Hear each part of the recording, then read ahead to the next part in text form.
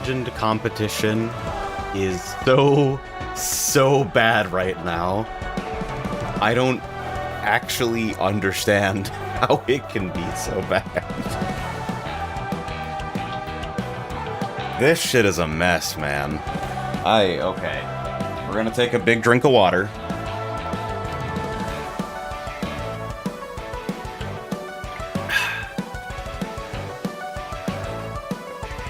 And we're gonna sit down and try really, really hard to succeed at the video game for long enough to actually get into Emerald rank. But these races are...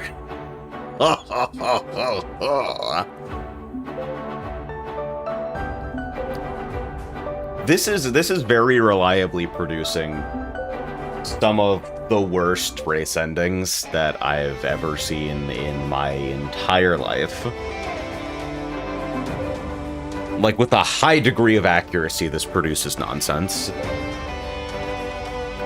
But at the very least, Legend Comp got fixed up so that your lobbies are likely to fill with almost entirely human players, which is a significant improvement from it filling with 3 players and 9 bots, and you can only lose points to the bots, you can't gain points.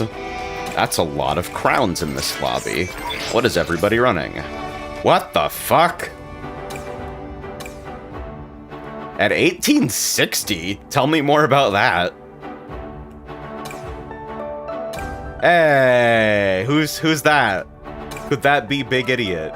QR... Idiot variant. Look at how many fucking trucks are in this room. It's the KUSOGE ROFLBACK calendar. It's for a game with completely dogshit netcode instead of, like, games that now have playable netcode. It's fine. There's like 17 Big Idiots in this lobby. I'm excited because I actually don't see a lot of Big Idiot in Legend Comp. I think I finally got to a high enough rank where I don't get routinely put with, like, rooms full of 1500s running their, like, dog shit brews that don't do anything. But that guy at fucking 1860, that profoundly confusing individual at 1860, running fucking 3 tuners and boost character kit. We're gonna keep an eye on that person.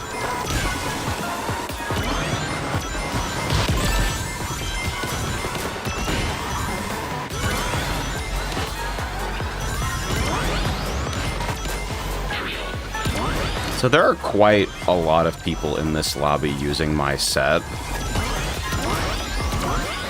So I'm gonna expect top placements to be pretty crowded. Like, if there isn't already an ultimate charge user that is, like, ahead of the game here, then I would expect that... Okay, I saw one Knuckles player, likely in an extreme gear, at a gap.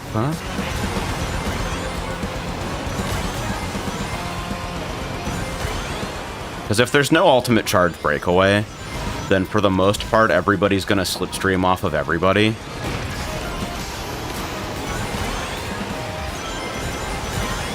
So in some ways, despite being, like, a destructively strong set, like, ultimate charge does occasionally... Wow, that should have been for me! That's disgusting.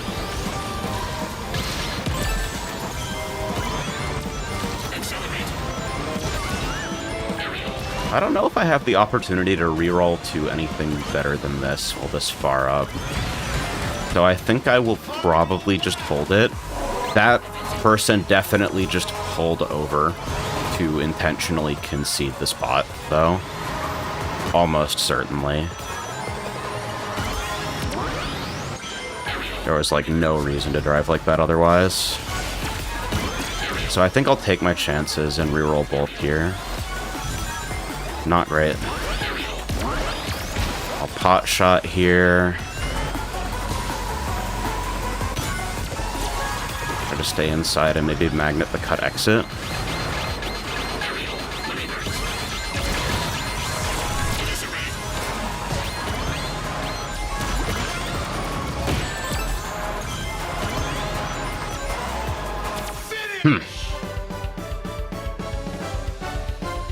So I was in front.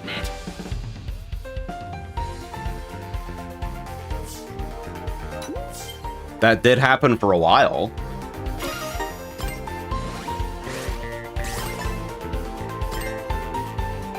Fucking oh well, go next.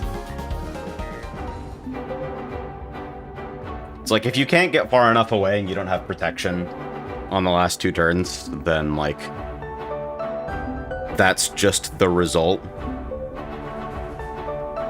So this is Legend Competition. This is a mode that you can only enter for a limited time and only if you're already Legend rank. And it uses a significantly more punishing rating system. You get calibrated to a starting rating of 1500. And lose pretty significantly if you don't, like, place high on net. I don't really like any of these options, so I'm just gonna let it rock.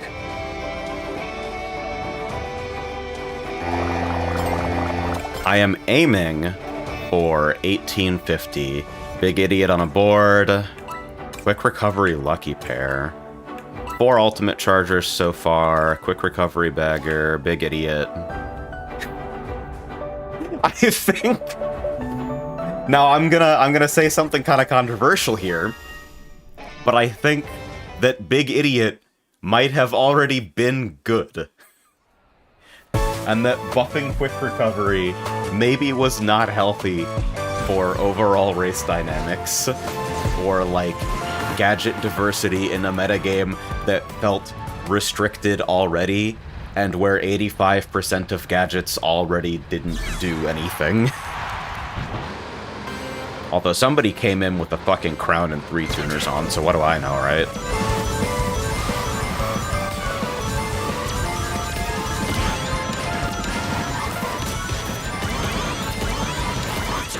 Everybody is now very close to each other up front, in a way that makes race dynamics kind of... man, I always clip that inside. I'm always trying to be cute there. It's probably, like, borderline better for me to be back here, because North Star Islands is, like, Sandbagger's paradise, and I'm pretty sure, like, a bunch of people just brake-checked to fall behind on purpose. That's not good.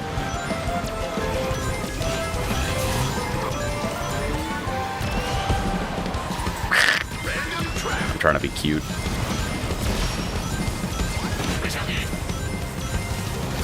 The thing is, when I switch onto and off of Big Idiot, I have to relearn how to handle again. It's like, oh, I'm playing fucking technical drift in a handling vehicle off stream, and then have to relearn the entire fucking cornering system.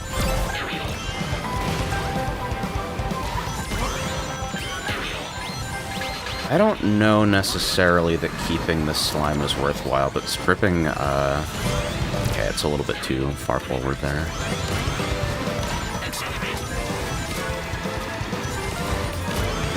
So, pack compressed.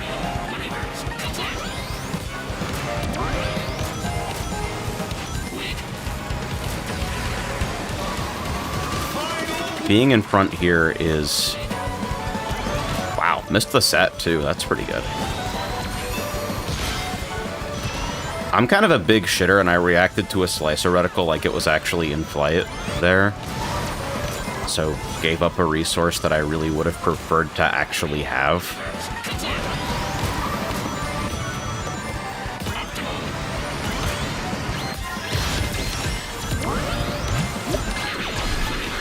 I was right. Wow, what a pull.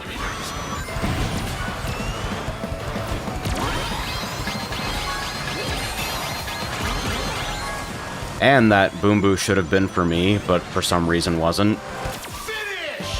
Pretty cool. Competition obliterated. Yeah, everybody's been talking about how they see nothing but fucking ultimate charge in Legend Comp, and definitely the leaderboards are like nothing but ultimate charge.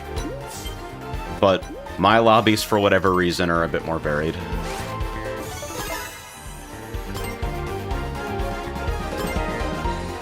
Got my points back.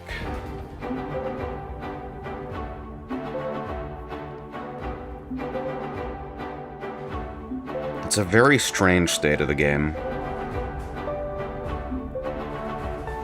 Like, I definitely just advanced 10 positions by using Slime at the same time as KBB assassinated the frontrunner, and then, like, randomly got the thing that I needed to hold that position from a Dark Chow.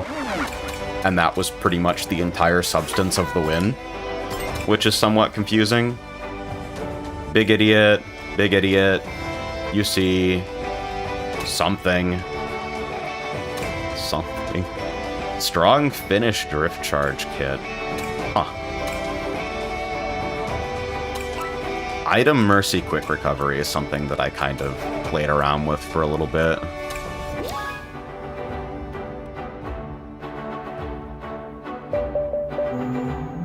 Item Mercy is funny because it solves a problem that you definitely have if you're hanging out in the middle of the race, which is getting all of the items that you want to have prepped for the end stretch slicered off of you.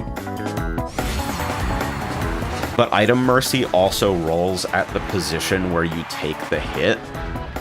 So, like, you get hit in third place, and as soon as you leave stun, Item Mercy starts your roulette and locks in that distance value. But then even with quick recovery, you're still, like, accelerating back up to speed. So maybe you drop to, like, 6th, 7th, 9th, 10th. And you have a third place item roulette running while you're dropping. So you don't typically see stuff that you would really love to see.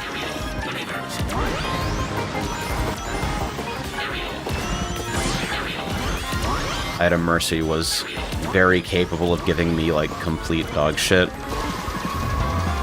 which is why I kind of discounted it. Well, that and the fact that, like, in this core, I feel like you genuinely only have one slot open, because Slipstream Bounty and Dominion Ring just affords you so much position mobility without having to use your items. And, like it or not, items are kind of the way that the game functions, so you're sort of forced to interact with the idea of smuggling or sandbagging regardless of what you play.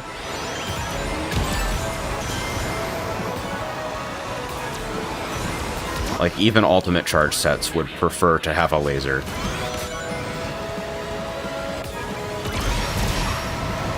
Whether or not it is, like, good EV for them to acquire one can occasionally be a different topic, but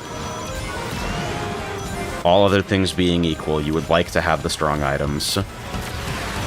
And the strong items require you to be in the back for at least some period of time, so I should have refreshed that magnet, I think.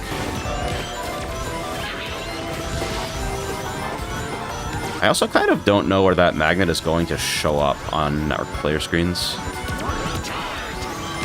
I think I'll roll this. This is, like, a pretty okay result, I would say.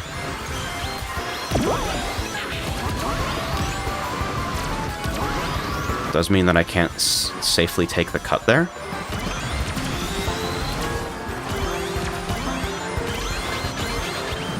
Just checking. Wanted to see if the lob could do it. Good performance. That's, like, fine. Yeah, weak lobby. No wonder it felt so quiet. An entire 5 points. Woo!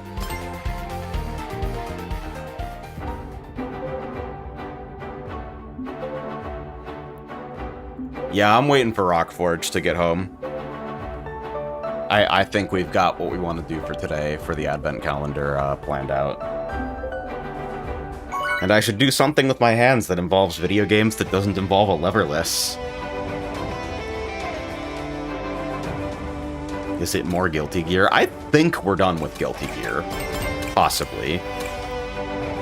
Huh, okay. Trick Package, Ring Booster, UC, UC.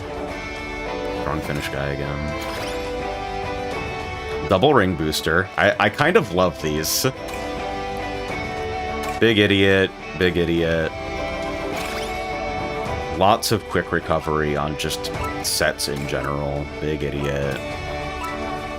Lucky Pair, Item Mercy, Ring Mercy, Air Trick Adept. That person is there to fucking disrupt my race. That was like... They spawned that person in programmatically to cause me problems.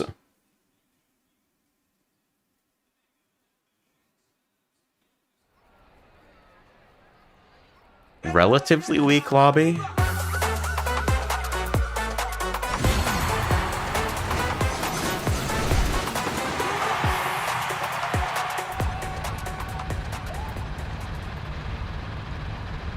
I don't know how far I'm gonna go once I get Emerald.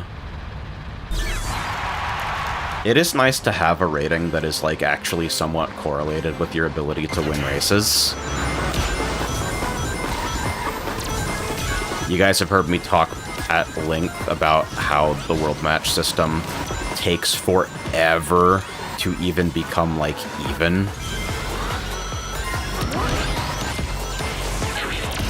No trick there initially. That turn right there used to be my kryptonite when it comes to, like, taking things too far to the inside.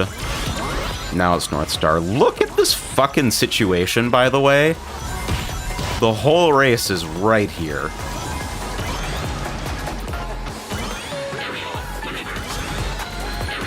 There is just no degree of hit protection other than complete invincibility that can protect you from losing 7 positions when all 7 positions are, like, right there.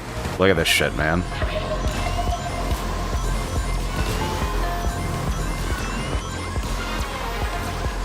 And it's like, if your set allows you to climb from 9th to 2nd because you have, like, good use of Slipstream and everyone is packed closely enough that they can Slipstream to each other, nobody, like, breaks the Slipstream radius and creates a discontinuity, why would you ever want to be in the front?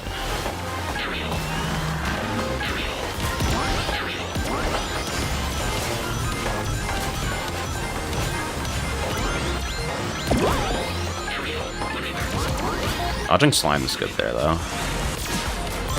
Even with that minor frustration of the slicer, it might buy me some distance. Well-timed wait.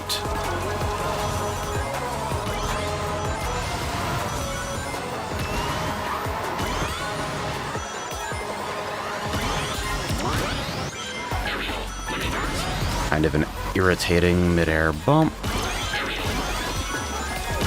I'm gonna hold on to the tornado. Bomb is not my favorite thing to pull there, but...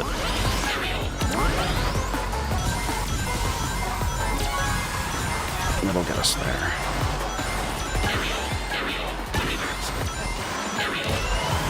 Now, there's about 500 guys, burgers, and fries here. Yeah. I think I kept that first. Perfect mission.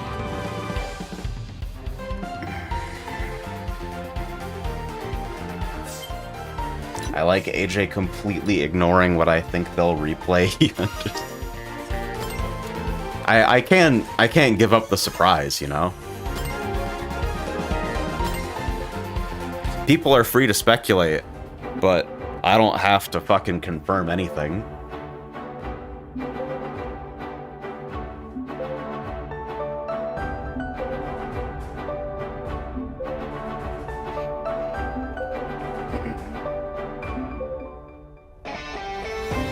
I will neither confirm nor deny the presence of Kaorikatsu. How could I?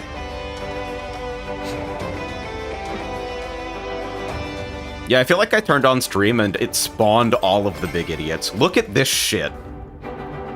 One board in this room. Bagging. Fucking Lamau. Double ring booster.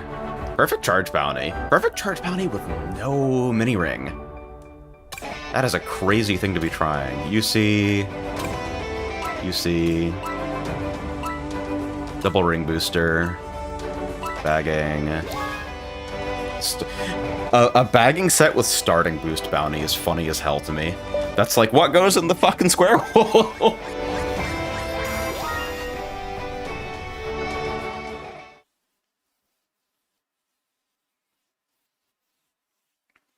I will probably give a second ping on the Discord when we actually start.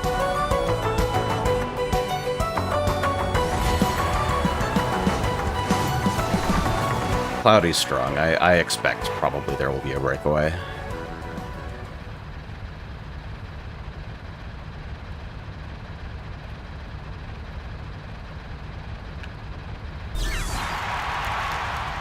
Crossroads has the vibe of a Kusoge with an unreasonable amount of juice from horrific consequences of systems. I think if a fighting game ever tried to create the Crossroads gadget system, the entire FGC would have a fucking heart attack. Like, holy shit, improved collisions, yes sir. Improved synchronization of data related to the progression of a race. Yaha, I'm sure you did. Okay, I believe you. Oh, that's vile. That's vile.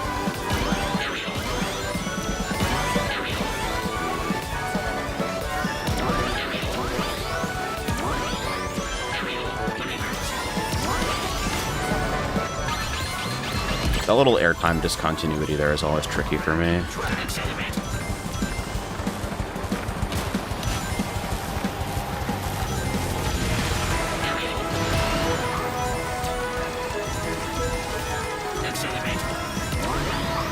Alright, I expect to probably need to use this laser. Maybe not if I can slipstream ladder up here, but... Oh, that's dire. I thought I would... That's pretty rough for me because it means I put my laser in front to get targeted by, like, Slicer, etc. For, like, not a lot of gain. I guess I'll use it here, and it was a Dark Chow, which means I used my laser to put myself right next to a bunch of people who have fresh double items. Fucking oops! Outside there to make sure I grab the double box. The strategy's not that deep. You just, like, pick up items at times where it would be good to have items. Didn't hurt. Where is it? Oh, yeah, that person's gone. Okay. No? Huh. And why didn't I see... I just wanted to dodge any possible interaction at that area. Probably that was a really fucking cowardly place to spend that. And I'm now going to, like, eat some shit for it. Hello, ultimate charge user. I don't think I got ahead. Competition obliterated. Tricky bump situation there at the end. The thing about bumping someone who's oh, nice. That's pretty cool.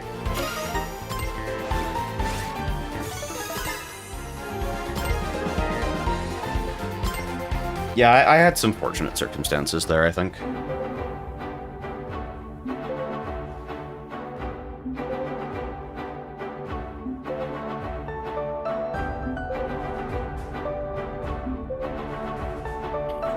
The breakaway situation.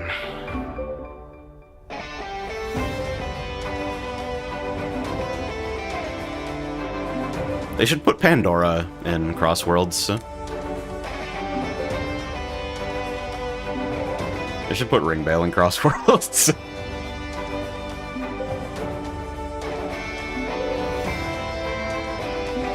Man, I gotta sit down and actually play Cross Tekken.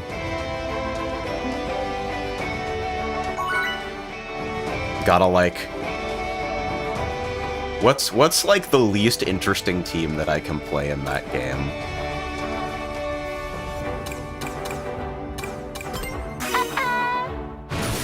It's gotta be like Ken Elisa, right? Okay, I found all the ultimate charge users, by the way. 1, 2, 3, 4. Double ring booster. Or single ring booster with trick package. Okay, bagging. 2 more. Double ring booster on an extreme gear. Yeah, it's like most of the majority of the room is UC, but there's like good variety in those who aren't.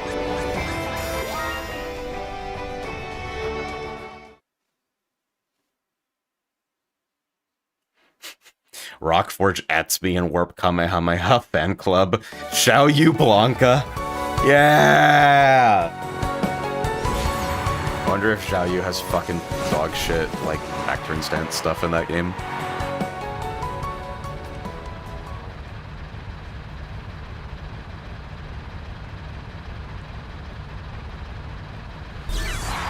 They should add missing link insta-kills to Crossworlds.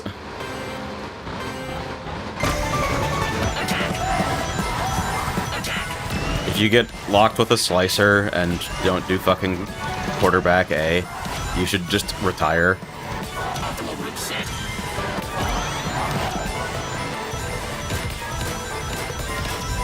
Missed out on an item opportunity there. I might actually go long and go for the rings here as well. Because the race is still going to be tight enough that I can slipstream up, I think. But I will definitely lose the UC players if I don't, like, push a little bit.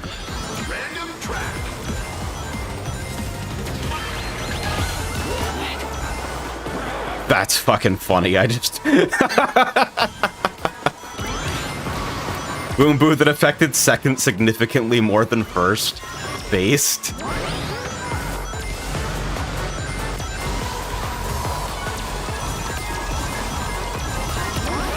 Go to 3 there and see what I can get.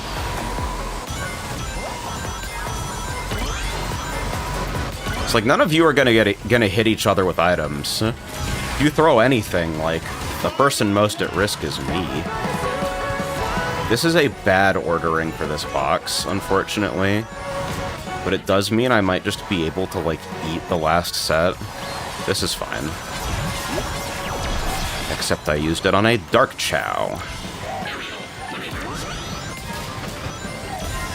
Narrowly dodging that magnet. Alright. I have a boost wisp, so just decided to take the fast path. Nose grind a little bit to make sure. Do you like that Snapdrift exit?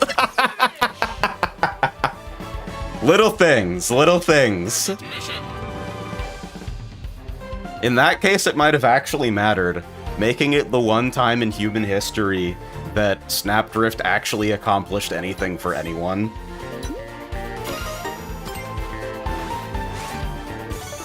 Plus 16. Yeah, strong lobby, I guess, so no surprises.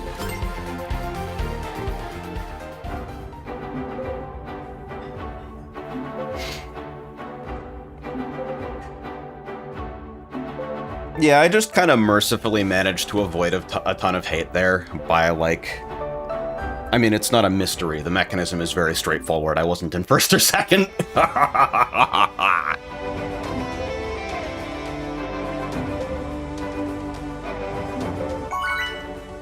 It's like ultimate charge sets are the only sets that actually, like, specifically want to be in the front, I feel.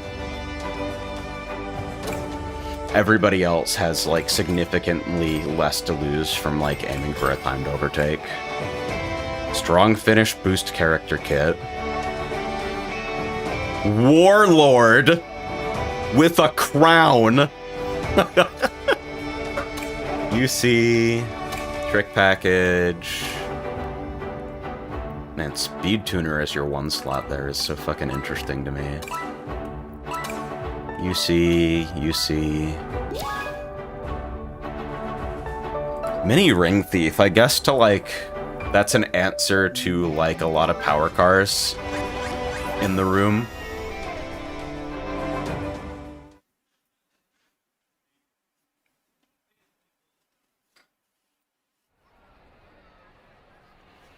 The weird thing about cross-tech and gems is, like, weren't gems comparatively, like, low impact compared to, like, in-game decision-making? Like, pre-game versus in-game? Like, the vast majority of them were kind of just, like, passive small stat trigger stuff, right?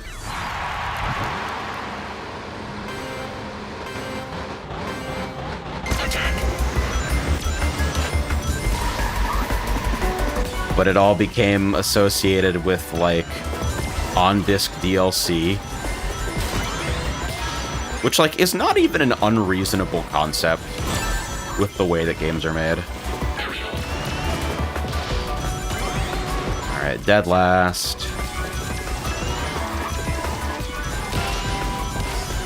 But everybody's so tight that fucking why would I give out items right now? It's the first set. Strong power items are still on cooldown.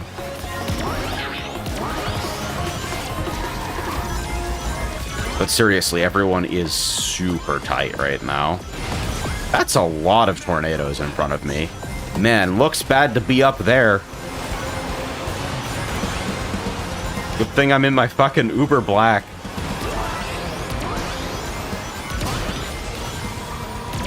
Relaxing and sipping champagne. I shouldn't have done that. What am I gonna roll for that's better than having a boost wisp in front of that? Now if I get sliced, my situation is actually dog shit.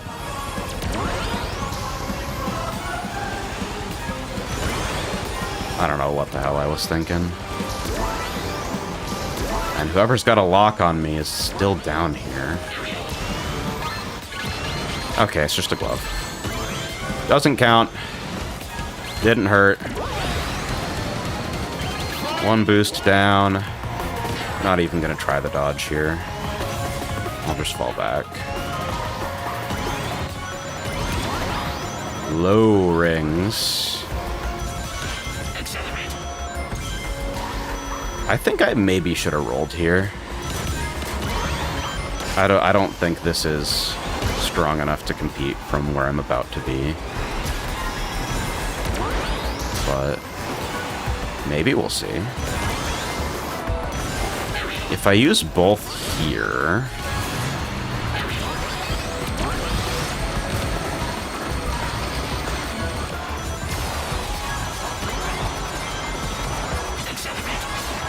Locked box is a little bit irritating here, but... maybe second, depending on time sync. Inadequate performance. There are also so many gems that getting user-specific setups took too much time, so TOs only use default loadouts. Yeah, that's like just an unfortunate reality of like an interface that doesn't make it easy to do that. -1! You're kidding. Was that a bot lobby?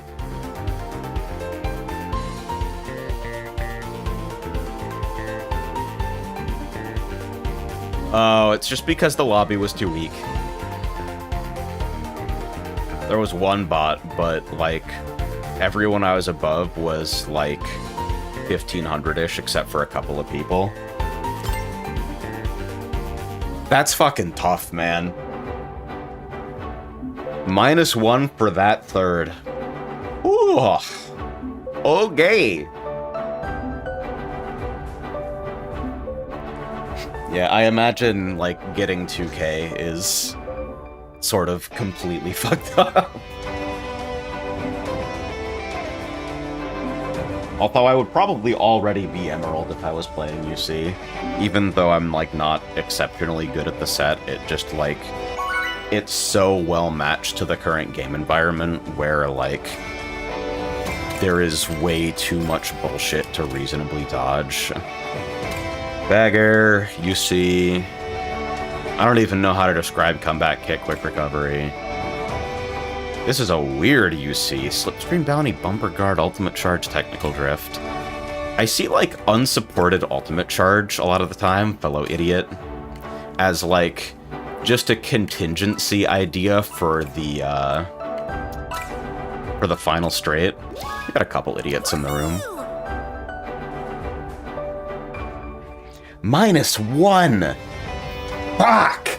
Jesus Christ! Why are we doing that to me?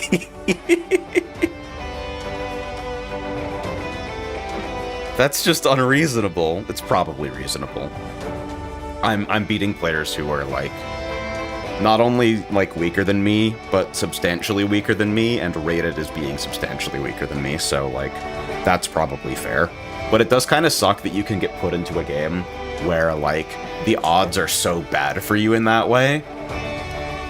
Like, that's kind of what I mean about, like, oh, they relaxed matchmaking requirements, so it'll wait longer to put you in a lobby and is willing to put you in a lobby with people who have a higher rating gap.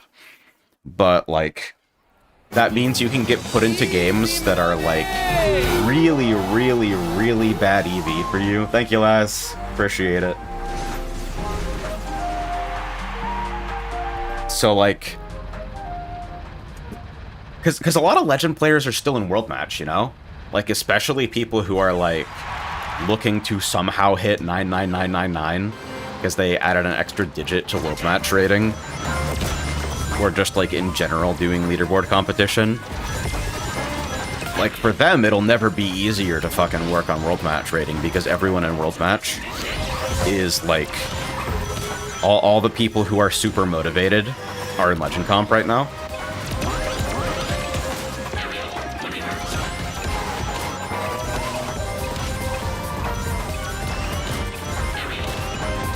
Jesus, just the bumps up here, man. So I happen to be of the opinion that Legend competition should replace World Match once you get out of A+.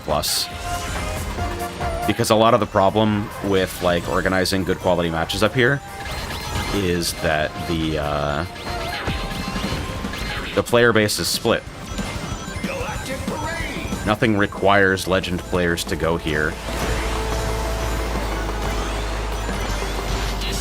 I don't think they'll ever do that, because, like, well, principally because a number go down ranking system, a ranking system that allows for number go down at all, is just less feel-good, like, number go up retention for your average highly invested Crossworlds player. I'm gonna drift a little bit more than is necessarily, like, normal or responsible here, in a power car especially, because I really don't like getting bumped off of this course, and you're a little bit more durable if you're drifting. It's a little bit harder to disrupt your position. That probably wasn't even for me, and now I look like a big moron. I was sort of wondering if I could get under there, actually. So this is probably not fantastic for me. That's not a terrible pair to try and, like, make some progress with. Gonna nose grind here because it doesn't matter. Might just go straight across.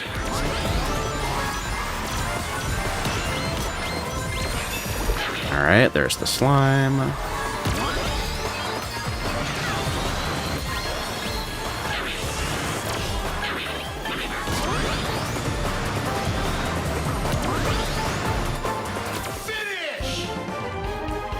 Decent position. Good performance. But AJ, what if number goes sideways? Number goes sideways is that shit they did to fucking Granblue room matches, where they took out the Arxis, like, color square system, and now it's just an arrow that says if somebody is better or worse than you.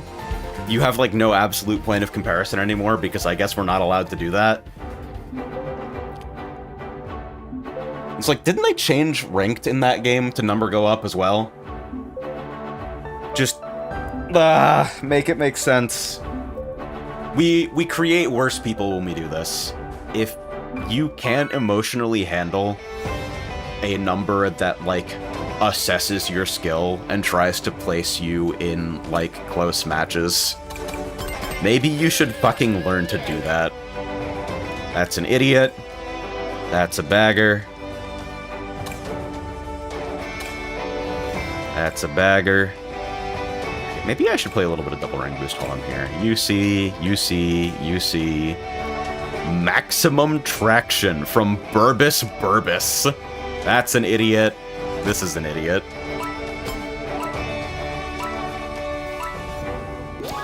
Now Masters is the largest rank population in courses. So I don't actually have a problem with, like, the Street Fighter 6 style system where its number go up until you hit, like, a certain threshold, and then it switches to a real ranking system. That's kind of what I was proposing with, having Legend competition replace World Match once you reach Legend.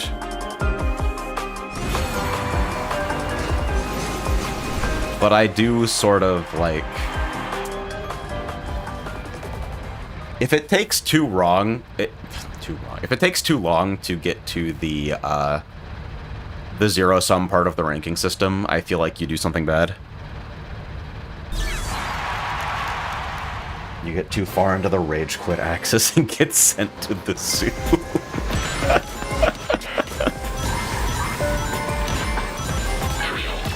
Hell yeah, dude. You know what? They should add fucking Dota low priority queue to more games.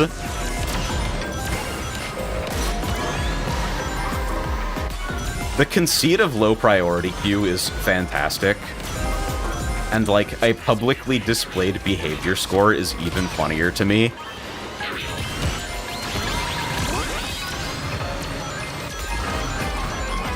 I genuinely don't even know what you have to do to lose behavior score in Dota. Everyone I have ever played with is 10k, and, like, all of them say the most heinous shit you've ever seen whenever we unlock them. So, like... So I play with chat off. I'm a turbo main. Nobody needs to fucking know what I have to think. So it's like, what do you have to do to lose behavior score in an environment where, like, explicit racial hatred appears to allow you to maintain 10.5k? Which is like 500 above the threshold where literally every feature in the game, including coaching, is available to you. I actually appreciate that reroll, although maybe not right before this set.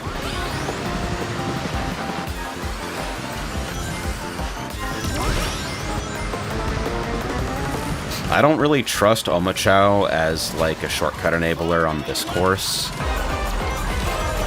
Especially because the ending's gonna be messy and people are potentially going to be fucking stealing my rings.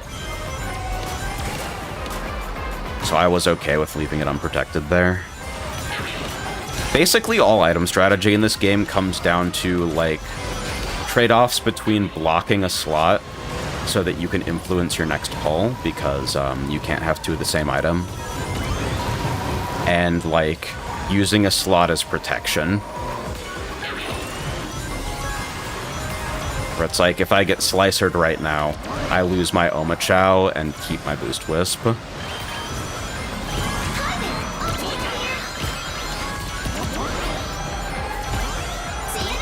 My fellow idiot! 100 emoji! Was adequate.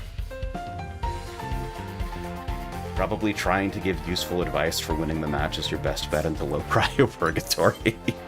Nobody wants to hear any of that shit. They just want to be angry. Did I get the emerald? Yay, I win. Grade up, boys! Now the number just goes up. And down quite frequently, to be honest. That's great news for me. I got the title! Now I can wear it next to my name and people will know that I have some bare minimum understanding of how to achieve the victory condition of Sonic Racing Crossworlds.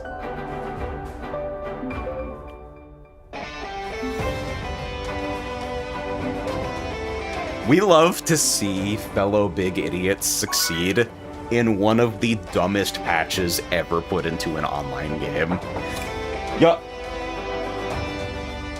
Give me this time. Yeah, let's fucking rug.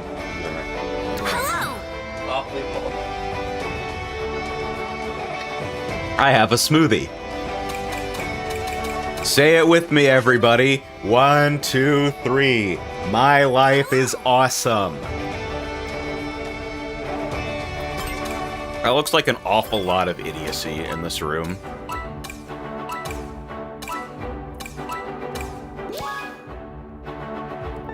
Perhaps less than expected. Dude, I'm just not used to seeing so many cars. I feel like I see nothing but extreme gear.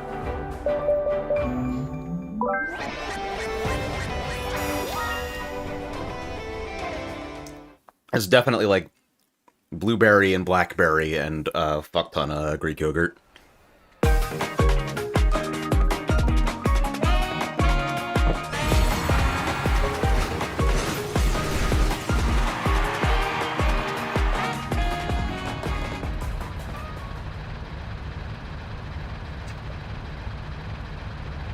What is fucking Eggman doing over there, man?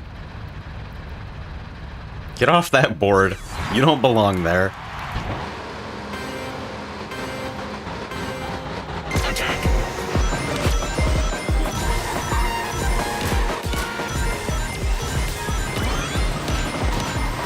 Doink!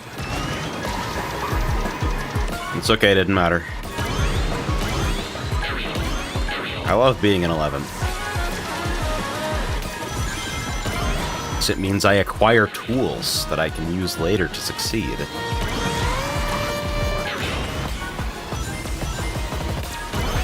And everybody else got shot on this path, which means they are providing me with the slipstream ladder.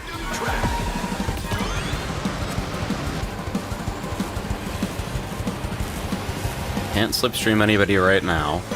You like that sequence of completely straight ahead no driving, by the way? Or like at least people who are running drift setups with like Snake. Fucking Big Idiot is like the natural predator to people who are trying to win. You're like, surely there must be something I can do to improve my odds. Nope, power cars drift slower. Don't worry about it. I could reroll here. I'm pretty far back, and there's a drill that's active. Which means that the slot is open. Wow, that's like exactly the same as before, but in a strictly less useful configuration. Because now it's the laser that's vulnerable. I might actually just dump this.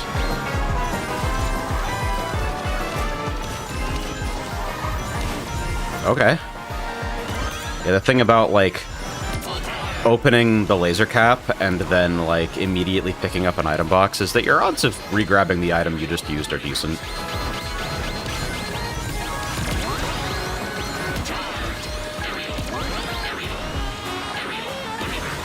Just into the off-road. That was an unusually slow laser. I don't know what the rules on that are. Expected time frame not met. You guys know what I'm talking about, right? Usually, like, you put a toe into off-road and then, like, laser and it just zips you. That one almost explicitly didn't go anywhere. Which is like, that's probably better. You probably shouldn't be able to do the things that you do with laser. But I do wonder, like, what the precise conditions are.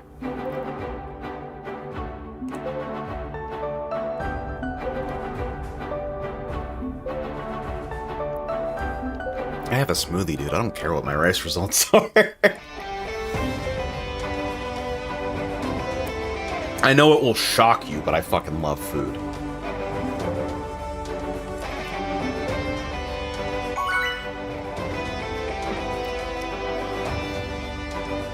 I'm trying to figure out how you could go to low priority queue in a fucking kart racer with no communication, and it's probably just by using this horn. Like, that's enough. That shouldn't be in the game.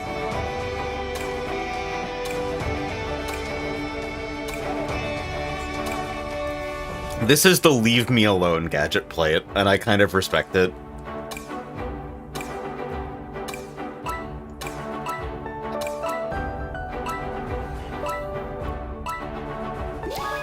Farewell. My opinion on any coffee drink is that it contains coffee in it, and that automatically it is worse than drinks that don't contain coffee.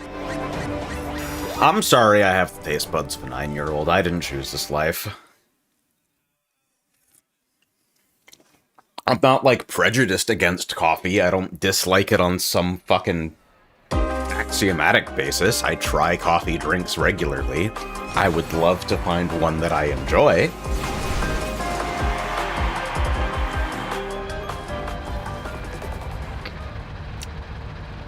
I find it really specifically agitating because coffee smells so fucking good.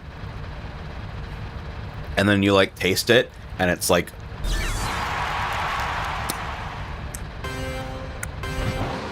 I'm gonna miss start boost. Acceptable. Acceptable. Acceptable. Acceptable. Aerial. So instead, I take 200 milligram caffeine pills in the morning. Because as it turns out, substance dependence is only a problem if the substance is not cheap and widely available and has, like, virtually zero negative side effects.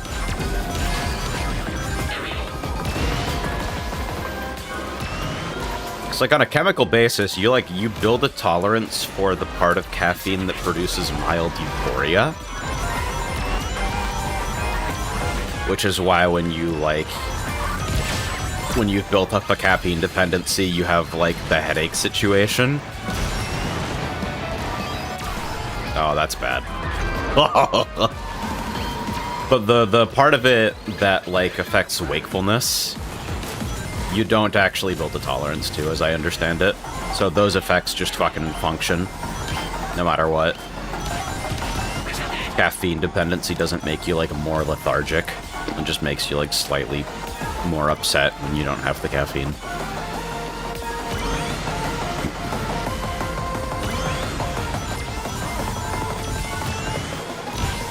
Oh, that's not good. Ah, and I got that garbage airtime, too.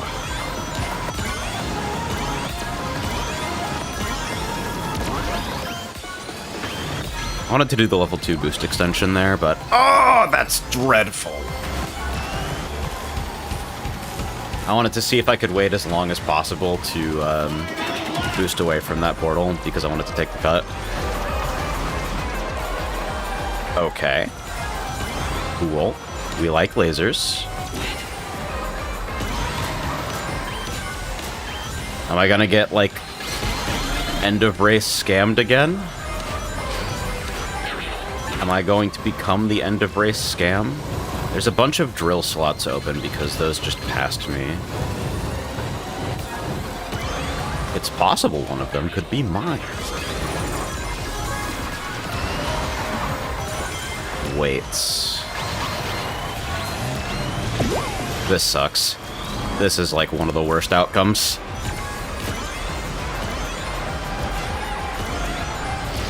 Finish! Yeah, honestly, given the layout of that course at the end, maybe I should just, like, fire and forget.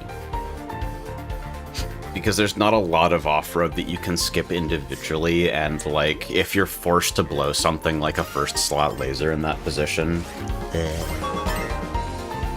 I dropped out of Emerald, I'm a fraud! Because right now what I'm trying to do is actually, like, feel out the limits of, like, smuggling by trying it in situations where I wouldn't normally. I think this is an important part of improvement. You kind of have to have, like... You've got to do some open mode play and then some closed mode play. You've got to, like, practice the strategies that you know and, like, focus on executing them better. And then you've got to, like, try stupid shit sometimes, because stupid shit is, like, how you get out of local maxima and, like, observe that large changes to your play are possible. 4, 5, 6.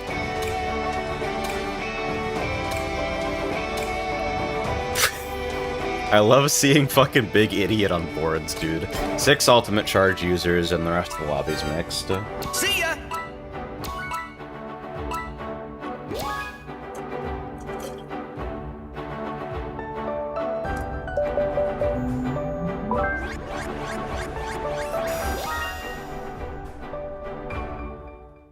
To be fair, caffeine doesn't, like, give you energy, it just pretends to be the tiredness molecule. Yeah. It's what it was for me is that I had really, really, like, fucked up disordered sleep for a long time. where I just could not maintain a 24-hour schedule no matter how hard I tried. And basically caffeine resolved that completely for me.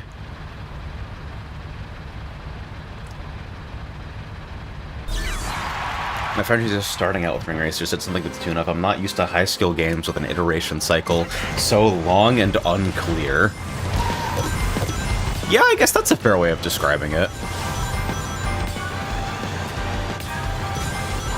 You think about a lot of fucking fucked-up prestige esports games, and they've got, like, way murkier optimization paths, where, like, figuring out how to break the objective into component tasks is way worse than in something like Ring Racers, where, like, at every turn, your objective is to basically be moving as fast as possible over the next couple of seconds. I'm gonna take the shot. Nope, no effect. But that's okay.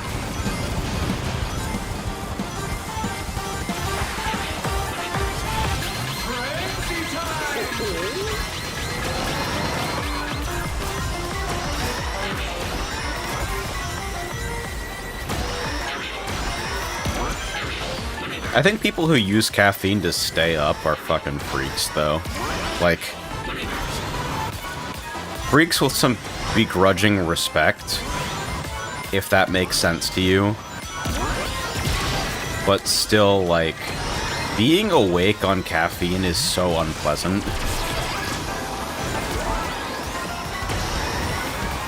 Because it doesn't actually make you less tired to do that.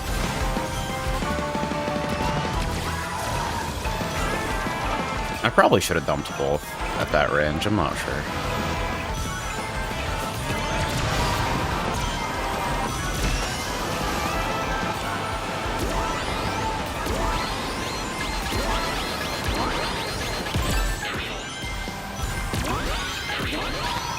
I don't know if that's a good idea either. I think I probably made a bunch of bad item decisions just now.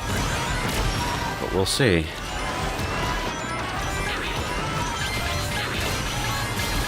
I'm just gonna blast that before I have to fucking think about dealing with anything. Finish! Messy. Expected time frame not met.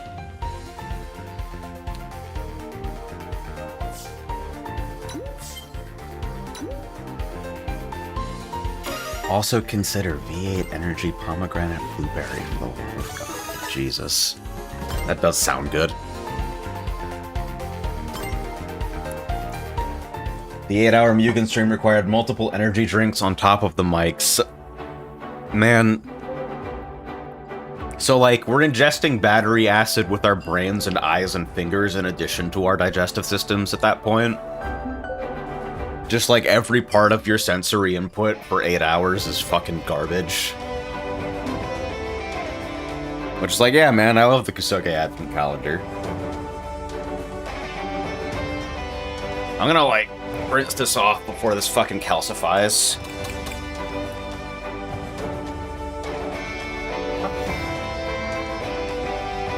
Logging on. Hey guys! Hey guys! Hello. Hey guys! Nice! See ya! Let's go!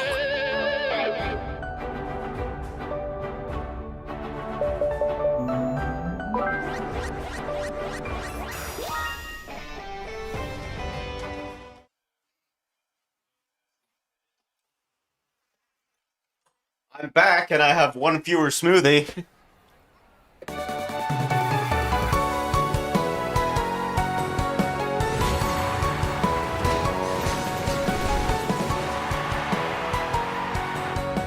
I didn't even see who was in the lobby. I see a couple boards. I see an Omega. I see a Zavek. I see a Hot Hatch. So probably like 4 or 5 UCs.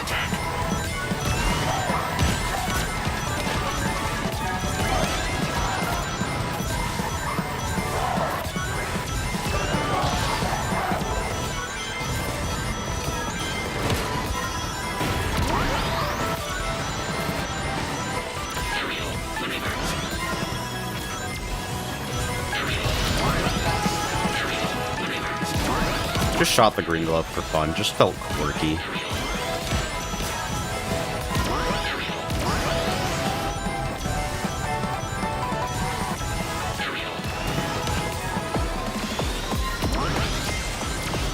Extremely strange that that wide angle is probably one of the most reasonable ways I can take that.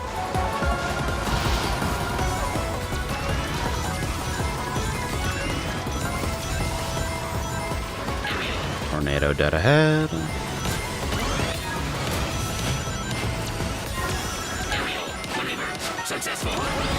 I'm wondering if I should be cycling this, but so close to the front, having a shield is pretty cozy. Probably there's a right answer to this, but item interactions in Crossworlds are very, very fuzzy, and you lack a bunch of information about, like, what's in the hands of other players. Like, this is bad. That's bad for that guy. That should have been for me.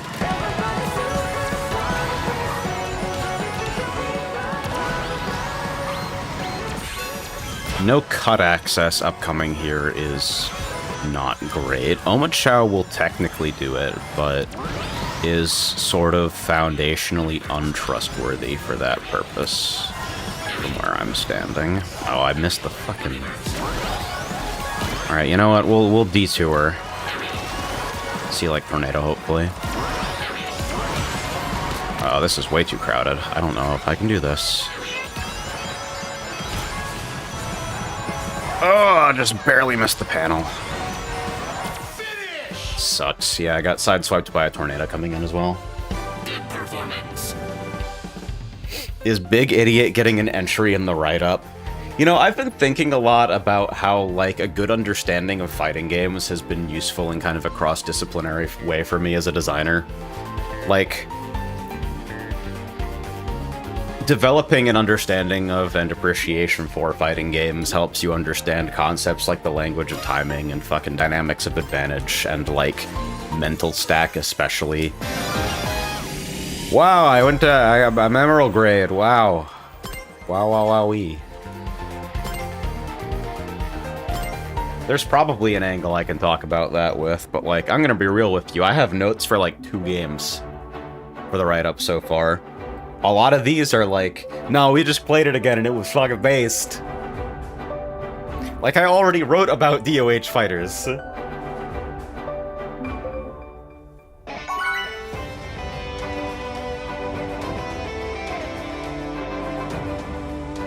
What is DHC? Thanks, Chrisu. Alright. It's a pretty small pool of players playing right now, it seems. You know what? Let's fucking... I'll swap plates. I'll play a double ring booster for a bit. And we'll see how that behaves. I think double ring booster power setups are, like, actually fast for the most part. Like, they're probably some of the better front-running options out there if you're not going to use ultimate charge. Kind of in the same space as, like, perfect charge bounty ring boosters.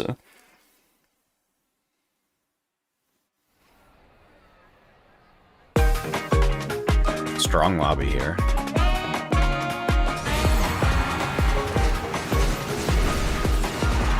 Also potentially at least one bot if I saw the name Seraphic Nova, although I definitely renamed my Steam profile to Seraphic Nova for a while to see if I could bait Alt F4s for people who are trying to dodge bot lobbies. Now that bot lobbies are, like, less prevalent, it's a bit less of a thing, but... So the weird thing about, like, the reason that you use a power car for these setups is not any of the shit that I said in the original Big Idiot video. That was rationalization for me observing better results on a power car than on other setups. But the reason that, like, ring boost slipstreamers work better in power cars is because ring boost is considered to be the same boost type as slipstream. And there is a slipstream speed cap that prevents you from getting full value out of, like, slipstream plus ring boost plus mini ring boost as a unit. Where it's like, okay, if you have more than one of these active, it will go a maximum of X above your base driving speed. And for whatever reason, the slipstream cap is higher for power vehicles. And I could not fucking tell you why. So if they're using a ring boost gadget and also slipstreaming, they will literally just go faster than non-power vehicles because their cap is higher. And same for, like, using multiple ring boost gadgets like this.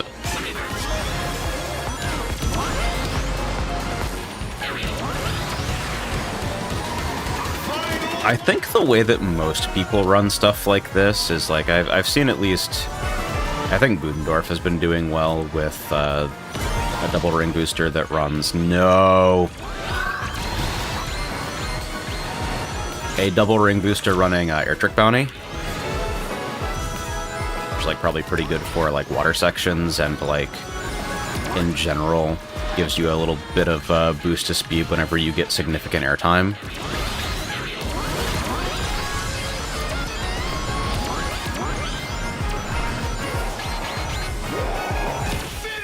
Well, that was disappointing.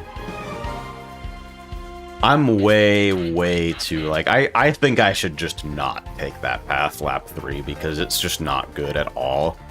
I'm just third. What? Nuh-uh. That's not true, though.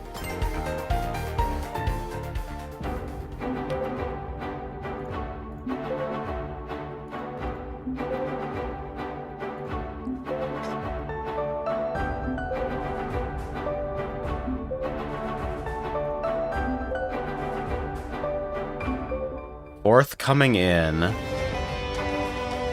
there really only 3 ahead of me? I could have sworn there were more.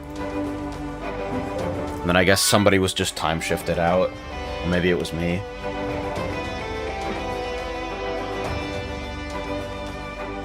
Very suspicious.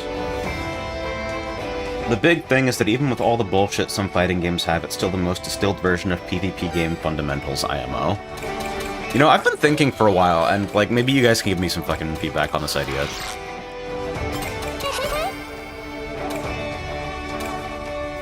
I have realized only in the last, like, couple of years that there is a lot of fucking stuff holding up the way people play in fighting games that is, like, invisible rules that no one talks about. Things like, you can't throw someone out of block stun, or in most fighting games, you can't throw immediately on wake up, or, like, if someone mashes during a 2-block string in almost all games, they will continue to block regardless of what they hit. And, like, the way that you structure offense around those mechanics that are, like, never explained anywhere. And I'm sort of fucking wondering, like, does it make any sense to try and explain, like, how pressure actually works, including those types of mechanics, from, like, a general all fighting games type of standpoint? Like, obviously you'd have to, like, use 1 or 2 specific games to, like, illustrate points.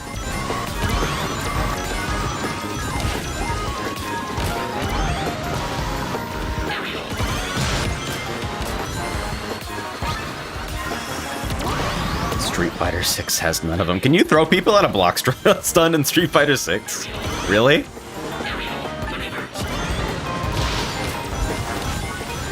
Wrong block animation is incorrectly flagged as throwable.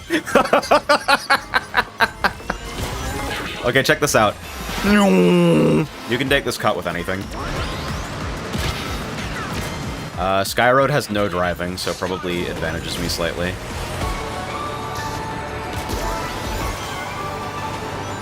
Dang. Tried to sneak in.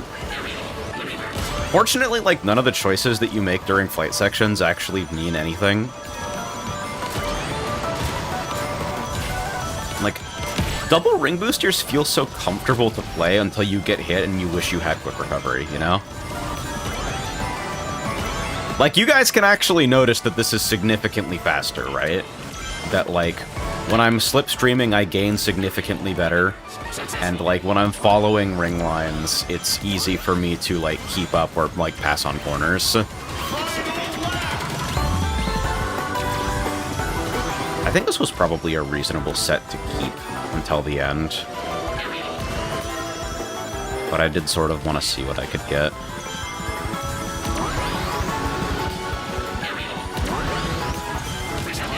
Oh, that's bad. That's really not good.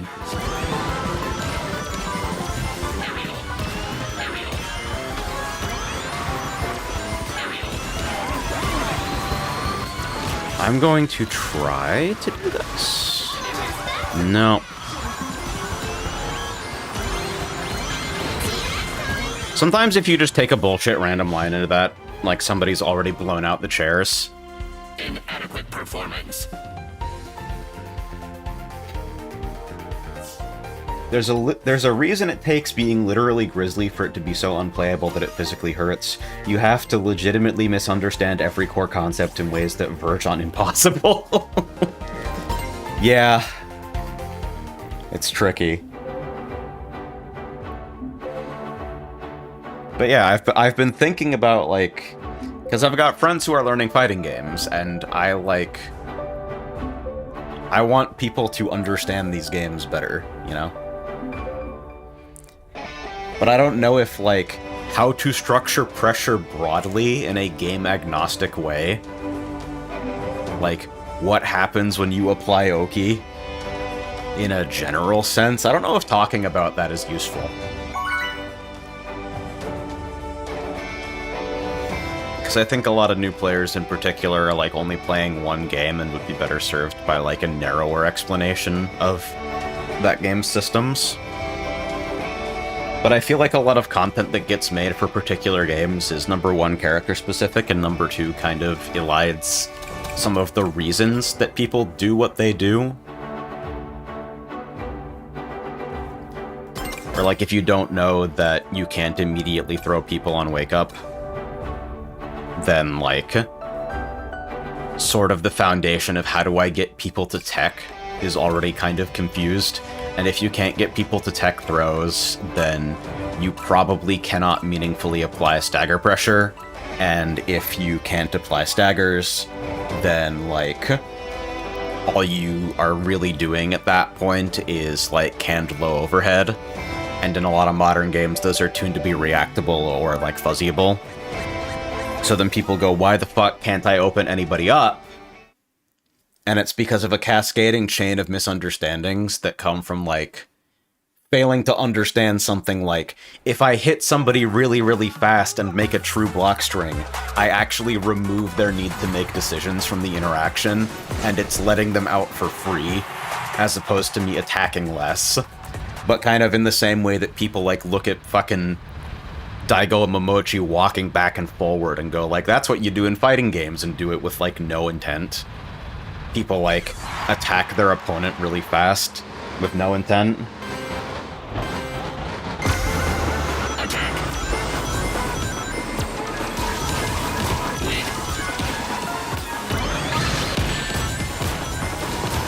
So there's at least a couple of bots in this room, judging by names. I wasn't, like, watching super closely.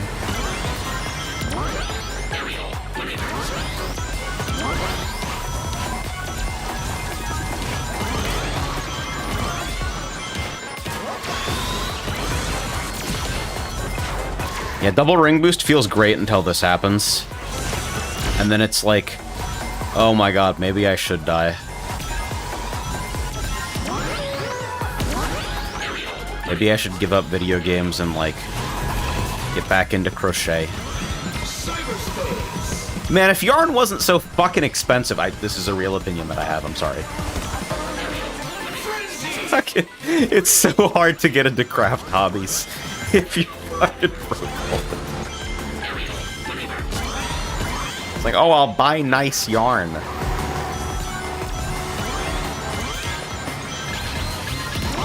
Because you can't fucking make anything that anybody likes out of fucking Red Heart. Scratchy plastic bullshit. Rhythm Doctor finale. Maybe at some point. I know for a fact that's gonna have new window dance bullshit in it, though, which renders it fucking unstreamable.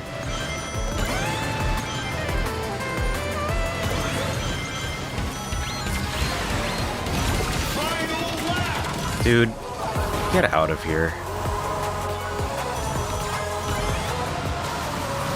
Rhythm Doctor was not, like, specifically my thing, is the other thing about it. Like, I thought it was cute enough, but when I'm in the mood for rhythm games, usually I'm looking for something that scratches a pretty different itch.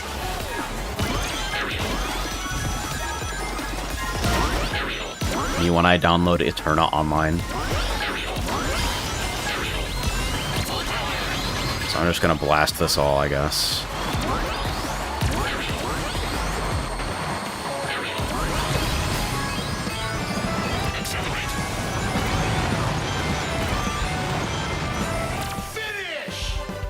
Probably gonna lose a little bit here. Expected time frame not met.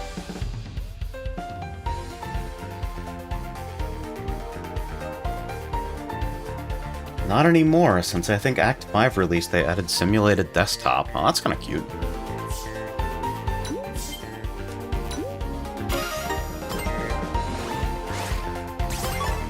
Yeah.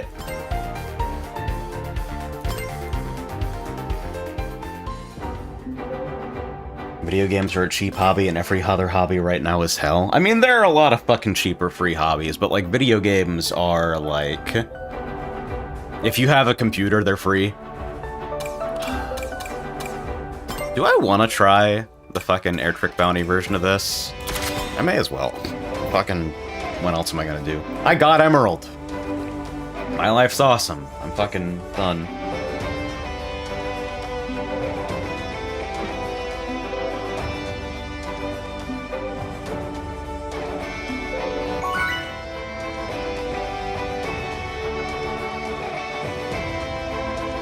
Video games are a cheap hobby until the market catches you trying to buy a RAM. I mean, yeah, recent video games are not a cheap hobby anymore. Fucking ask me about the $600 video game I currently have extremely intense sour grapes over.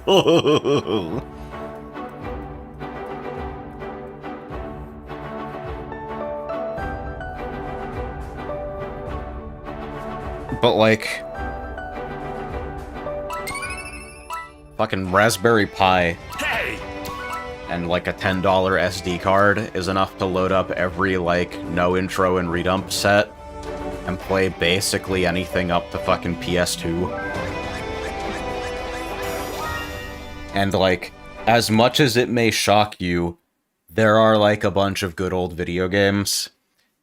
Plus we still got plenty of indies making fucking shit that runs on a toaster. Y'all hear about Dirtbag Mahjong?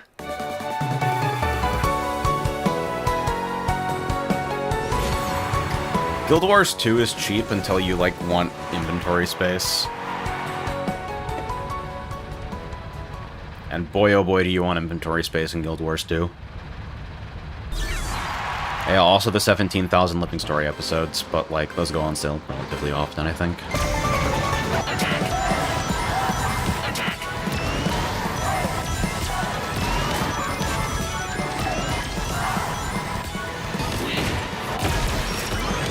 Okay, so here's my impromptu review of Dirtbag Mahjong. It's like... So it's a single-player, Riichi Mahjong game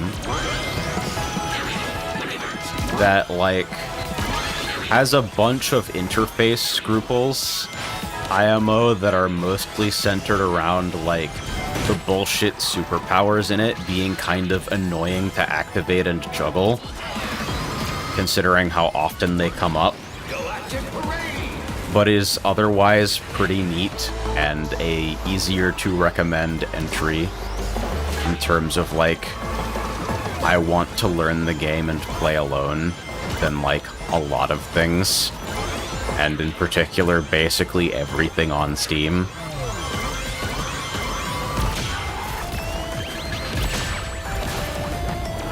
A complete standstill, huh? Minor spelling mistake. That's my fault, though. It is very, very, very queer. And in my submission, like, manages to be very, very, very queer without being, like, of a particular uwu type that bugs me a bit. No disrespect to anybody creating that type of thing, get your bag, but, like, I feel like it is relatively rare for good comedy writing and that type of goal to exist in the same space. And I feel like they do okay with it. I'm gonna go around here. I'm not gonna fucking try to take the cut as a monster truck.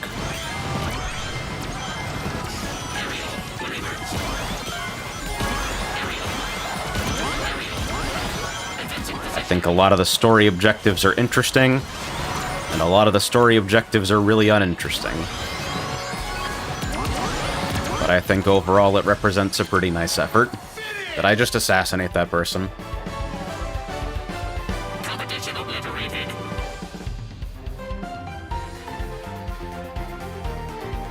For years I have been trying to develop notation for my own sewing experiments, and I am seriously considering using vector.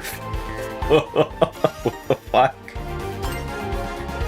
There is no notation for sewing patterns that isn't not diagrams, but sewing is just as much about the tension you impart to fabric. Oh god.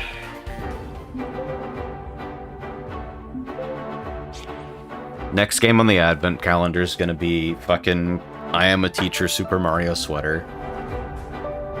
Get me some fucking scratchy, like, 00F blue red heart, and just do a whole fucking sweater. Jay rescuing the Gachimuchi kind of gay from being outcompeted by the boy kisser PFP type of It's like, I'm currently fucking married to a man. I feel the need to remind people this every time because fucking sometimes people wander in here and, like, I don't want anybody with the impression, like, if it's not obvious, I don't want anybody getting the impression that I'm just punching at a group that I'm not a fucking part of.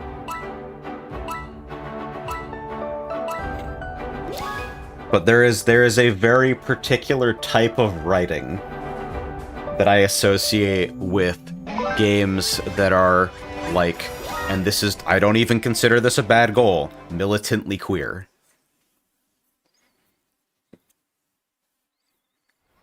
If you want ostentatious statement-making gay shit, do that. I support you. Probably a lot of it is good.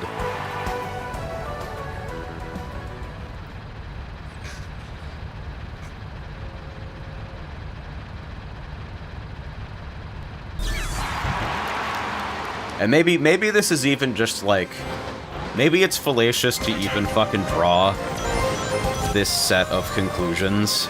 Like, okay, 99% of everything is shit, so 99% of all writing is shit.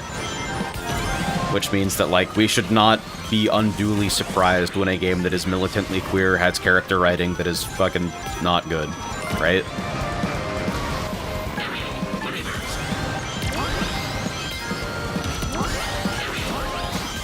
But the ways in which it misses for me are often correlated with the subject matter.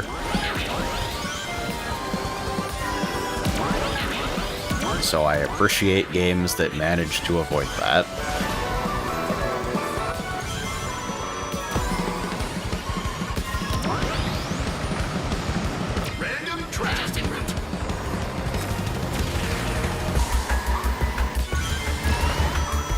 It's such a weird thing for me to talk about because, like, I feel like it's so easy to fucking pattern match to any, like, any observations or critique of that type of thing as, like, well, you're a bigot, because so many people are. It's a long stun.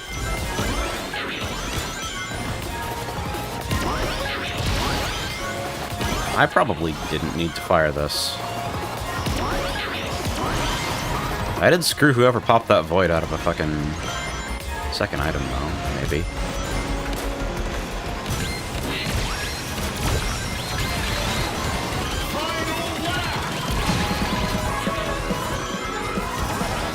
Somehow I feel like I'm even more lobotomized playing a double ring booster right now. Does that make any sense? Oh, I didn't get any items. That's fucking terrible. Alright. Too far out. It is actually slower to take that fucking dash ring, by the way. No shit, first place routed for the item box. Am I about to get my shit pushed in? That is incredible behavior. Do I just win off of it? Did I manage to dodge all the first place hate for no reason? What the fuck? Why did they do that? Competition obliterated. This is so confusing. Because that's a very blatant speed versus item trade-off. But, like, given what you can pull in first place, I almost always take the speed there. Is it because they were UC and, like, they didn't want to dead zone their invulnerability over there? Maybe. It's totally possible that that was the reasoning, and it's, like, reasonably be there. Because, like, if you're stuck unable to charge in the dash rings, then, like, you do technically open yourself up to, like, eating weights and forced invincibility downtime. So you figure for that person, like, taking a one-position loss versus, like, losing everything makes some sense. I feel like it's important to think about these things on another layer. Don't just, like, when you ask why the fuck did they do that, fucking try to answer it. Makes us better people. Alright, BRB.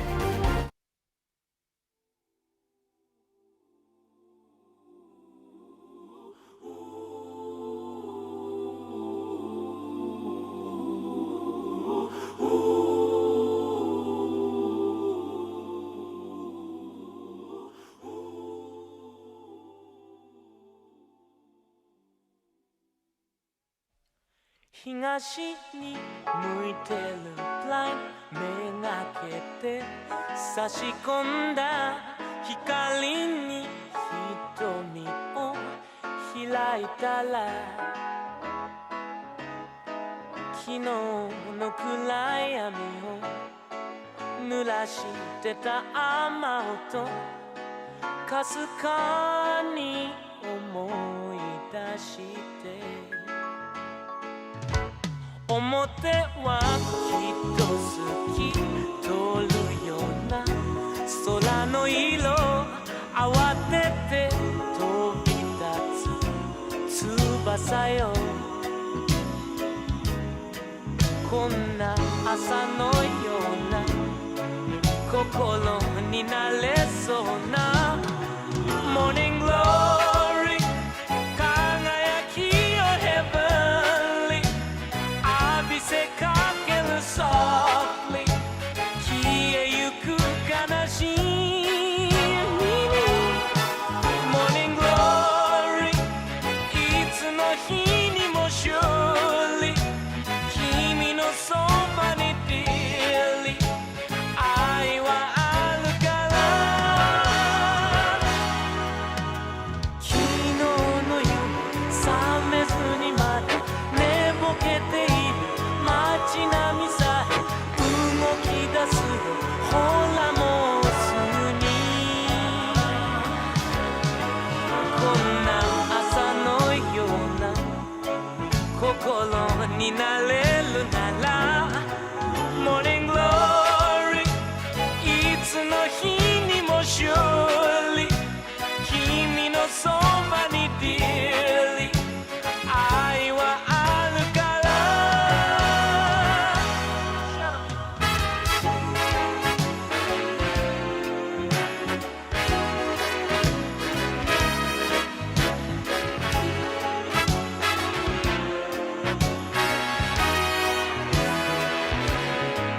こんな朝のような心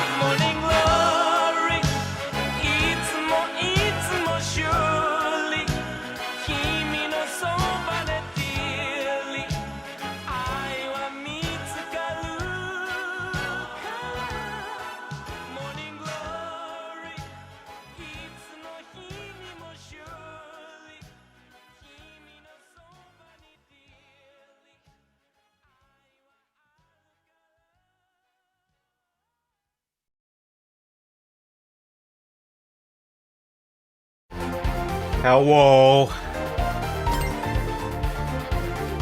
Alright, it seems like Rockforge got home and is smoking. Which means that fighting games will be happening shortly. So I'll probably play like 1 or 2 more, and then I'll reping the Discord for the festivities of the day.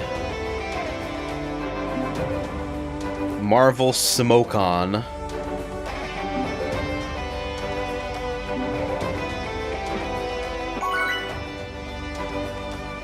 Can't fucking believe they gentrified Marvel vs. Capcom, except I can fucking believe it. It's not good. God, I'm so fucking tired of looking at SpongeBob! Motherfucker! Okay, ring game boost, giant spiked ball, giant rocket punch is pretty funny. UC, QR, UC, idiot, QR, UC, idiot, UC, UC. What? Speed item chance up, boost starter, collision boost. I fucking hope it's working for that person. I get some weird comments every now and again where people, like, appear to be against the idea of a metagame as if it's, like, something that is artificially imposed top-down onto a game and not, like, the result of a bunch of people following their incentives and, like, trying to use available tools to win. And you can kind of tell because the way they talk about it doesn't really map to, like, decisions that developers can make or decisions that players can make.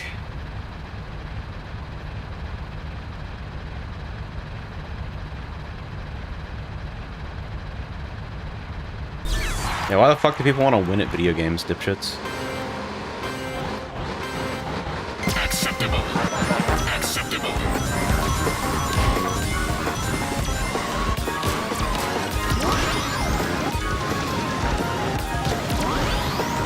Honestly, some of these lines that I take are like fun lines.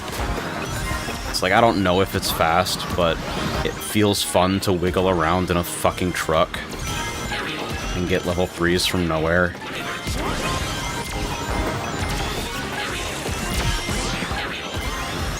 Game sure says I hit that person. Sure is fucking subject to opinion whether or not I actually did. Yeah, like, they're fine. Look at that.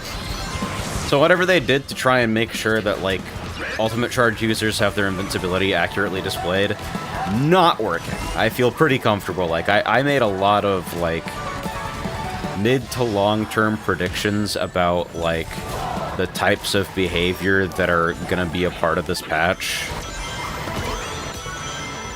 But that one I'm pretty comfortable just calling right from, like, basic observation. It's not working. You still cannot tell when Ultimate Charge users are vulnerable. I think I'm gonna push here. This is a pretty funny spot to have a fucking monster truck. Like, let's be real, should I have this in this position? Is it good that I have this? Is it, like, good for the game? Hey, they improved mid-pack comebacks. Fucking,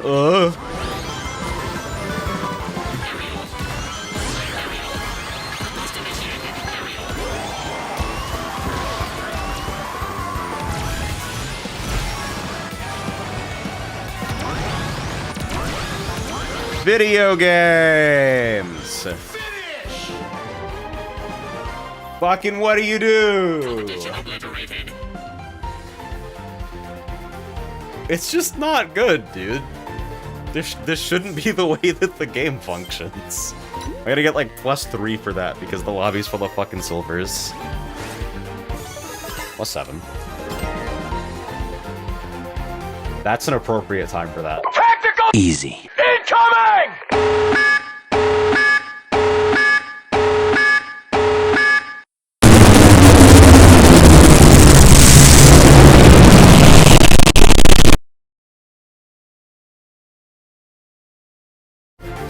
Like, why did I have that? Why did any of this happen at all? Alright, I'm gonna play one more.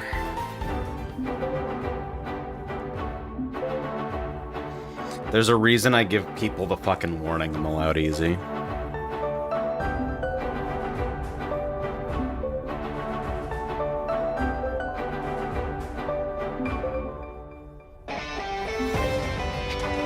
Hey guys, I got a great idea. What if, for no reason, I made my stream completely fucking unwatchable? Entirely random.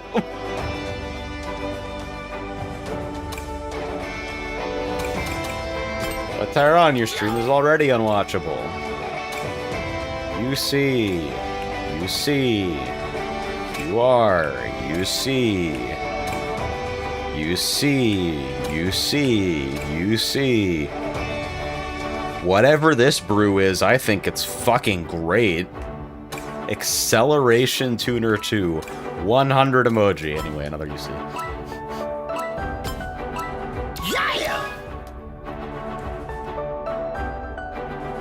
See, I'm always one step ahead.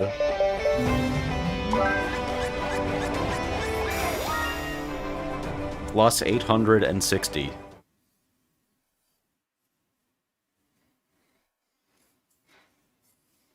Minus 3.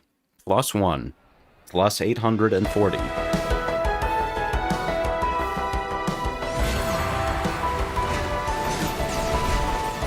I love when TCG players complain about meta decks and they play a fundamental pile of shit that works 1 in 100 hands.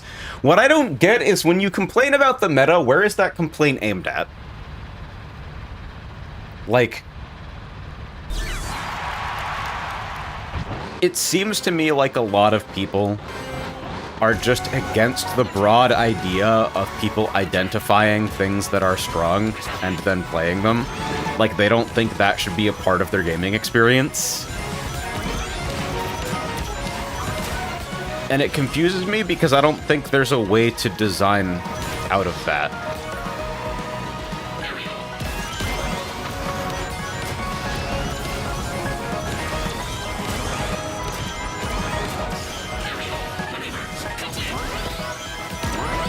Like, what do you do with, like, well, I want the game to have a win condition, but I don't want anyone to try to achieve it.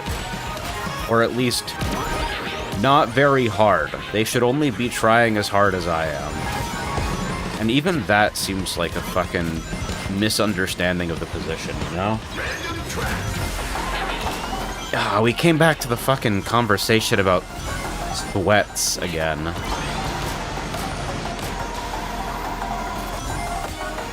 Everybody who beats me is playing wrong.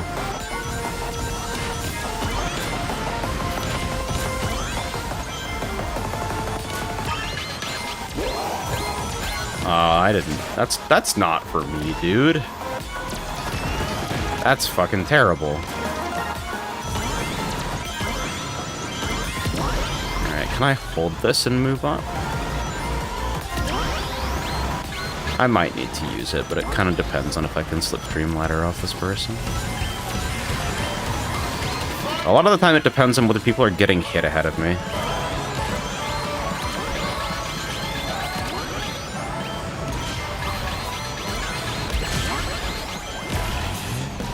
This is dog shit. I figure I may as well just take my chance to actually roll something.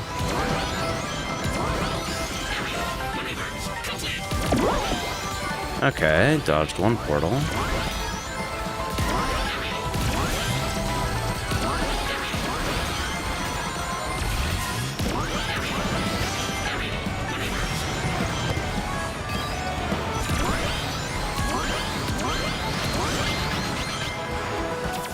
I have no idea where I placed. Inadequate performance.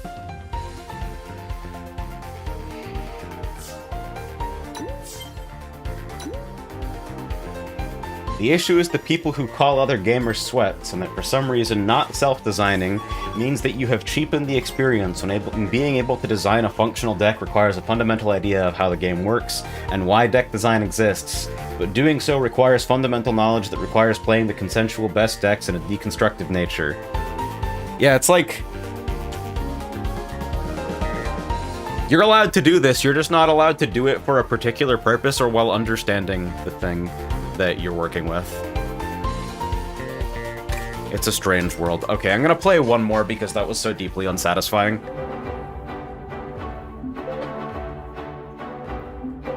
I think the game might not be very good, but, like...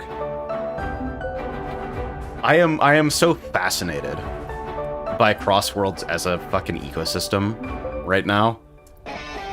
It's like I'm peeking into the mirror universe. This is a game that I never would have created.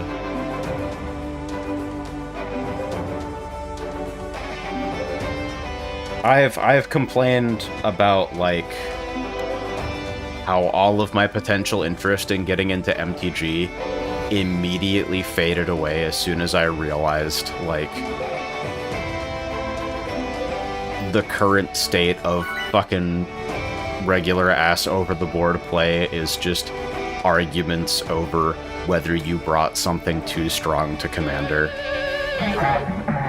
I'm sure I've complained about that before. 1, 2... This is inspired. 3, 4, 5... Anywhere from 5 to 7 ultimate charge users, depending on whether you count the people who teched it into a build that can't sustain it. And a couple idiots. My heart goes out to you, my fellow dipshits.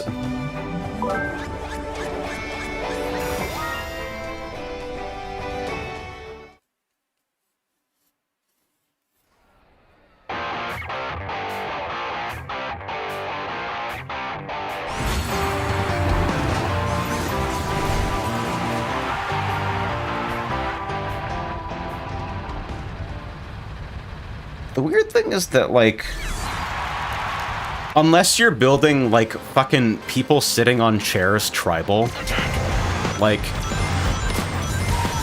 you're engaging with deck building because you enjoy, like, spotting synergies and making things happen on the board, right? Like, you're choosing to brew a deck because you like applying your fucking game knowledge and fucking analytical expertise. Because that's, like, what the fucking task is. That's what you do when you build a deck. So the idea that you're only allowed to do that using knowledge that was, like, obtained pre-range, I guess.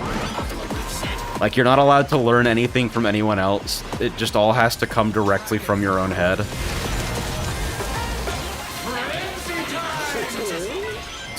Fucking weird behavior.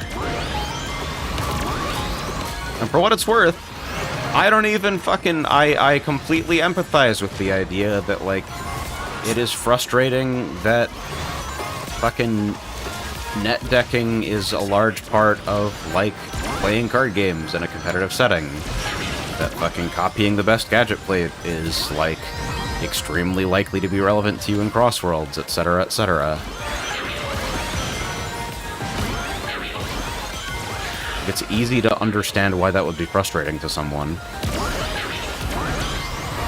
I have done plenty of, like, Swordcraft ass in both versions of Shadowverse, and been, like, vividly and memorably frustrated when the thing that I create is just obviously worse than, like, the top deck on GameWith at the time. Oh, that's unsatisfying.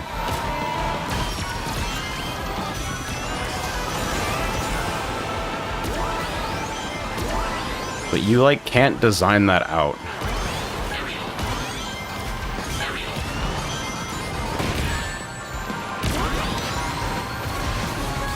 You especially can't design it out in an environment where everybody fucking proxies everything, and so everyone has access to the full card pool. This is fucking dog shit! Holy! Look at that shit. That was adequate. I have this patch is the only patch I've ever played where I consistently see monster trucks that far forward.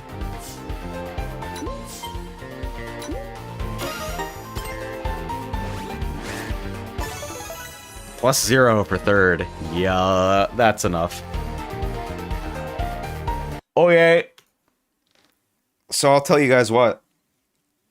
I'm gonna fucking get up, and I'm gonna stretch, and I'm going to connect with the fellas, and then we're gonna play a fighting game. I took care of it. I don't know how Fred didn't get hit by my Cure 3, but... Oh, that's why.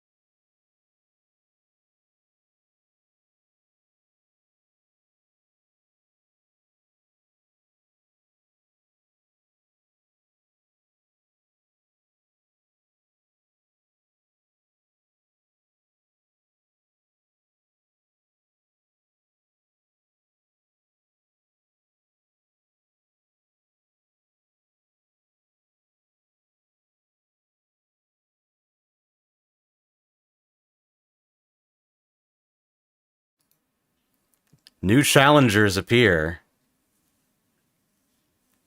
Yeah, buddy. Cool. That could be anyone. Yeah. You just don't know who that is. Yeah, let me put on a different accent. Was my I don't know how to do this bit. It's getting away from me. All right, so we have managed to organize a situation where the two strongest soldiers of today's revisit game, and it is a revisit, although I don't know if it qualifies as a re-rate. We'll see about that. The lore for this being a revisit is just very, very interesting. Because we shouldn't have played this at all. Yeah, it is perhaps one of the funniest, like, one of the most KAC situations we have put ourselves in. So this is the only non-handheld game on the exclusively handheld KUSOGE Vacation Calendar from, I believe, 2018? Yes. Now, I need I remind everybody, the reason the KUSOGE Vacation Calendar even existed is because one day in 2017, I put Mortal Kombat Deadly Alliance for the Game Boy Advance into a spreadsheet. And you made the executive decision to say, alright, that's it, we're all getting the fucking handheld games out of our system. And since then, I genuinely don't think we've done a single handheld game. No. Yes, Trails in the Sky was on the PSP. Yes. That is actually... Yeah, there we go. That's the only one in, like, the several years since. Like, the seven-ish years since. It's just Alternative Saga, which is now a PC game, so it doesn't even retroactively fucking count. Retroactively, it doesn't count anymore. So today, we will be playing Mortal Kombat Deadly Alliance. We will be playing second best. the other Mortal Kombat Deadly Alliance. The real one. The one that might actually be a fucking fighting game. It is a shockingly large amount of fighting game. For how, like, I mean... Deadly Alliance is weird because, like, the way it's Mortal Kombat-isms. I'm gonna shut up because you all need to see this. And then shut up. Mortal Kombat has always been and always will be. For millennia, the forces of good and evil have been locked in eternal battle over the control of Earthrealm. Some seek to use the tournament to destroy all that is good. Others seek vengeance, power, or eternal life.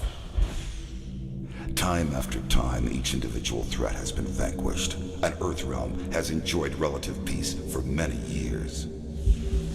But there is concern that Earth is once again in peril. And this time, the threat of evil has two faces. It is now known that the sorcerer Quan Chi has escaped from the Netherrealm. That's me. Since his escape, Quan Chi has unlocked the secret of the ancient runestone, discovered the ancient undefeatable army of the long-forgotten Dragon King, and most disturbing of all, formed an alliance with one of our deadliest enemies, Shang Tsung. They said the thing! With their combined strength, they plotted to overpower the only two beings who could prevent their total domination of the two realms. These are the two most powerful villains. They team up and take everyone else out. It's fucking sick. In a false show of allegiance, they sprung their attack. Also, you're wrong, Keeg. This is the best Mortal Kombat game. I don't think that's true. Then traveled to Earthrealm by way of a mystical portal known It's the only to sorcerers game and ever made. deities. There, they confronted Earth's mightiest warrior and champion of Mortal Kombat. This is an insane amount of backfill for a Mortal Kombat game. I'm kind of into it. It has been Shang Tsung's desire to consume the soul of Earthrealm's greatest warrior.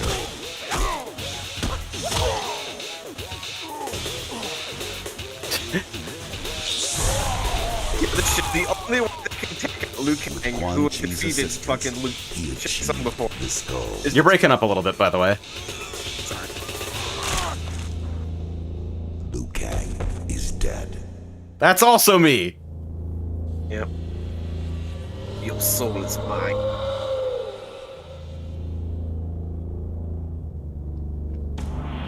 They have since returned to Outworld and are using the souls of conquered warriors to resurrect the Dragon King's undefeatable army. Should they succeed, they will have the means to conquer Outworld and eventually Earthrealm.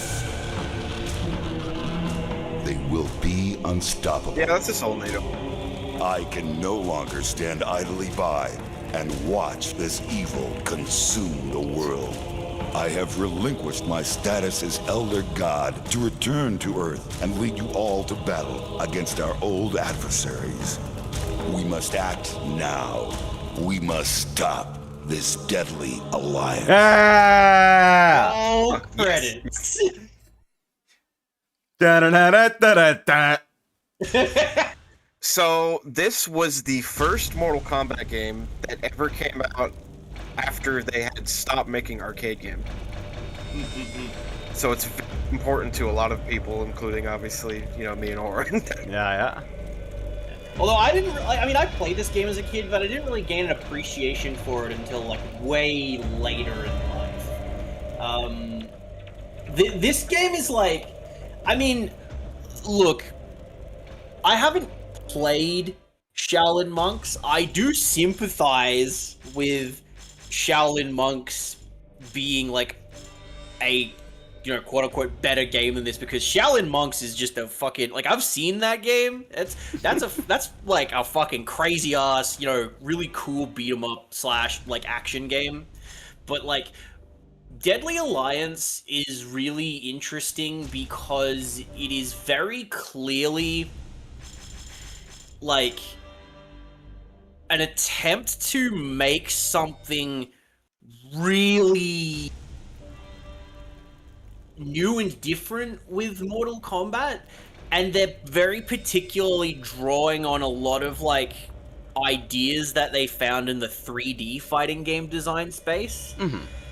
So Deadly Alliance is a game which, like, how would you put it? It's like, so between the 3 games on the PS2, which are like the Mortal Kombat fighting games, so Deadly Alliance, Deception, and Armageddon.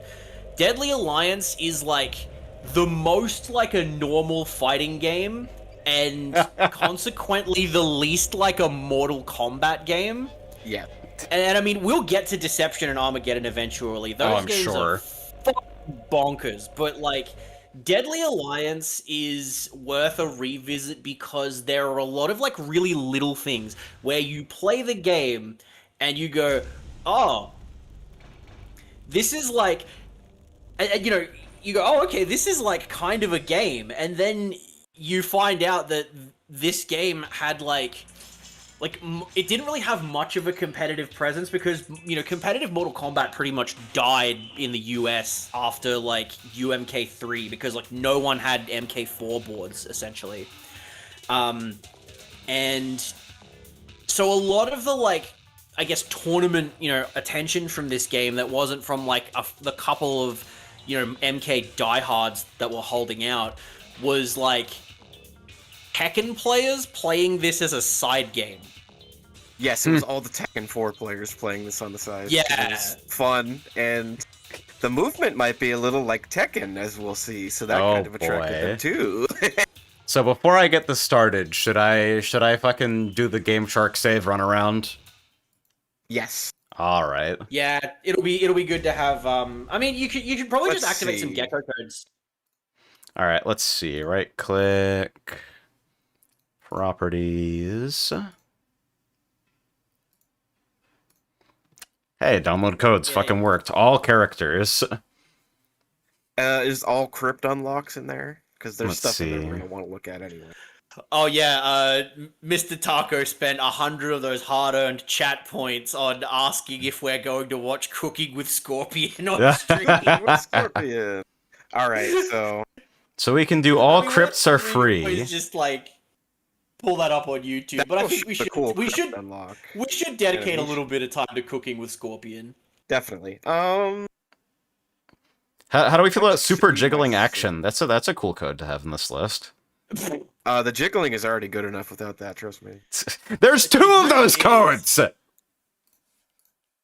Is your age 50 or 99? Okay. The guy who made the fucking Dead or Alive 2 save state being 100 years old is such an insane fucking self-report. It's great. Alright, so all characters, all crypts are free. Anything else? Player 1 always bleeding to death. That's just a description of how I feel on this fucking show. Yeah. Player 1 always bleeding to death is turned on already then, so you don't need it. There you go. Invalid right, the game probably would have crashed on real hardware. Okay. Maybe we do the fucking codes, the Game Shark save. I am gonna send you that, yeah. Alright, I had the GameFAQs page already brought up, so I will quickly do the memory card manager run around. Man, the only things on this fucking memory card are fucking Budokai and Kirby Air Ride, huh? Pretty sick. Pretty sick. And now, Mortal Kombat Deadly Alliance profiles and game settings. Yeah. Mm-hmm. So there's 2 saves. One of them, the code is all A. The other one, the code is up, down, left, right, BA. Alright.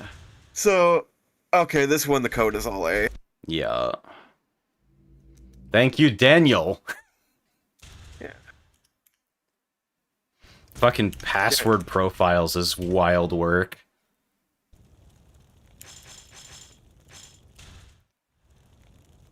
Yeah. Alright, so is it already applied then, or load profile? There we go. Then Enter you your put it on the code. menu. And then now you're going to want to set your controls, because it'll save to the profile. Yeah, alright. So then options. Okay, just obligatory. We gotta check with these. Reset to default. Whenever you find a fucking unlock all save and for a fighting game, they have almost always turned everything down to fucking the most player advantageous settings and the quickest rounds. And if they haven't done that, they've probably turned off the timer because timers are fucking lame. So, alright, then 1, 2, 3, 4. Quote unquote special move. Ah, this game's so good. Just even the menus, like Mortal Kombat just sucks now, completely honest. And this does not suck. So looking at this makes me happy. How the fuck is my lever list laid out right now, actually? Just gonna quickly check on my own shit. This is... Oh, that's tricky. I needed a digital R-bind there, and that's why that wasn't working. So I may as well. I still have a Nardo profile on this Dolphin install. You have fucking tainted my computer forever. I think that profile is from me playing Tamari, so it's even more tainted. You have different controls for Tamari. Alright, so it looks like we're good to go here. Okay. So, there's a lot of basic mechanics to explain. Alright. So, pick whoever you'd like. You should pick whoever you like, and we will tell them why they suck because they're not Scorpion. I do remember. It's only that's like 80% a joke. No. 80% is too much, bro. Sub-Zero does suck. I'm just gonna be Sub-Zero is honest. not having a good time in this game. Oh no. But he does get to showcase a basic mechanic already. Alright. So I want you to switch to Dragon. Alright. Okay, so Dragon down 1. This is a quick low poke. Yeah. Pretty stubby. But on hit, it can be backdash cancelled to lower the recovery. Or like create distance. You probably add there you more go. recovery frames to it, but it is like safer to whiff. So It's harder to punish, should obviously. probably- Yeah, so I should probably lay out a few things. So obviously, like, yeah, you get 3 styles per character, 2 hand-to-hand styles, 1 weapon style. All styles have that special move, which Yeah, for and the each- Cordy Blade would be the Impale. Yeah. Congratulations, you no longer have your weapon. Yep. You do get it back the next round, though. And obviously, there's no round transitions in training mode, so you just don't have a weapon stance Yeah, anymore. and Scorpion is fucking bleeding to death. Yes. So I'll quickly... Oh, I'll reselect so we have access to that. What a fucking funny mechanic, dude. That is absolutely a wouldn't it be cool if ass Yes. mechanic. So, but yeah, so like, there's that's one of the big things that. So, this is a game where movement is really highly prioritized in some ways that make sense and some ways that are like intuitive but a little weird. The main one is this backdash cancel that Rockforge has brought up. So there are a bunch of moves where you can like pretty much buffer a backdash during their recovery and you like cancel the recovery of the attack into a backdash. Any attack that can be cancelled into a backdash can also be cancelled into a jump, but generally speaking, there isn't much reason to do that. For certain setups, it's really powerful because you get to do a jump and then recover faster. But it's really character specific. Yeah. For the most part, the cancel is for backdashes. Curiously, the cancel, you can cancel into backdashes or jumping, but not like another move. Yeah. Speaking of, you don't want to actually backdash in neutral all the time.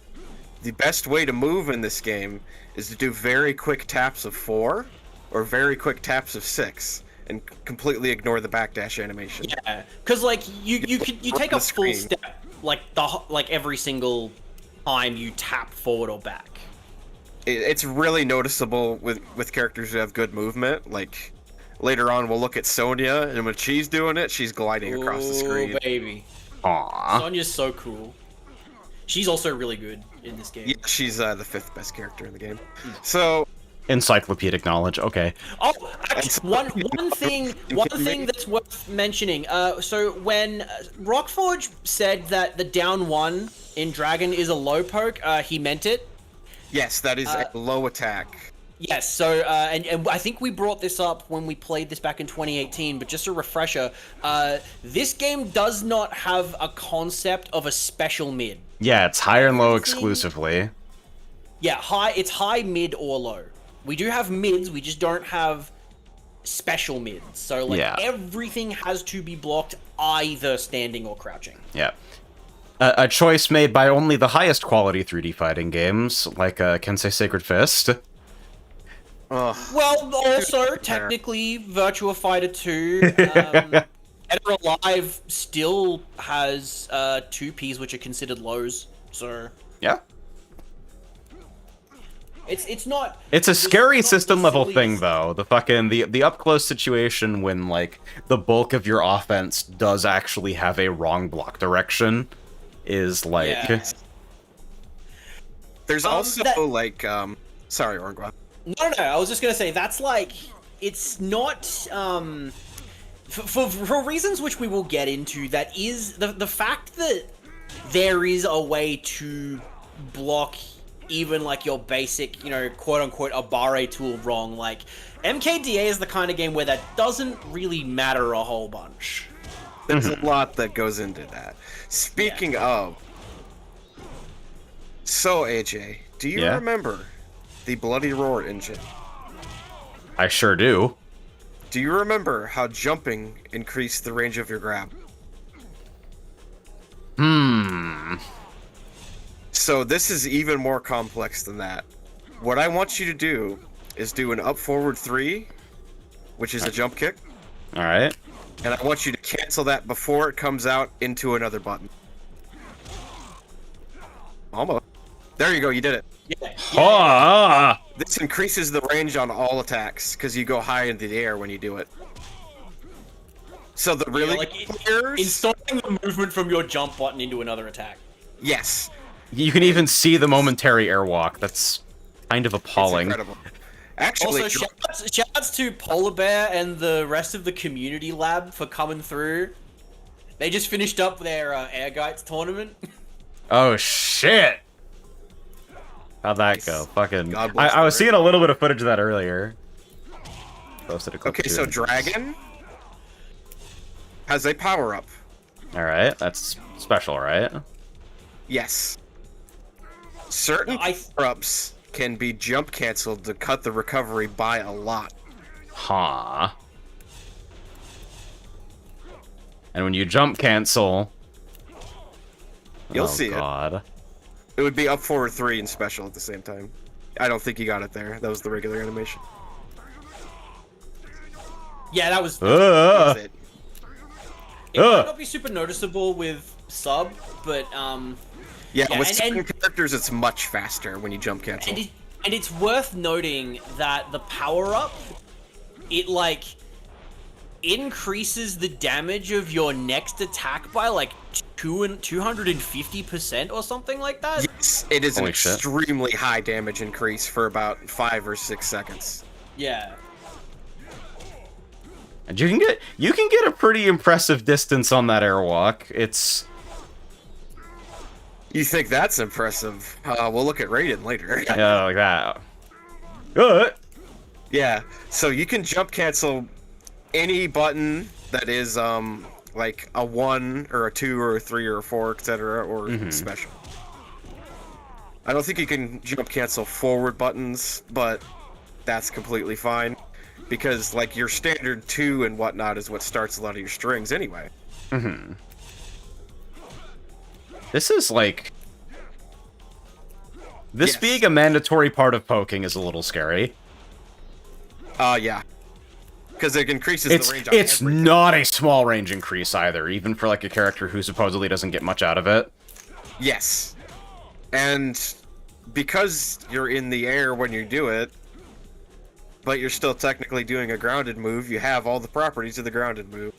So that means you can do a jump cancel, backdash cancel from the move hitting. It's pretty sick. I'm So not sure if you can jump cancel down 2 or down 1. That would be nice though. It would be an extremely tight. yeah, I'm thinking about like up forward 3, blinked into down 1, then backdash cancel. That's like that's a little bit more involved. That'd be like probably the best way to get that is fucking SOCD cheating. Yeah, probably. But yeah, so movement is really powerful. I tell you what, who is the best character I can pick if I want something really fucked up to happen using that basis specifically? Raiden. Alright? Raiden and staff, which is his weapon. Alright. Raiden's He's Raiden's my down fucking the guy, left side. so that's great news for me. Raiden. Raiden. Alright. down. I'll ride. Oh man. Yeah. Okay, so Raiden's jabs are very, very good anyway. Mm-hmm. So you can do 1-1 back 2. From Jiu-Jitsu? No. From Nanchuan. Yeah, from Nanchon. Okay. So after that hits, you get to do another one, and then you get to do Shocker, which is forward, 1. What the God, this is I was actually labbing Raiden this morning. I found what you can do is you can do 1-1 back 2 into standing 2 forward 1. ha. Oh, that'll give you probably a little extra damage. Nice. Yeah. In general, the At the wall. the juggle damage in this game is pretty low. Oh, okay, I should probably mention. So, as you have noticed, there are wall splats in this game. wall splats leave your opponent in... Like, they deal extra damage. They leave your opponent in Mortal Kombat hit stun. But also, this game has wall techs like Tekken 4. Uh-oh. Yep. So they can come right off the wall? Yes. Scary. Anytime they hit the wall. This is actually kind of bad because there are a bunch of, like jabs will wall splat. Which means that the wall, your strings just might not work as if they're, like, teching. Yeah, kind of like the Asuka situation where you might want to avoid the corner to extend advantage. Yeah. Yeah. And I mean, like, it's another contributing... It's not a huge deal. It's kind of a very minor contributing factor to the whole thing of, like, this game is... Yes. So you want to jump cancel that move. Look at how much range you'll get. Anyway, this game is basically, like, Bizarro Soul Calibur 2, is the way I would describe it. Oh my god. Yeah. Button!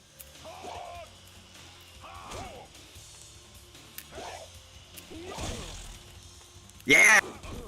Little bit of trouble doing it. You'll on the get left used to end, it. but- It's weird because you're doing a Kara jump attack. I understand. You can see the step, though. You can. No, you can totally see yourself airwalk when you do it, which is a good visual indicator. Also, I want you to go back to Nanshan. Alright. So you have back 3. Alright. This is a Perfect attack. untechable low.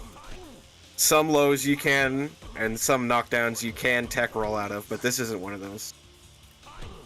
So Raiden's basic mix-up is either he jabs, he does back 2, or he does back 3. So the jabs and the back 2 can be backdash canceled, so those are just safe. Okay. Ooh, that's like not a small difference. Like I'll compare. I'll hold up after the recovery, versus like. Holding guard might be a better. Yeah. option. Fucking Mortal Kombat. Versus. Yeah, you're out of there. Definitely. Now, When this will come up later, but Oh god, even on whiff. practically speaking, oh yeah, backdash cancels apply on whiff as well. Practically speaking, I don't think this is going to create any new situations, but like there are some weird quirks with how blocking functions in this game that make things a little more ambiguous than they might otherwise seem. Weird quirks to how blocking works. Actually, we can show this with Raiden. So, I want you to restart because you pushed him into the corner and it's the 3D Mortal Kombat game. Probably want to save state next time you start a stage up. That's fair.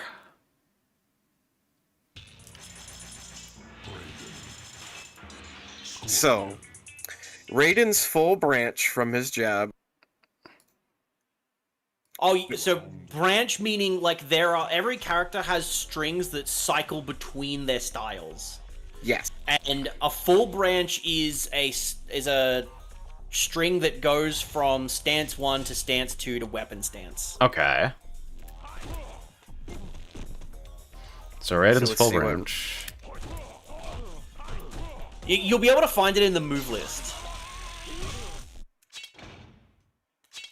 Right down the bottom. It'll be at the very bottom, yes. And I think it doesn't... Does Yeah. it actually... It does change, so... So that should be 1-1 stance change, 2-1, 3-2, fucking... I don't know what R is. Oh, That's actually, it would be 4 Black probably. Thunder. That would be Black Thunder, actually, is the one you want to do, I think. Because I think R is stance change. Or is it? Fucking I bound this shit according to vibes, man. I don't know how my leverless maps to a GameCube okay, controller hang on. anymore. Let me see if I can find a... Is there a move list with, like, stain No. notation? Oh yeah, so while we're looking for that, the basic idea of playing Raiden is, like I said, you poke with his jabs. You can do 1-1 back 2 backdash cancel. Yeah. And it's one of the only fucking like full strings in the game that's safe on block. We'll get into that later. But obviously, when it hits, even when you're doing a backdash cancel, you can just walk in and then back 2 again and shocker.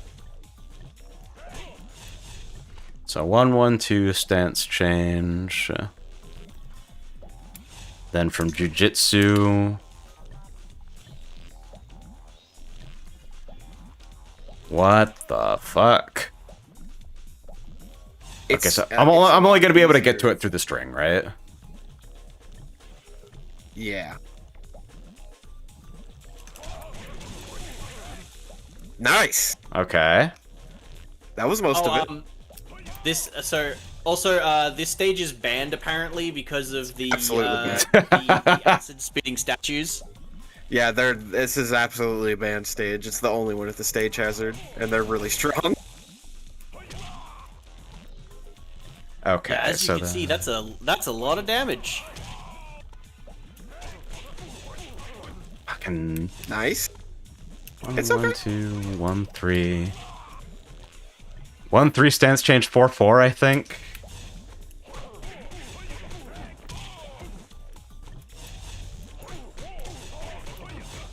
Oh, there we go. Yep. So then, Nice. All right. fuck off. Just start from Nanchuan. Yeah. What a weird fucking system. It doesn't help that this is like Mortal Kombat, so you kind of have to dial the strings in advance. Yeah. Yeah.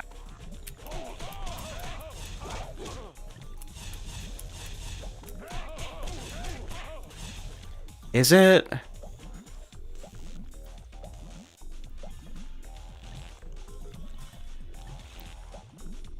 Fucking It's okay. It's okay. no! I'm just trying to. I'm trying to translate this. That's the only reason. I'm like, I have YYLXYAX or, and I'm sitting here like, fucking which button? Okay. So YA. So that's 2-3. 2-3 stance change. The fucking block button? Is that real? No. This must be default controls then. Yeah. Yes. I think it's set Okay. That's great. Okay, you guys hang on just a second. I'll be 1 second. This is sort of astounding. It's a lot to memorize, but it's like I said, it's a lot easier than it sounds once you have it memorized. So. yeah. It's just button translation. Oh, I know. I wish it just showed you attack 1, attack 2, but this was before that time, obviously. It might be 1-1-2 stance change 1-4. But then the stance change after is not really responding, so...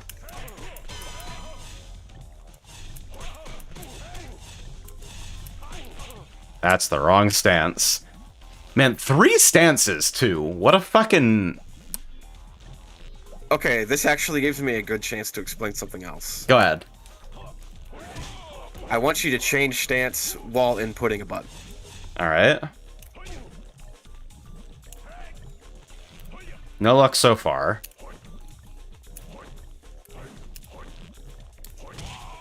This is my stance change.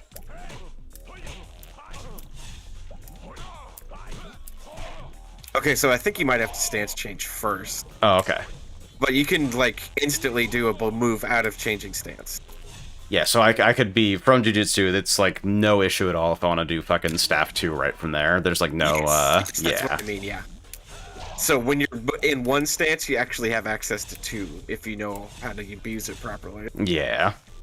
So keeping track of that free of both, like, the moves I have in my current stance and the moves I can go into one way from the next stance. Yes.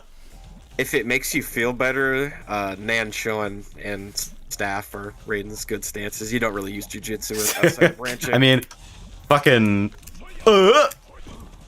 Yeah, it's kind of hard to beat that. I think that's 15 frames. And it's safe. And it's a mid. And then you get 2 into fucking Shocker. So yeah, Raiden gets to do safe 50-50s all day. Sounds great for him. Yeah, the thing is, it's not as cheap as it sounds, because unlike a modern game, his safe 50-50s do fucking 20% when they hit you. Not like 60% or something like the modern days, you know. Reset the clock, me when the headache won't go away. It's true. So Raiden is a very good jabber. Obviously, his jabs are very good. His back 3 is really good. The mix-up button. His movement sucks. Like, he's just not very fast compared to other characters. Oh, that was a good jump cancel too. That's a fucking wild sequence to input. Did you just do a jump cancel back two? That was sick. Yeah, I was trying for it. I'm pretty sure I saw you do it. Yeah. No, you're doing it. Nice. Like, the good players would jump cancel every button because, you know, extra range is good. Yeah. Try to do a jump cancel back dash. Jump cancel back two back dash. Apologies for the delay. Did you guys figure it out while I was accomplishing my task? Still struggling. Cancel back two, I think. Okay, cool. So, it's a one. That's just a jump cancel two, sorry. Now, if I'm referring to the attacks 1, 2, 3, and 4, do you know where those are? You've mapped those in places that make sense? 1, 2, 3, 4. Fantastic. So, I just had to go and boot up the old PS2 because oh my god. That's how I've been playing Mortal Kombat Deadly Alliance. I finally got my PS2 set up with my Raspberry Pi again, so I'm just loading all of my games over SMB. Nice. So, Raiden actually has 2 full branch combos. Alright. So they both start with 1-1-2 stance, 1-3 stance. Okay. And when you press stance, that, like, does an attack, so the 1-3 is separate from the attack that happens when you press stance change. Does that make sense? Yeah, it does. Oh, that makes the timing feel really weird, though. Yes, it does. Yeah, that explains it. That was the missing piece. And so once you get to that point, you have 2 enders. There's the 4-4 ender, and then there's the 4 back 2 ender. So 1-1-2 stance, 1-1-3 stance. Yeah. So 1-1-2 stance, 1-3 stance, 4-4. Almost.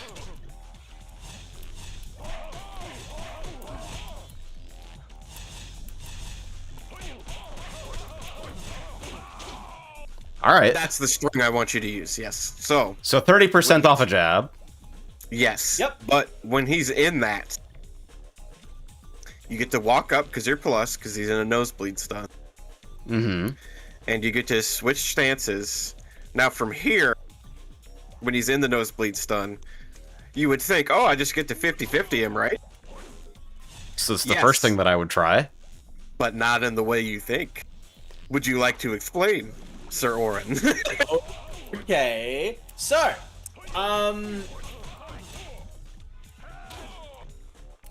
we are thinking about the same thing, right? Like the funny thing with how mix up options work. Yes, with transition. Yes. Okay. So, AJ, are you familiar with the concept of an F-Shiki? I've heard the legends. Explain it for me. F-Shiki, aka Fuzzy God. Oh boy. It's primarily a phenomenon in 2D fighting games, where, like, if you try to transition from like a stand blocking state to a crouch blocking state, you can, like, get hit by moves that would not hit you crouching because there's, like, that weird timing where you still keep your standing. Yeah, like, you're in the right standing up guard the- animation, so you're tall enough to get hit by stuff that you could normally easily, like, crouch under. Yeah, it's your fuzzy overhead type situation. Mm-hmm. That's actually an extremely prominent and extremely important part of pressure in this game. Because usually in fuzzy Mortal guard Kombat- means something different in 3D games to everyone's fucking dismay. Yes. So this is like a, and it can also mean different things in 2D fighting games as well, which is why I use the term F-Shiki first. Fucking So fuzzy in guard, this Nana say game- 66B, 66C. Yeah. So in this game, you can obviously you can duck under highs, but because ducking actually takes time to do, there is a period of time where you can be hit by high attacks in the transition from standing to crouching, like stand blocking to crouch blocking. From stand to crouch block, you can be hit by highs. So, a lot of mix in this game, you don't need mids to be a good character. Because when they're stuck, You just need I something just that hit puts them into a standing reel animation so that their transition into crouch blocking is slow enough that their head gets clipped. Correct. That's scary. so the idea with Raiden, obviously, after we do this full string, we get to walk up, and then we get to jab again, or we get to low. And if they take the low, that's like 10%, and it's untechable, and it just starts again anyway. It's like, what is the situation after this? This character is mid-tier, by the way. Cool! This fucking JC back 2 is mid-tier. Yes. It's okay, because it's hard. For real though. What's up? So, finally made it home. I gotta say, jump cancel back 2 is like... Base? Fucking plinking up forward 3 into back 2 is the type of shit that makes people think fighting games are exclusionary on purpose. Okay, so this is like... Exclusionary on accident. Exactly. Yeah. So stuff like that makes the game really good, and it's entirely on purpose. Or entirely by accident, I mean. Yeah. It's this entire game. It's very, very good in many ways, and all of them are on accident. Yeah. But I also don't think it's a situation where all of the ways it's bad are on purpose. Yeah. It's like everything about this game was like this was like they're taking a lot of like inspiration from some very obvious places, but a lot of it is still very much like vibes-based game design. I'm pretty sure like the entirety of Mortal Kombat's early history is based on like what you see is not what you get unless you only see what they want you to see. I don't know if that phrase makes sense. No, it totally that's does. a- I think I understand.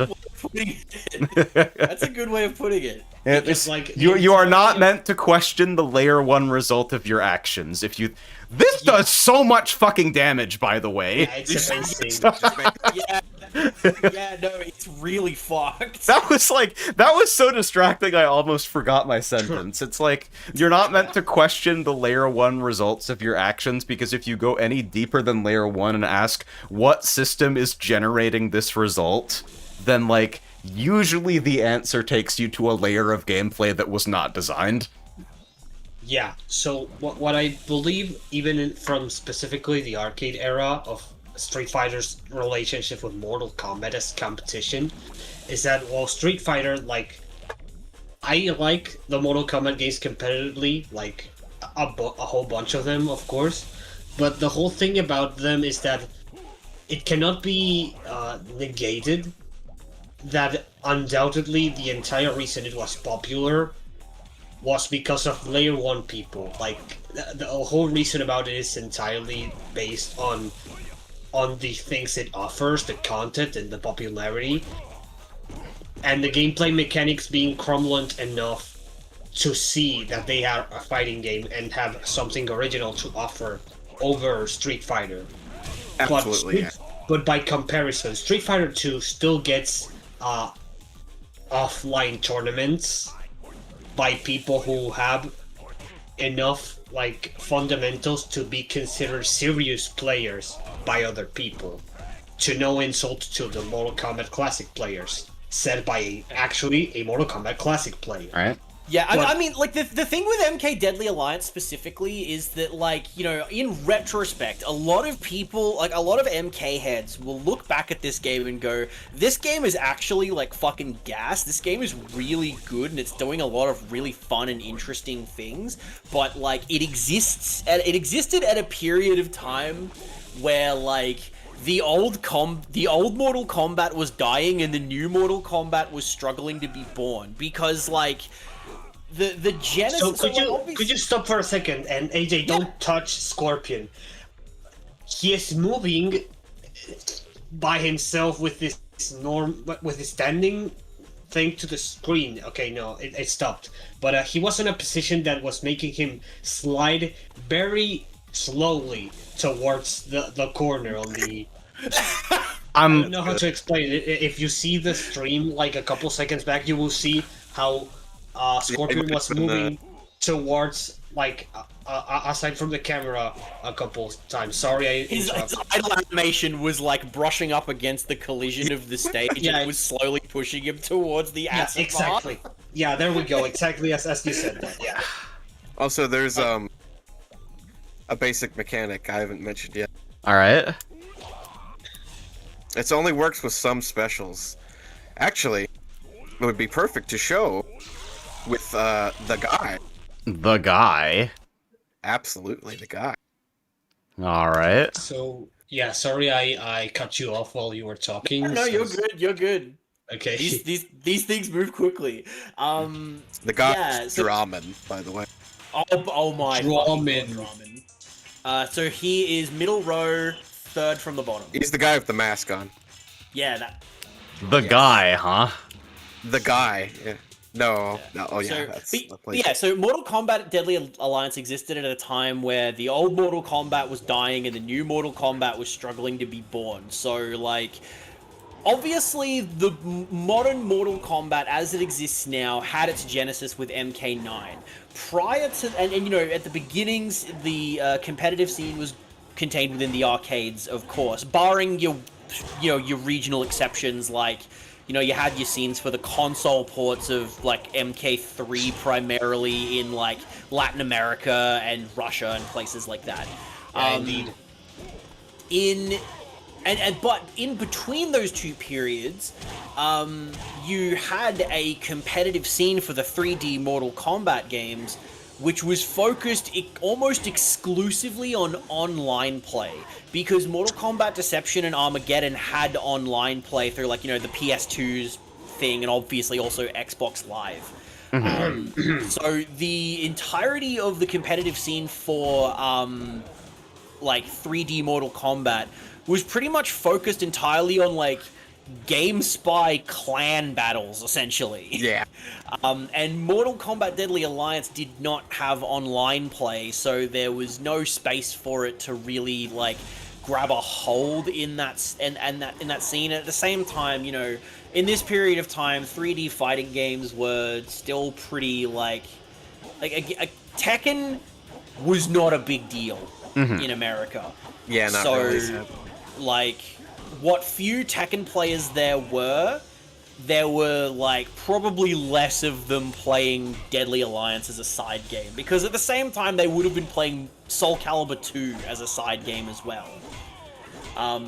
So, like, Deadly Alliance is a game which has really only started getting its flowers in the last couple of years, because, like, literally the only guy who knew anything for any amount of time.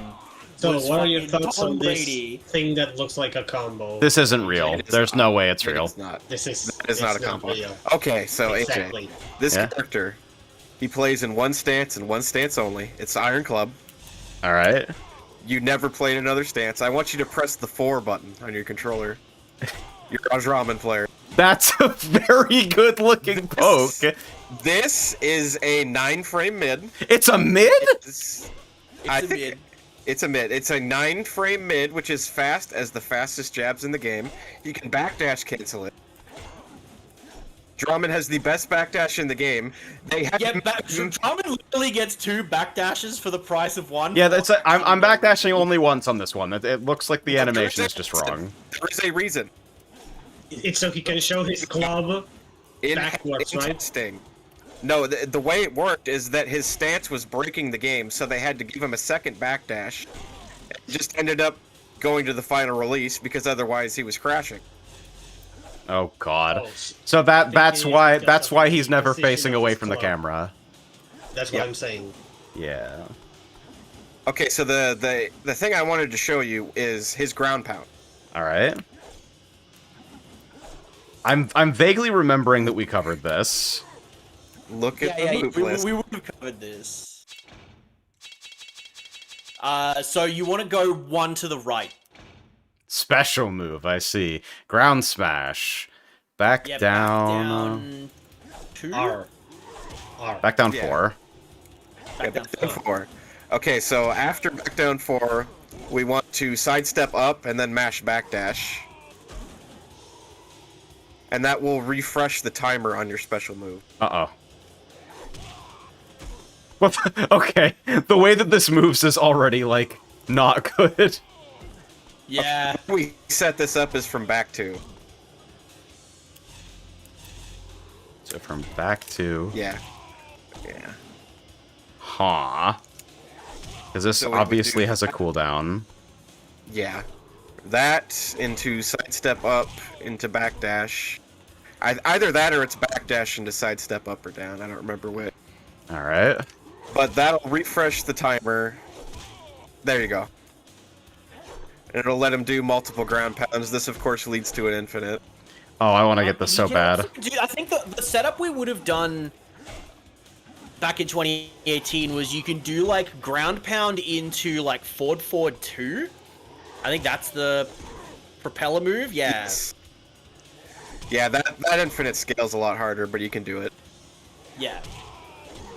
I mean, infinites scale really hard in this game anyway. That's why I want to get the most damage out of it before I start doing it, you know? That's why I just start with back 2. The way that the knockback trajectory here is just unbelievable to me. Yeah. Absolutely. Well, yeah, because, like, so the juggle physics in this game are extremely weird.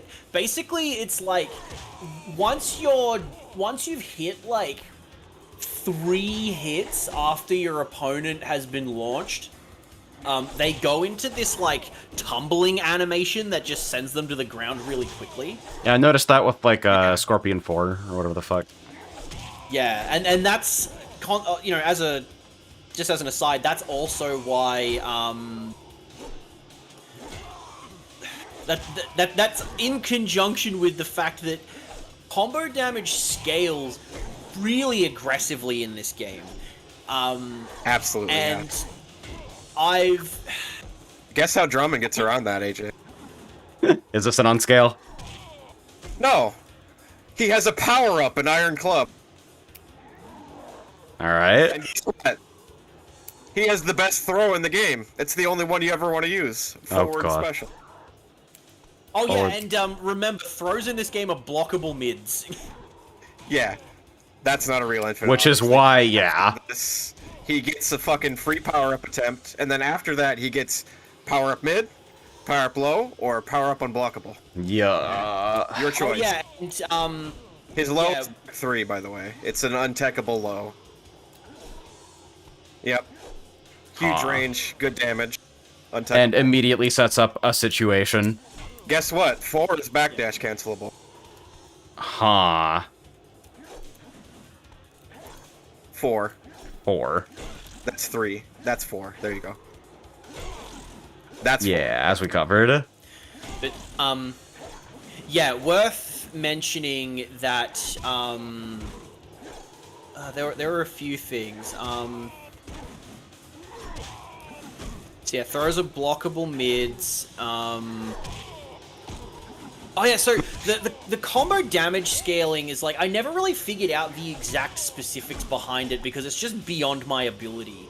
But what I was able to find out during my like attempts at labbing this game sort of towards the end of last year was that so do you remember when we were talking about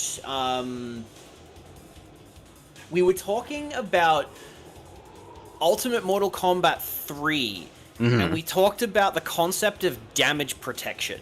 Yeah, the idea that after like certain starters, certain moves on hit will basically say the rest of this, every move of the rest of this combo does like 50% damage, right?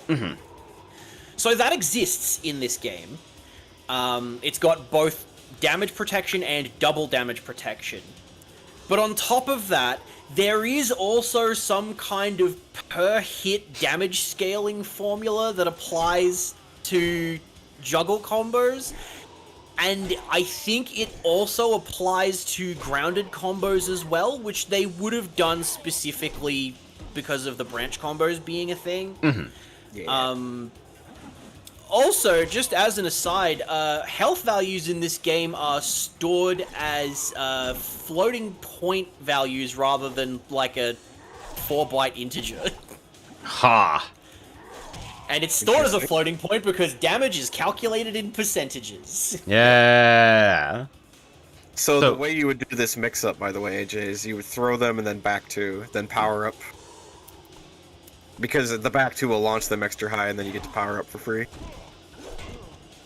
See, I'm sure I said this back in 2018, Keeg, and here's the thing. They absolutely would have said, you can block throws because throws are cheap, right? That is almost guaranteed to be the reason why throws are blockable mids in this game. However, they then realized the mistake, and then they made them unblockable in Deception, which made them cheap, indeed, actually. It was a terrible idea. It was literally a terrible idea. There were no throw breaks in MK Deception, and there were also, like, basically the way that they designed throws in MK Deception meant that there were a whole bunch of situations where you could just get guaranteed throws on people. And some of not those not as many as we thought, mind you, but there are guaranteed throw setups in MKDA because they're unblockable highs, etc. But also, I think my like crackpot theory is that making throws blockable mids actually like makes sense for Mortal Kombat because like the purpose of a throw in a normal fighting game is to break down defenses and, like, force action from an otherwise passive opponent, but, like, you can do that by just pressing buttons in someone's face in Mortal Kombat, because literally everything does chip damage, so you need to do something. The throws, if you're going to have them, should ideally serve some kind of different purpose. And in classic Mortal Kombat, though, that purpose was twofold. One, throws were instant, which meant that you could use them defensively. In the sense that, like, you know, if you're mashing low punch while someone's running at you, you'll scoop them because they're not holding back to prevent themselves from getting thrown. But also, because you have to hold back to protect yourselves from throws, that meant throws were usable as cross-up tools. So, like, I think it makes sense for throws to be like a weird non-standard mix-up option in Mortal Kombat. This is also why I think that Mortal Kombat X having 1 or 2 break throws was a fucking mistake. Of course it was a mistake. I feel like if in the arcade era throws were to be there were to be throw taking, it would end up in the same way as Street Fighter the movie, and you could combo out of a throw tech by complete accident though. Most likely that's how they would make it. So I think throws in the series, as of now, are okay. And also, yeah, what I was saying about there's the scaling, by the way. Competitive era is You that see the scaling really hard when you're doing as infinite, because after about 40% it stops doing damage. Is there a trick to that, by the way? I'm doing that as fast as I can, and I feel like... Okay, let me get the guide. Because Tom has all this written down, of course. There's 4 different variations of this infinite. Hold on. Oh my god. So what I see with this game, which is no different than like the console of the other ones, although as I have to say, for example, I think Mortal Kombat 2 was big on Brazil and Chile. Speaking of arcades specifically, but in general, what it feels like for the people that did take this game seriously, outside of the general consumer layer one video game player of Mortal Kombat and stuff, is the fact that that amount of people and the interest they garnered was at most like a single thread on a couple sites, and it feels very KUSOGE, like in the sense of like up until Mortal Kombat 9, these felt like Discord fighters are today. You're not doing the sidewalk down. Yeah. Like, and with, It's hard. with a lot of respect, I'm not of yelling course. at you.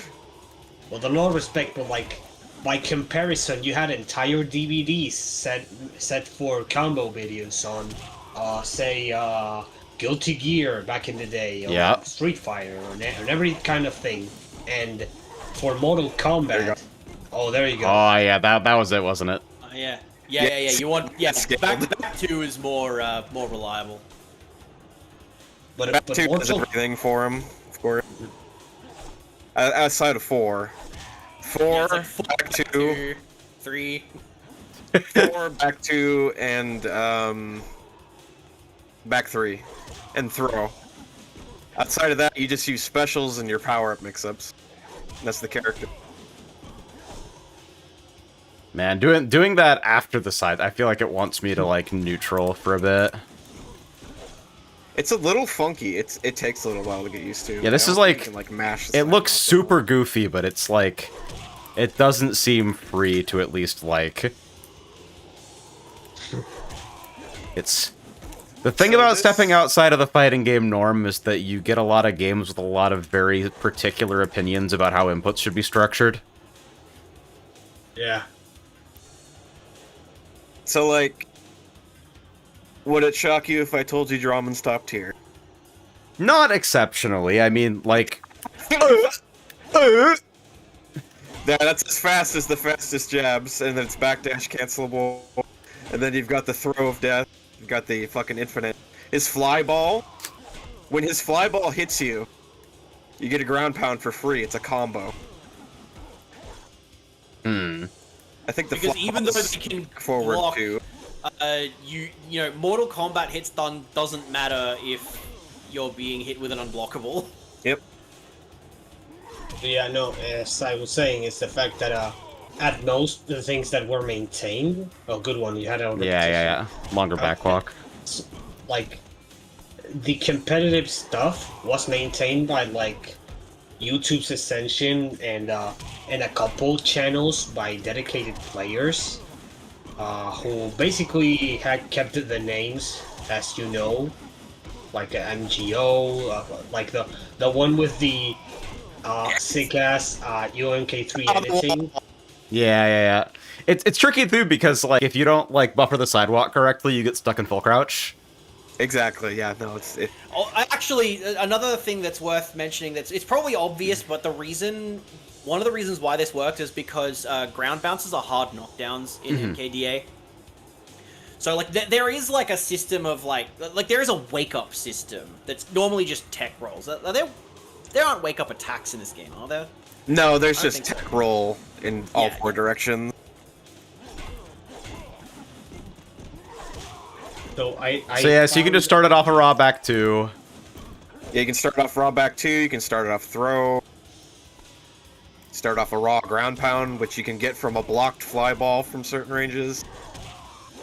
This indeed has 4 That's funny variations. as fuck. By the way, there's a total of 2 useful throws in this game, and this is one of them, because it's a really good mid.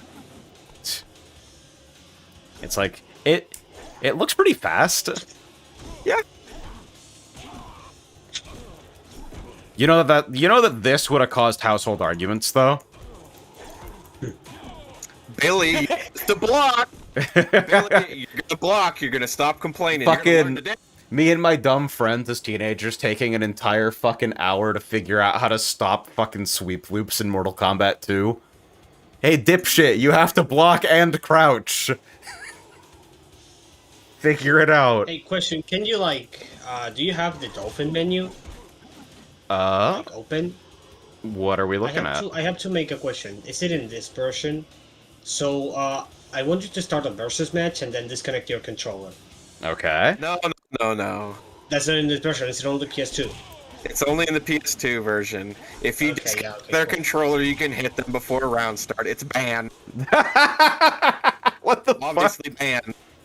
Yeah.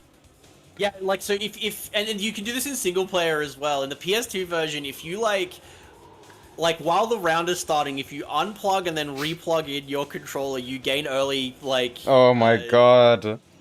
You get to do a cheap shot. You get control of your character early. Think about how the game has to be structured internally to allow that. Just... Probably disconnecting and connecting your controller skips the part where they say, oh, you can now control your character. Yeah, fucking... Getting the part where Roundstar says, you can control your character from here. Characters are state machines? Wrong! Characters are voodoo dolls animated by your gamepad inputs directly. Idiot. Well, I think so. This is related. This is maybe related to like how the game handles devices being like unplugged and plugged back into the console generally, because so obviously a big part of like the single player aspect of MK Deadly Alliance is the profile system, because like the profiles are how you like gain access to the crypt and how you earn currencies and stuff like that. So they have to do something. Yeah. I literally discovered this morning. Deadly Alliance does something really weird in that there is no way to manually save the game. It is all autosaves. Huh. However, if you unplug if you unplug your memory card and plug in a new one, it'll immediately try to read data off of the memory card as soon as it's been plugged in. Mm-hmm. So I wonder if it's not a similar kind of thing where it's like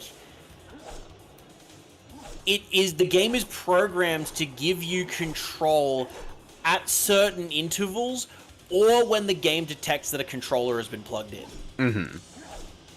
That makes sense. It might only be the PS2 version. This is depressing, by the way. Yeah, that's not your low. I know there's a lot of useless moves in the game. It was 2002. Give them a break. Yeah, this was the Mortal Kombat developers making their first ever, like, actual 3D fighting game. I mean, like, 2002. This is a 14 move list. I know this is a dipshit character, that this is like top 1 Nightmare Man, but I'll take a 14 move list over opening Tekken 7. Top 1. Top 2 Nightmare Man, but still top tier Nightmare Man. We're all ready to correct you right away with encyclopedia knowledge. No, the top 1 is actually the guy that you're hitting. Yeah, we talked about Scorpion a little bit, right? Alright, is it time? We talked about Scorpion in 2018. We definitely talked. We'll talk about him again, though. I actually want you to pick a bottom tier character for a specific reason. Alright. I want you to pick Lee May. She's the lady in the dress, second row. Alright. Yeah, there we go. And then, of course, the standard reference guy. Yeah. So with Lee May specifically, she's bottom tier because she doesn't do any damage, but I want you to do her backdash cancel. Not her backdash, her forward cancel, like four. Repeated back walk. Yeah, the back walk cancel. Oh. You want to do it fast enough where you don't get a backdash, but you still walk back. Yeah. It's a slow it down. Slow it down. There you go. And then her step blocking in the stance is also really good. So you do up and block. Doing a little dance. Yeah. So that does bring something up. So like this game has very like Soul Calibur-esque movement, and you've got this like 8-way run type. Very briefly. Can we just talk about the sound design of the stage? Yeah, those are Yeah. the souls of the fallen in the background. Yeah. This game is sick as fuck, if you didn't know already. They should do a little bit of the damage of the hazard from the pit whenever you cross any of them Sid bosses. If a soul passes through you, you take damage. This is... I suddenly remember so much of MKDA in 2018 being, look at how fucking stupid these animations are. They are Oh, yeah. stupid. It's okay. Stupid in a good way, though. The way you want to see how much I like this game, AJ. Yeah? Just open this up. Deadly Alliance frame data.rtf! Yeah, the Rockforge special. Anyway, I just want to quickly point out, so, look at the stance that Lee May is in. I'm positive I pointed this out in 2018 as well. So look at the stance that Lee May is in. Mm-hmm. Yeah, Bajikon looks very fun. That is not a Bajutron stance, like, at all. Not even close. Again. Okay, OpenOffice is trying really hard to connect to my printer while I open this, by the way. That happens. You don't need to print it out. Also, we got purple mode. That was good. Yeah. Oh god, this is a lot, dude. This is... I haven't gotten around to putting this into a spreadsheet for my boy, so... So Yeah, this is what we got for now. I've read some of it, and to give you an idea, remember, most jabs are 11 frames, and remember that Drummond's really good mid is 9 frames. Funny ass game, dude. yeah. Fucking And then Scorpion, his Pigua 3, which is the best move in the game. I'm sure Orion will tell you exactly why it's I'm that starting good to a game. remember. Yeah. Yeah, So just quickly, yeah, Keeg, so Bajutron is literally Akira Yuki's fighting style. It is a style about, like, holding your ground and doing a lot of elbow strikes and knee strikes and breaking down opponent defenses. I just like how... Oh yeah, this entire special move doesn't work because of wall text. Yeah, but 40 hits, 95% damage. That means it's good, right? Yeah. Definitely. It's definitely a real combo. This special does no damage. 7%, and the situation afterwards doesn't even look good for you. Her 4. This is a 9-frame jab. Even though it's a kick, it's a 9-frame jab, honestly. Yeah. Her entire reason, the entire reason she's bad is that her damage scales really badly. Yeah, these are just like some... She operates with a lot... She has a lot of, like, multi-hits, so she kind of gets fucked up by the damage scaling formula. Yeah, here's my And I don't 8% even know, poke. like... Yeah, and I don't even know, like, what moves she might has that activates damage protection either. Yeah, so there's the fucking low launch fallout. I'm pretty sure you can get a good branch from the 4s. But I don't remember the fucking full branch. Anyway, I think I'm gonna smoke another bowl, but while I'm out there, 100. I should send you the tier list. Oh boy. While you're Think I doing could that, I cover- might mention a couple of things that I learned from my last bout of labbing this game. Do you have a second controller handy, AJ? I can figure something out. Yeah, you probably just need to set like movement and block. Yeah, just as long as you have access to, like, movement and blocking, that's pretty important. So keyboard doable for it, or? Yeah, you can use a keyboard, that'll be fine. The only other thing you might want to do is you might want to, like, activate some, like, cheats to give both players, like, infinite life and infinite time and stuff. Because we're gonna have to do some versus mode training mode. Alright, I'll tell you what. Where is my USB hub? You've been shown Reptile, right? We have not talked about Reptile yet. Okay. But I just want to go over some system stuff. I need that another is C sort of cable, one moment. Really funny and interesting. Yeah, that's yeah. I essentially basically said everything about my like I don't think I have seen any study or anything about this, but I find the idea of comparing, like, once you, at least in many places, like outside Japan, where Mortal Kombat was very much a niche game, definitely. Everywhere else, it was Street Fighter and Mortal Kombat, and in the general pop culture impact they had, they were pretty much very close to each other and like very, very powerful. Basically, the two big ones, right? Before the 3D fighters came in and all that. Mm-hmm. And like once you step out from there and you consider, hey, how did the people that dedicated their time to these fighting games, and the difference between the Street Fighter series and the Mortal Kombat series, outside from Ultimate Mortal Kombat 3, which by comparison is comparatively night and day. Like, it is very interesting to me. So I think I've got two controllers hooked up. Yeah, so once you get your controllers ready, just head over to versus mode. Am I gonna need to be able to like comfortably sustain hold block while like doing P1 things? Is that the angle? Be preferable if you can manage it. As long as you have access to blocking and like your movement and maybe at least one attack. That's like negotiable, but the main ones are movement and block. All right, well, let me see first off what my default controls actually are. So just pick anybody while you're testing your controls. Ooh, okay, it's flashing. By the way, universal tracking, we forgot, so this would be good time for that. That's okay. I'm actually going to be talking about. I was about to talk about this stuff that I've told you with like the weird system stuff that I found out about. Yeah. Okay. A lack of a certain thing that's in some other games that are usually drawn. Alright, so do I still have my regular controls here? Okay, I didn't load my profile, so I'm fucked.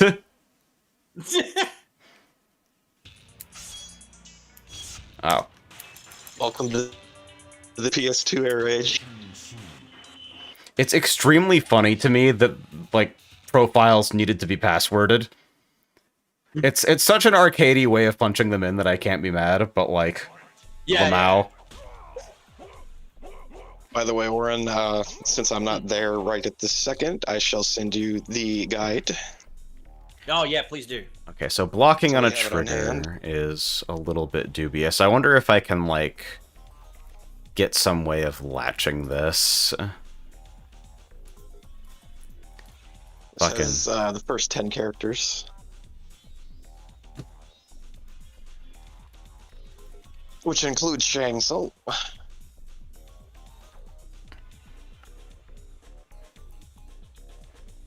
So let's see. Detect input.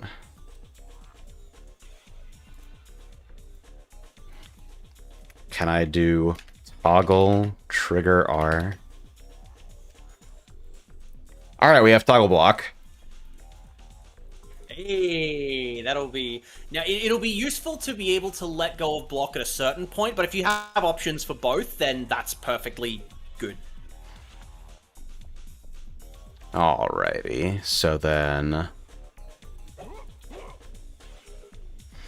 Well, it'll be easy for me to swap the center out, so...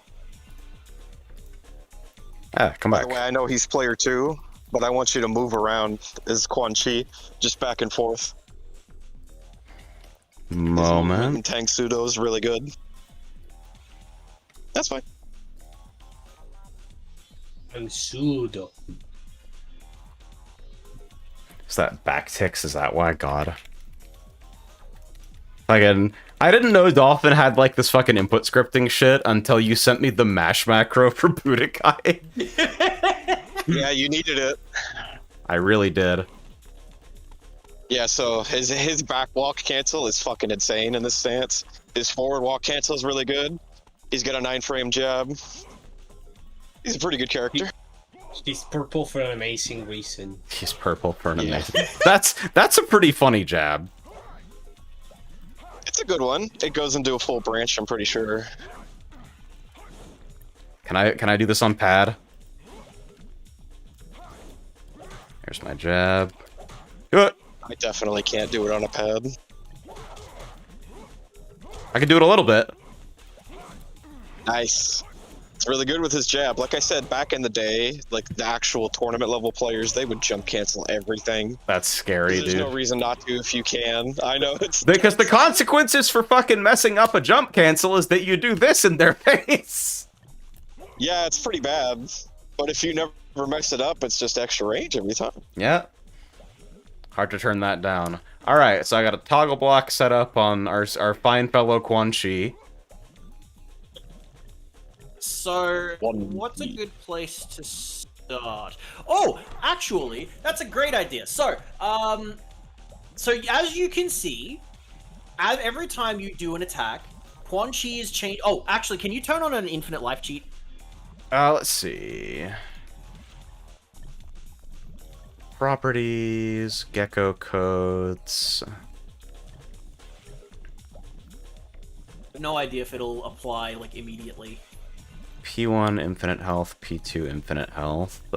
Changing cheats will only take effect when the game is restarted. Oh, okay, alright. Well, I mean, worst case, just set up a save state or something. Alright, so we will reset. Actually, I may as well just be sure and stop emulation and restart. Can never trust these fucking computers. Completely untrustworthy machine full of magic rocks. I mean, you remember yesterday, I had to restart my computer to play with you, even though I just turned it off. Getting a big drink after your parts, call that quenching your thirst. I will not. I will not do that. I encourage everyone in attendance to also not do that. Yeah, pick Shang Tsung and Quan Chi again. That's perfect. All right. Quan Chi. Quan Chi. Probably like Crane 4. So we're just doing system stuff at the moment, but like no effect here. Quan Chi block. Well, I'll make a save state here anyway, and we'll see what we can do. So, fucking save state to selected slot. Okay, so every time you do an attack, you'll see that Quan Chi's blocking animation changes, right? He's got like... Every character has 4 different blocking poses that they cycle through every time an attack happens. Even on whiff. Even on whiff. Now, technically, this period of transitioning from one blocking pose to another... Don't tell me you can fucking fuzzy people in this.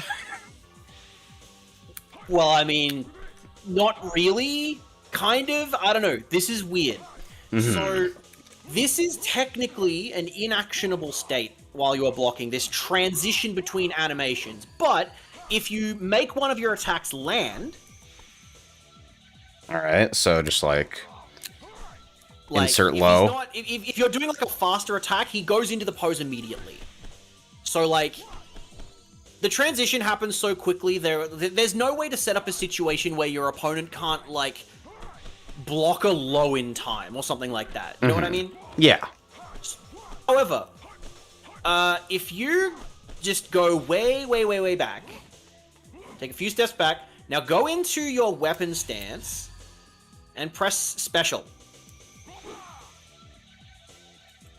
And look at Quan Chi while you do that. Huh. That's a very slow transition. Yes. Impales, and I think one other special move. For some reason. Jax's ground pound. Yes, Jax's ground pound. Have this property where for some reason they cause the block pose transition to play at like half speed. Huh. Is that exploitable? Only by Jax. Okay, yeah, because everybody else is just like, fucking, let me throw away my weapon. Yeah, so if you actually make your Impale land, he just blocks it normally. Mm-hmm. However, go back to Crane stance, so just one stance, Crane stance, yes, say that. So walk up to him, and what's the string 4-4-3? Or 3-3-4? Oh, that'll do. Alright. Yeah. So, that seems like a pretty good string, right? Mm-hmm. So what I want you to do is I want you to do 3-3-4, and I want you to make Quan Chi release the block button as soon as the 4 connects. Alright. Let's see. So then. Okay. There you go. So, almost every branch in the game is unsafe on block because of this. Technically, there's no block. Almost every move is technically, not necessarily practically, but technically punishable on block because this game does not have block stun. What the Like fuck? It has block animations, I get it. Yes. So as long as you're committed to blocking, there's a period of inaction, but if you just fucking let go, okay. Yes. So Mortal Kombat Deadly Alliance very specifically does not have a mechanism by which it can say if you block an attack, you are stuck blocking for X number of frames. It has no way of actually enforcing that. Alright. So a lot of safety is dependent almost entirely on spacing. Now, the funny part is that this is not actually super weird for Mortal Kombat, because this is kind of how things worked in classic MK as well. The only difference was that in like MK3, for example, it took more time for you to leave your blocking stance than it did in this game. So like that was your frame advantage, quote unquote, was like, you know, am I capable of leaving my blocking animation faster than my opponent's attack recovers effectively? This is kind of terrifying. In classic Mortal Kombat, you had frame advantage in a really roundabout sort of way. In MKDA, it basically doesn't exist. And let me find the clip. There is actually a really funny instance.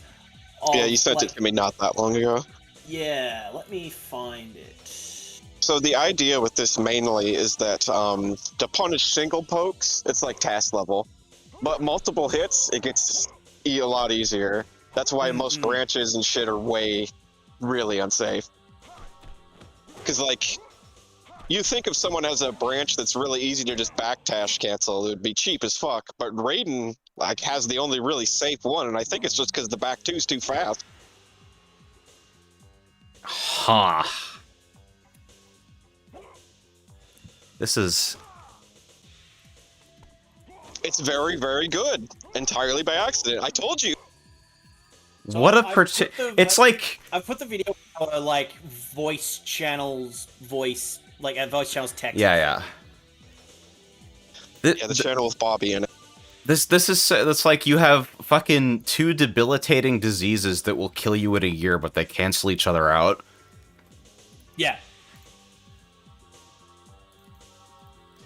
And so the fact that the game has this thing where, like, practically speaking, every string is interruptible if you block it, also contributes to this being a really kind of slow poking footsie sort of game. Yeah, you don't want to go into basically anything unless, like, it's a fucking punish scenario.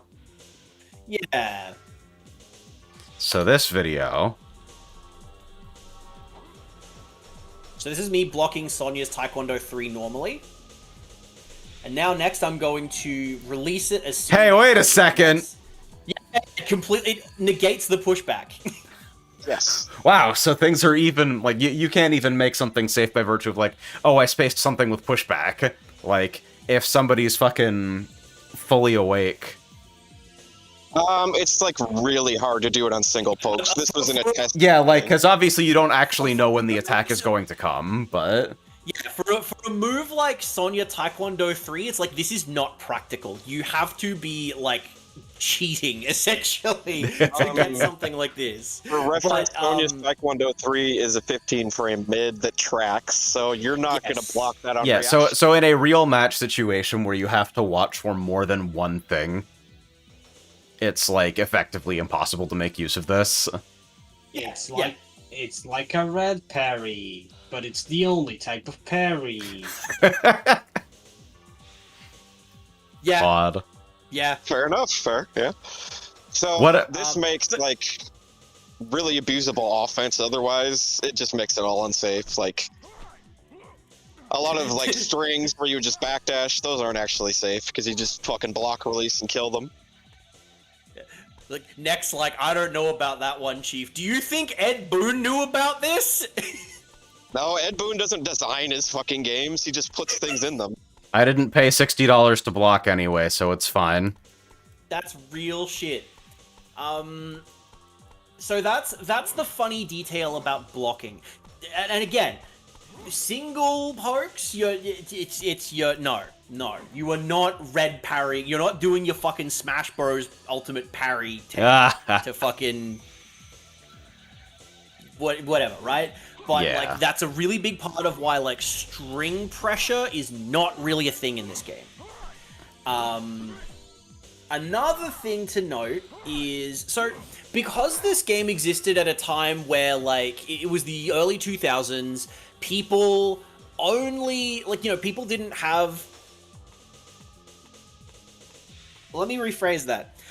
The people playing this game were not fucking nerds like I am. Mm-hmm. Which meant that people didn't try to dig into the specifics of how a lot of certain things worked. They just went, oh, thing works this way.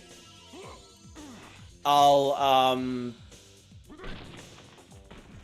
you know, that's just how it works. Yeah. Right?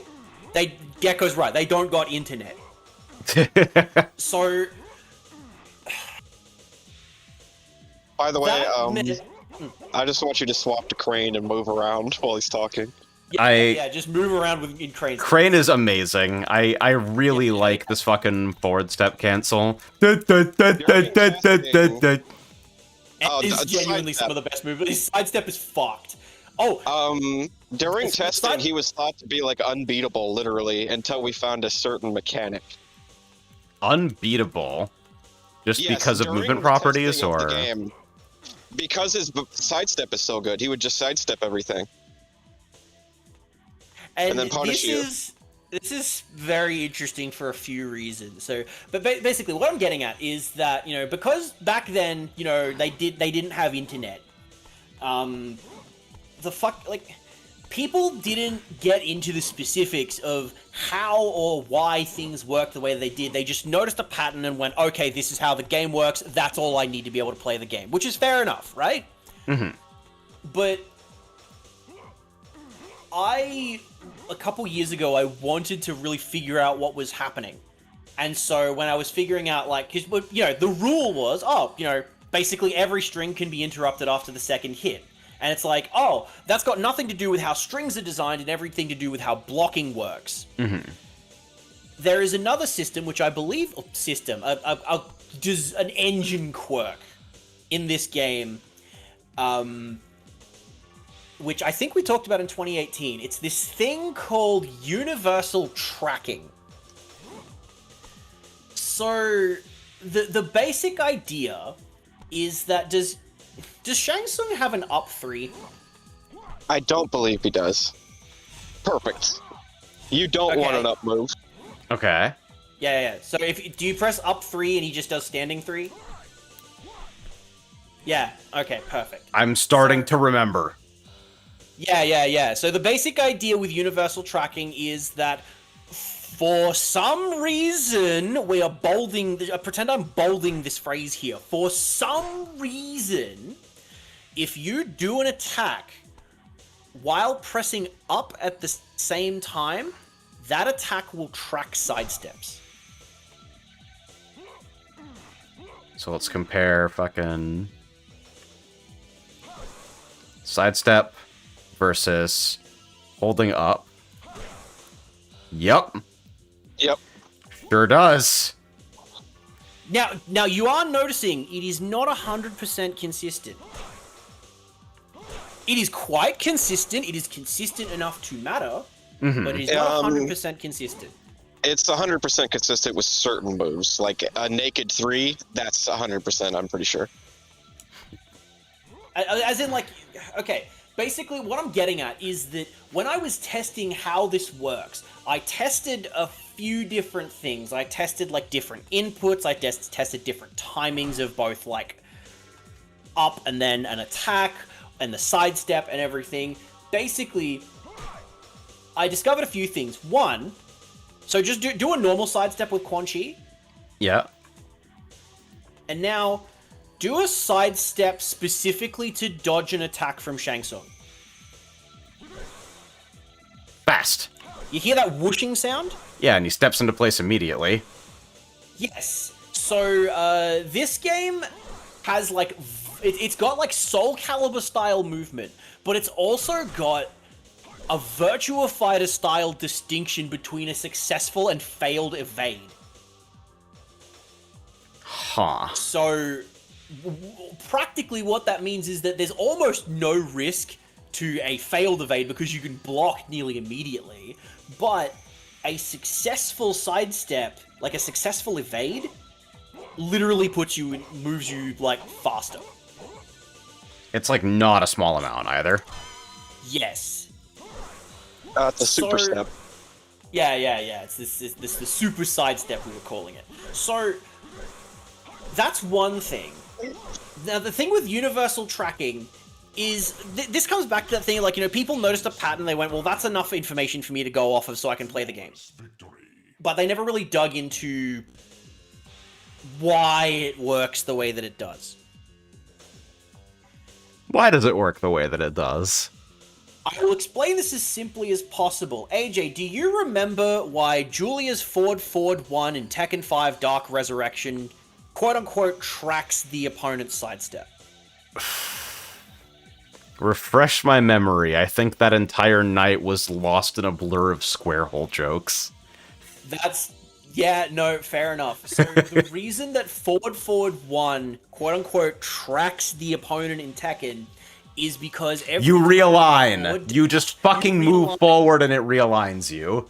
Yes. Sidewalking in Mortal Kombat Deadly Alliance does the same thing. What? Okay, hold on. So that's why universal tracking is technically a thing, because if you sidewalk at all, you realign. So that's pretty. Why universal tracking is extremely consistent, is because you realign literally immediately. And if your opponent stops stepping for whatever reason, there you go.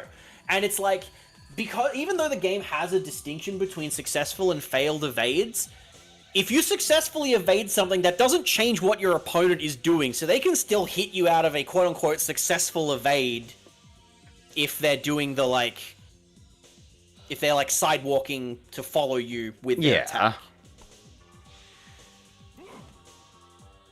What a weird circumstance. Hold on, what the fuck is a video game? Of course. That's an excellent question, my boy.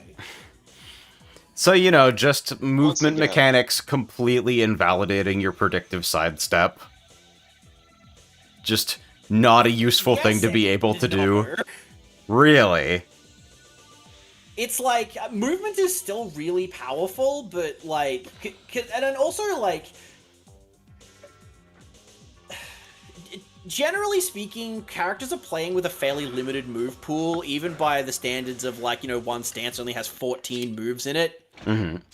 Like, most characters are only playing in like one stance and they use like 3 moves in that stance. Because the difference between a a good move and a bad move in this game is the fucking ocean versus a puddle. My 9-frame half-screen mid versus, like, fucking, A very slow high with a nosebleed stun, you can tech shit like that. I sure did kick him in the head, though. Hole for this game, specifically, is that it always loops back around to it's all by accident, and it's actually really good because of it. That's a fucking And, advancing like, move. The more you play this game, the more you understand why this was such a like popular side game. It's like, what does it take to learn a character in Deadly Alliance? Here's the 4 good moves. Okay, how do I move around the screen? Okay, done. Yeah, that's it. That's... For a game that is, like, at least kind of superficially trying to play up how many options you have between, like, 3 stances and fucking combos that transition you into and out of them, and, of course, like, the ability to, like, immediately access moves from the next stance in the tree seems like fucking any designer understands immediately the utility here.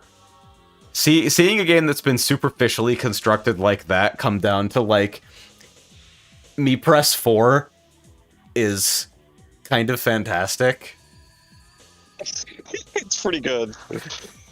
Also, while we're here, you remember how highs hit you in transition to crouch block, correct? Mm-hmm.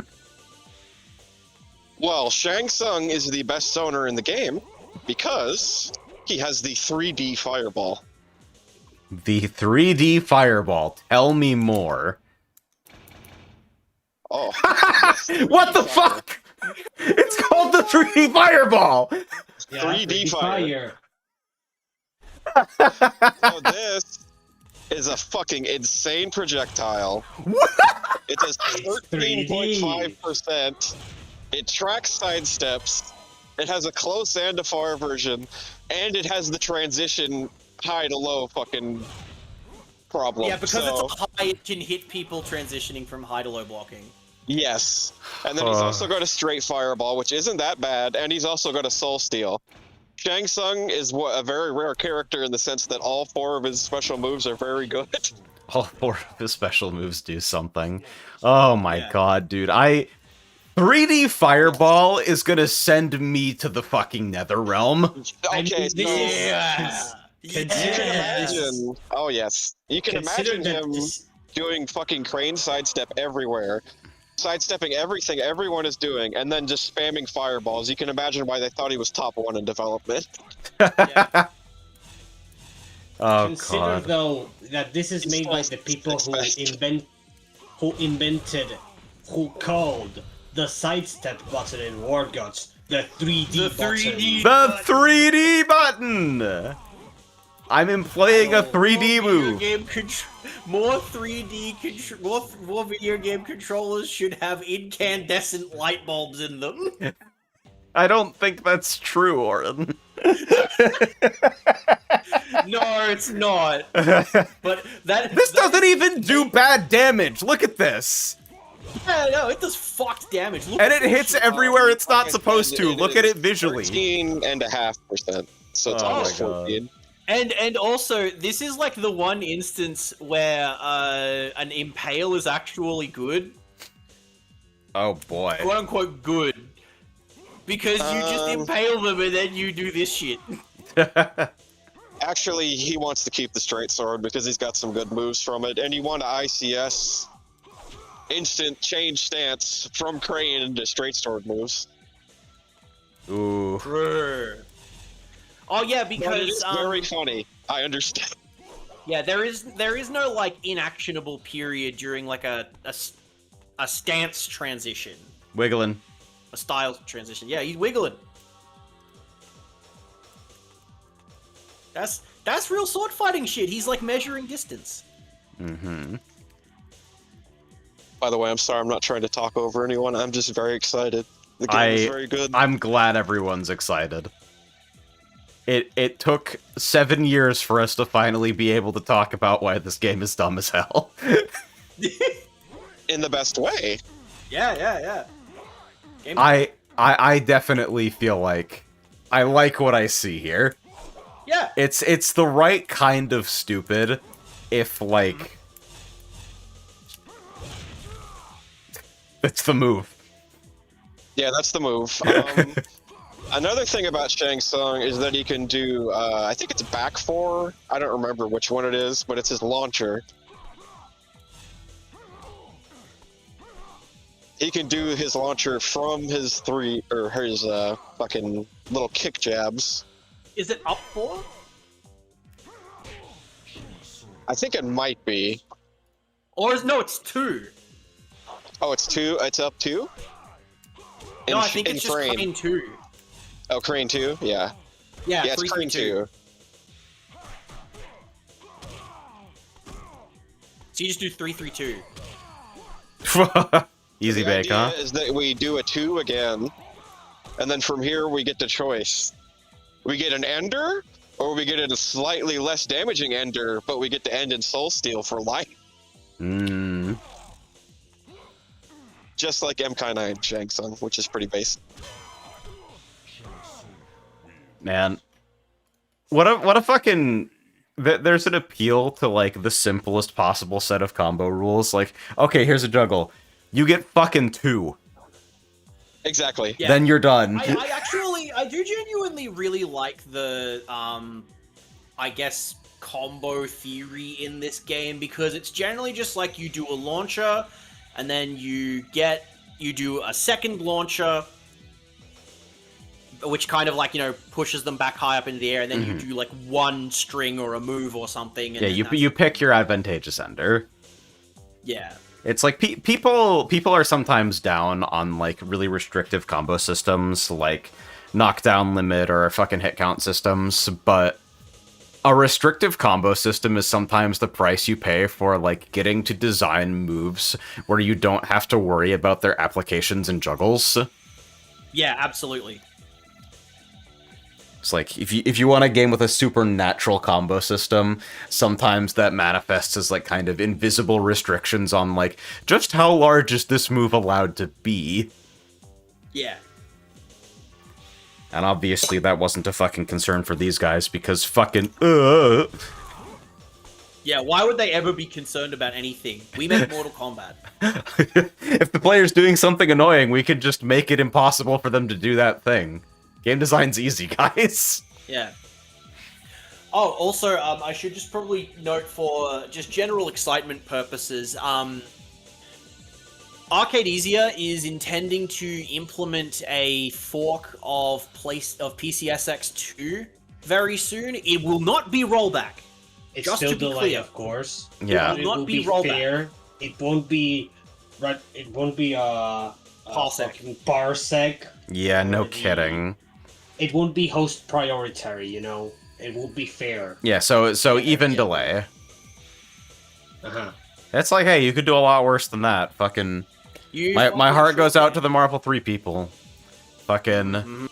Let's agree on an equidistant parsec server.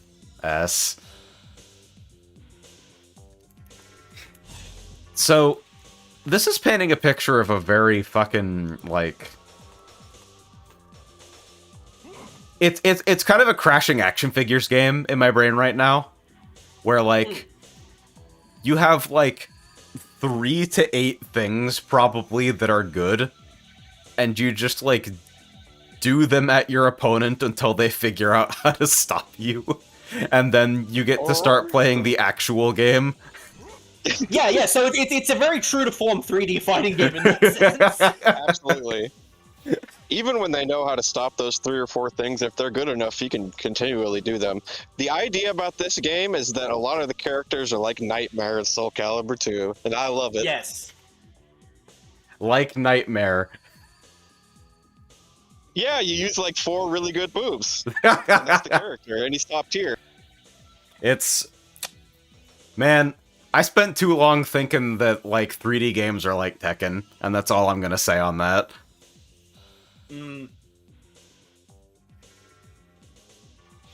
Looking at Shang Tsung's giant tassels, and all I can think of is, where did you get this long bacon? The long bacon stuff. I really appreciate the dynamic fabric with, like, animations that look like this. It's very nice, honestly. Just like his movement. Do his fucking backwalk cancel. Look at this shit. He's just moving so quickly around the screen. It's insane. It's weird So too, I because I think, feel like... Oh, sorry, go ahead. The backwalk cancel stuff is interesting because I feel like every time I do it, it produces different results. It's like I don't have quite a feeling for like how long the input is tracked, so sometimes I'll get like the start of a backdash, and it feels like I just fucking teleported. I definitely understand that. I have a clip of me doing it with fucking Quan Chi if you want to see like an input demonstration of the timing. Let's see it.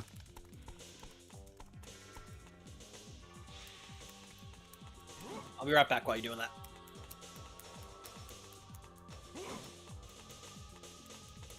Alright, I put it in general. Quan race card on MP4.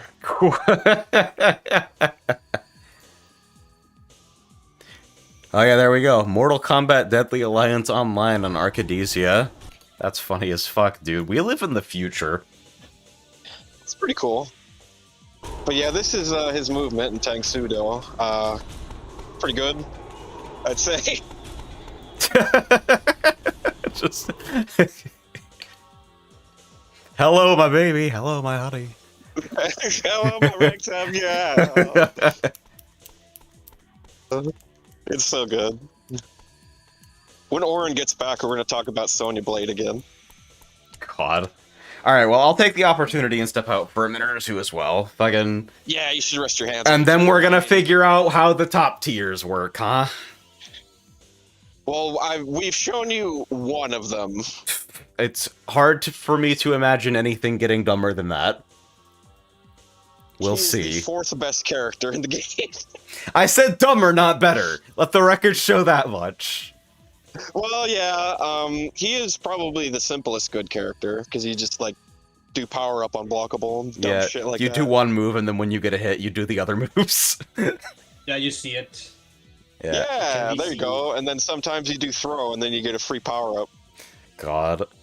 Alright, hold up.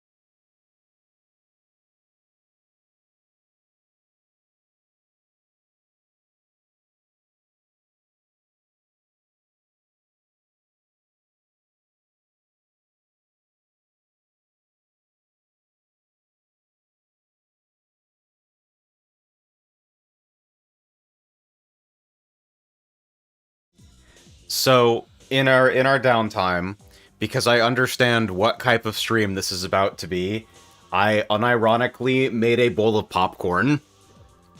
Yeah.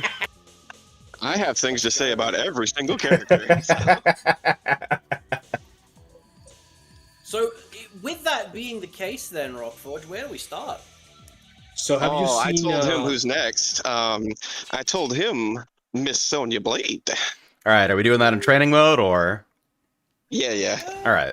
Yeah, So go with the train. have you It'll be seen easier the images captured in the Hitbox Dimension calendar? I was about to say, Juan, man. I only just saw Mortadella. It's an amazing image. I It's can so see it on my computer.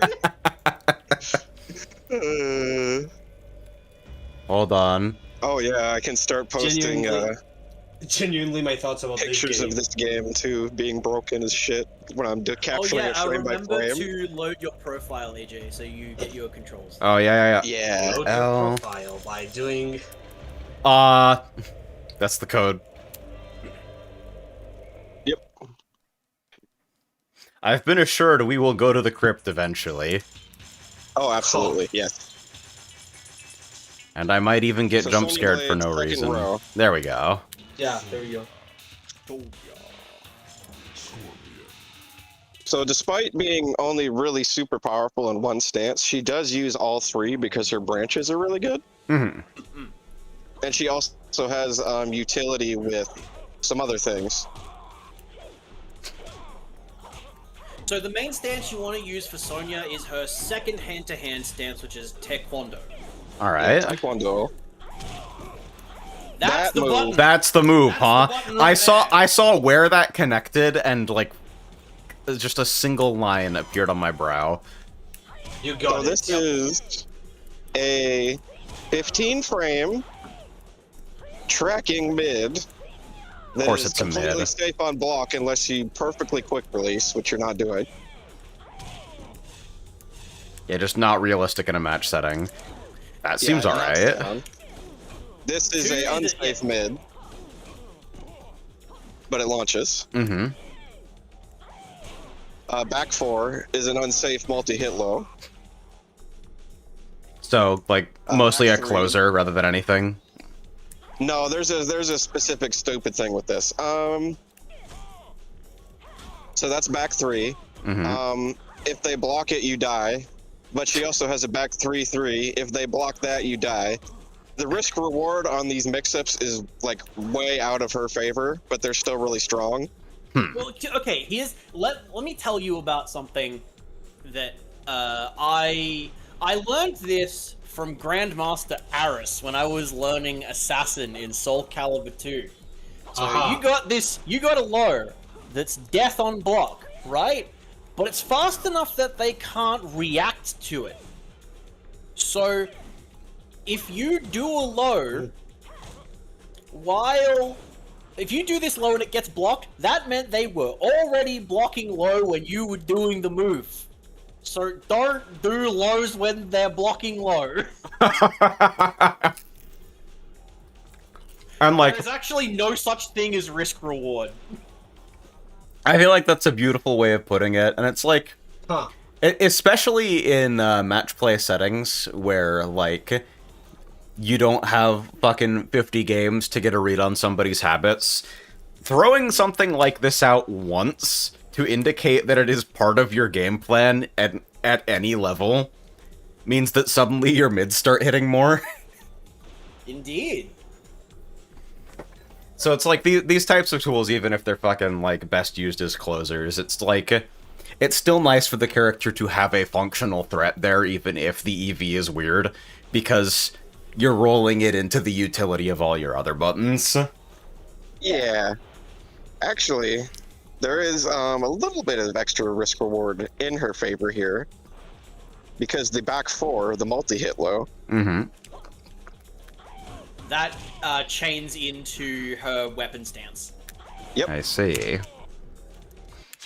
She's So got if some you- branch if for you- it. If you press stance change after the third hit connects, Huh. it's a knockdown low. That does 20% damage.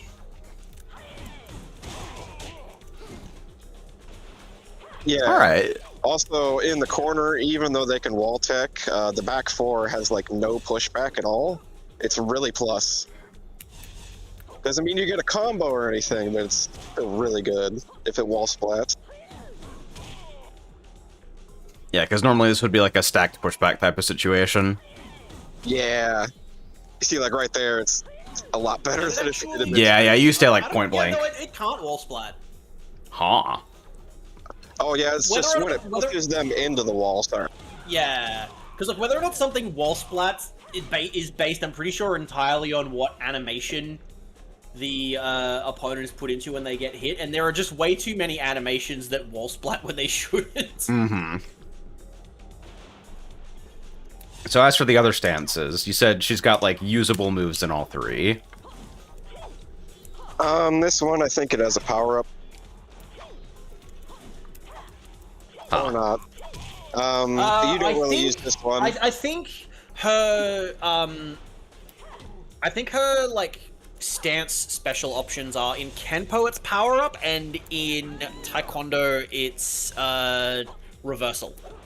Yeah. So it's like a catch counter. Yeah. Not only that, the combo you get depends on if you parry a punch or a kick, which is pretty cool. Oh yeah. Fucking love those. Also, you can ICS into this from one of the decent Kenpo moves. I think there's a couple, but Taekwondo 3 is what you're doing for most of the game. Yeah. Jump cancel that shit. Yeah. You can jump cancel fucking moves that are on the same button? Ugh. Yeah. This is scary.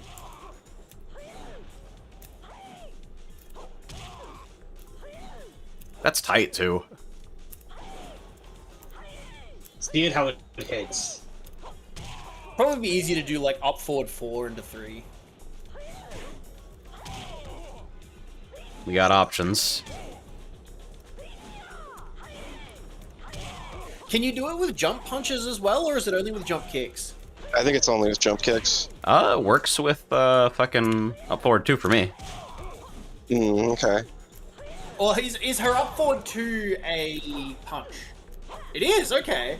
Okay. Interesting. Okay, so I guess it just you don't have to use kicks. That's interesting. Okay. Any jump attack. Alright. Okay.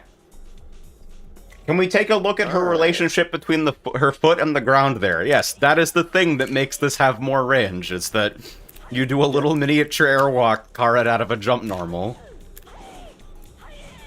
That's also why I get random hop kicks when trying to do it. You might get more range from the 3. Maybe that's why they do it more often. Or maybe that's just what they're used to. I'm not sure which. Because 3 to 3 is definitely like... That's got a very specific timing to it. I mean this with all of the love in my heart. I really do know that Nex is a young guy. Because this is like frying his brain, but then like fucking a bunch of 30-year-olds just like, this is cool, dude. This game is awesome. Or like...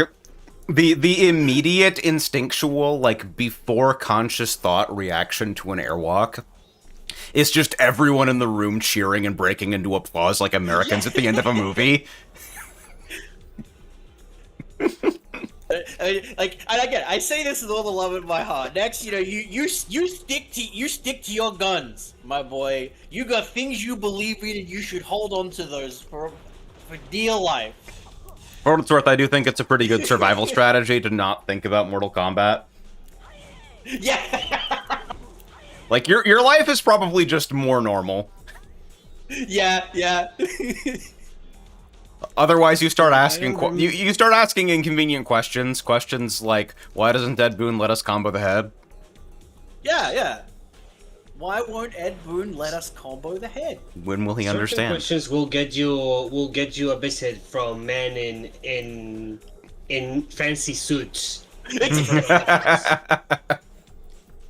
You're gonna get certain questions get you put on a list.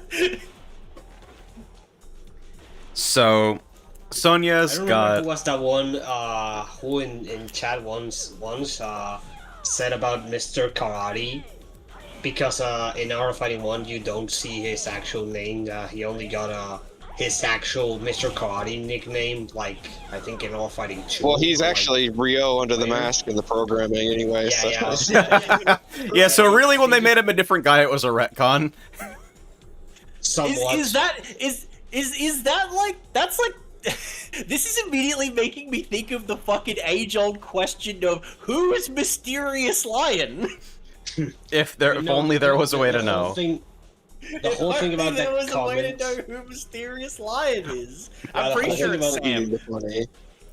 The whole thing about that Fuck. comment was that I somehow forgot that people could just not know about certain characters that aren't Q or Yori. Like the reaction to that person seeing live the existence of a guy called Mr. Karate and seeing that's awesome. You know, that's the kind of cool shit I like to see in my life that we share to the world. But I never expected someone to not know about Mr. Karate. But you know, it definitely paints the perspective of how some people seem to overstate or Dude, the games we play are understand too fucking much. old. Well, I mean, Yeah. also like Mr. But I Karate sometimes think Mr. some Karate would things are too probably much. be. Sorry, Juan. He did appear in like more games like KOF 13 where he definitely Yeah. made a name for himself. Yeah. Yeah, because I'm just thinking, like, you know, Mr. Karate also would have been, he's more likely to have been a big deal in, like, Latin America, for example, where the Neo Geo would have had, like, a massive presence in, like, arcades and shops and everything, right? No, definitely. Like, Okay, I think that might have distorted my perspective, because if I ask my fucking shop vendor who Mr. Karate is, he will answer correctly. Yeah. Yeah, like, and that's another really interesting thing of like the history of fighting games is, and just video games in general, is how regional it is. Like the reason, like the entire reason that the King of Fighters is fucking huge in like Latin America compared to like the United States is entirely because like CPS2 boards were too fucking expensive. So people in Mexico who wanted to like run an arcade or have like a fucking arcade cabinet in their shop weren't buying CPS2s, they were buying Neo Geos because they were a way better value proposition. Because you get fucking 100 games. What's not to like? You buy Same one with board and China. you just buy a bunch of cartridges. Similar to And eventually China, they all although pay for China's themselves. yeah, similar to China, but specifically China had like 8,000 copies of KO Fighters 97. Yeah, yeah. And now that's now it's China's national sport. I am So, yeah, fascinated, it's by the way, that you cannot... Combat time, huh? I'm fascinated that you can't seem to, like, do the jump cancel extension backwards. Yep. No, it's only forwards. Just what is going on at a programming The one version level? the one version you really would like to see, you know? Yeah, it's like... Like you can lead without backwards one, but could you lead without forwards? Like it's really fun. If I had to guess, I think what's happening is that the game is programmed to give you a jump kick if you press up forward 4, but there's no like assignment for up back plus Yeah. button. So it's there's specifically an nothing to, like, attack canceling type of thing. Yeah, there's nothing to Kara cancel from a back jump. Now, if you try to imagine... Power-up. If you try to imagine the internal structure that allows you to Kara up forward 3 into stand 2, then you might get a minor headache, but... There are some things where, like, again, if you don't ask questions you're not prepared to know the answer to. The true answer is to prepare yourself. So if I hold block after this... But yeah, tying back into Mortal Kombat is the fact that indeed it was a very, very different regional experience, and how it actually is also like very, it is very much super popular in specifically here in Argentina. It's like very much pop cultural. I'm not sure. I think it's even more popular than Street Fighter generally. And like the so yeah, I say that specifically you might hear this more from Argentina. That classic Mortal Kombat, even I'd say 2, is more popularly played than Street Fighter 2 and similar. Even if there is some sort of stuff there. And the Uruguayan, specifically fan base of fighting games, you might find most of them on Fightgate. There's a really good guy that plays Heritage for the Future, and another really good guy that also plays Heritage for the Future. And you have one that plays Marvel vs. Capcom, and I guess I count, I'm not sure, but you know, you have them there. And you have this guy who plays ass. You've got a bunch of 1CCs for games I've never even heard of. I think that qualifies as being good at video games. No, I'd say I'm good at video games, sure, but like I'd say like tournament level player, I'd say it would be kind of dishonest to say that I am a tournament level player. I haven't put that much dedication to most games. I also play Heritage for the Future. Who do you play in Heritage? That's a really funny question. That's a really good answer. That's a funny question. So I don't believe who I play in that game either. Yeah. Play Jotaro. Nope. Oh, no, of course you play Vanilla Ice. Of course. Vanilla Ice is my secondary character. Yeah, that's my secondary too. He's not my main. You can't main a banned character, Rob. Sure they It's can. not a banned character, actually. Because I'm literally just moving up the tier list. I'm like... Do we fucking tell him, or do That we is just so save unlike you, them? Rockforge. That is so unlike you.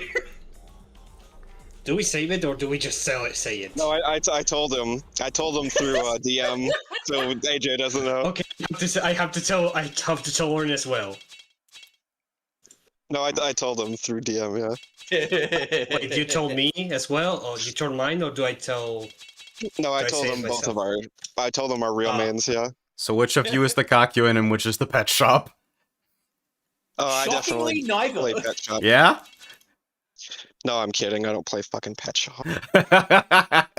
See, I was literally because like to me, you are a guy who plays top tiers like almost exclusively. So like you specifically seek out the top tiers.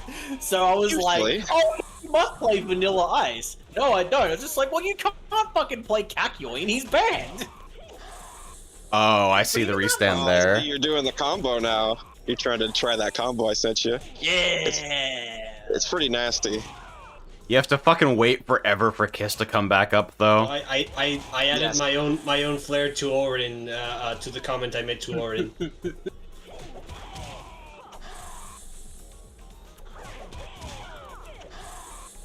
I think last time I tried to play Heritage, I tried to learn Jotaro, but also I don't really like Heritage all that much, to be completely honest with you. It is an acquired taste. Sometimes it's really. It has really good things. Like it's a really fun game, but then you have to deal with the input parser and the way it deals with blinking and the infinite prevention system, and you feel like just let's go to Hokuto Ken instead, man. That's real shit. This is the only time I have... Let's play Fist of the North Star. This is the only time I have ever heard anyone say, let's play HNK because it's easier. It's not easy, but it's like more rewarding. Types of things you get. It's legitimately a lot more consistent too, because the IPS and Heritage is fucking dog shit. Yeah? Yeah, it's literally once you get past like a certain number of like reps of a given like combo, like it's obviously it prevents infinite, but it's like the problem is that it's literally random. Like once you get past like a certain point of the combo, it's just your combo will just knock down at random. There's a video that shows speaks that talks about like looking at the code in extension, and it was made because it was made from a Polnareff player who was so angry at the game just fucking up Polnareff's combos because Polnareff is like the biggest victim of this. Yeah. So, yeah, like the value changes, like when his sword sparkles, when he does a move, when any sparkles like spawn on him. And so they rage reverse engineered the game. They were already a ROM hacker of the game, but definitely being a main of Polnareff motivated the creation of that video. No kidding. But yeah, Polnareff either is way, top tier, by the way, even though they're like they get screwed by that. Either way, Sonya Blade, do you like her or not? Is this a good character for you? Do you like this? Did you press Taekwondo 3 and enjoy yourself? Did you press the 3 button? Did you have good time? I did. Yeah, he's the 5th best character in the game. The fucking the full string ender is kind of goofy looking. I'm not entirely sure if that's a real Taekwondo pose, actually. Probably not. I am almost certain that every single reference to any real martial art in this game is just completely made up. Yeah, true. Probably. I mean, I don't get plus frames out of doing a hop kick. Yeah, usually a taekwondo stance is like you don't do your knife hand pose like this. This is all like fucking, you know, martial arts movie type shit. A taekwondo pose is usually more like you might have you'll have like one arm around around waist level or like hip level, and you'll have another arm just sort of like hanging a little bit lower for the most part. A lot better in TKD. Yeah, it's wild how variable these movement properties are. Like this is miserable. It depends on the stance entirely. Like the movement value. This shit looks like I animated it in Scratch. This is part of why you can't really use this stance. You just like move like a log. This one's okay. And then this one, you're a race car, so this is the good stance already anyway. So, on that note, since we really want to see real martial arts, go pick Reptile. Alright. So while I do that... It's time to talk about Reptile. Does anybody want to fucking quickly, like, refresh me on Power Up, like, what exactly it's doing?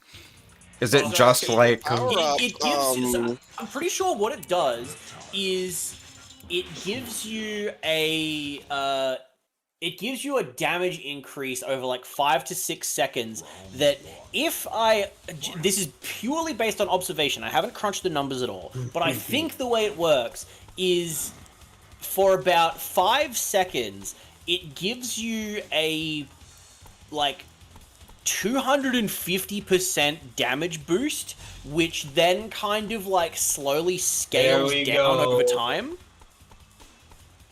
This is the best stance he's got. I'm so happy right now. This is unironically the stance that makes him top tier, and I'm not joking. Yeah. So I noticed that Reptile has received a few design changes. Absolutely. I like him like this way, honestly, unironically. You want to go back to the first stance, though. Just checking for funny movement.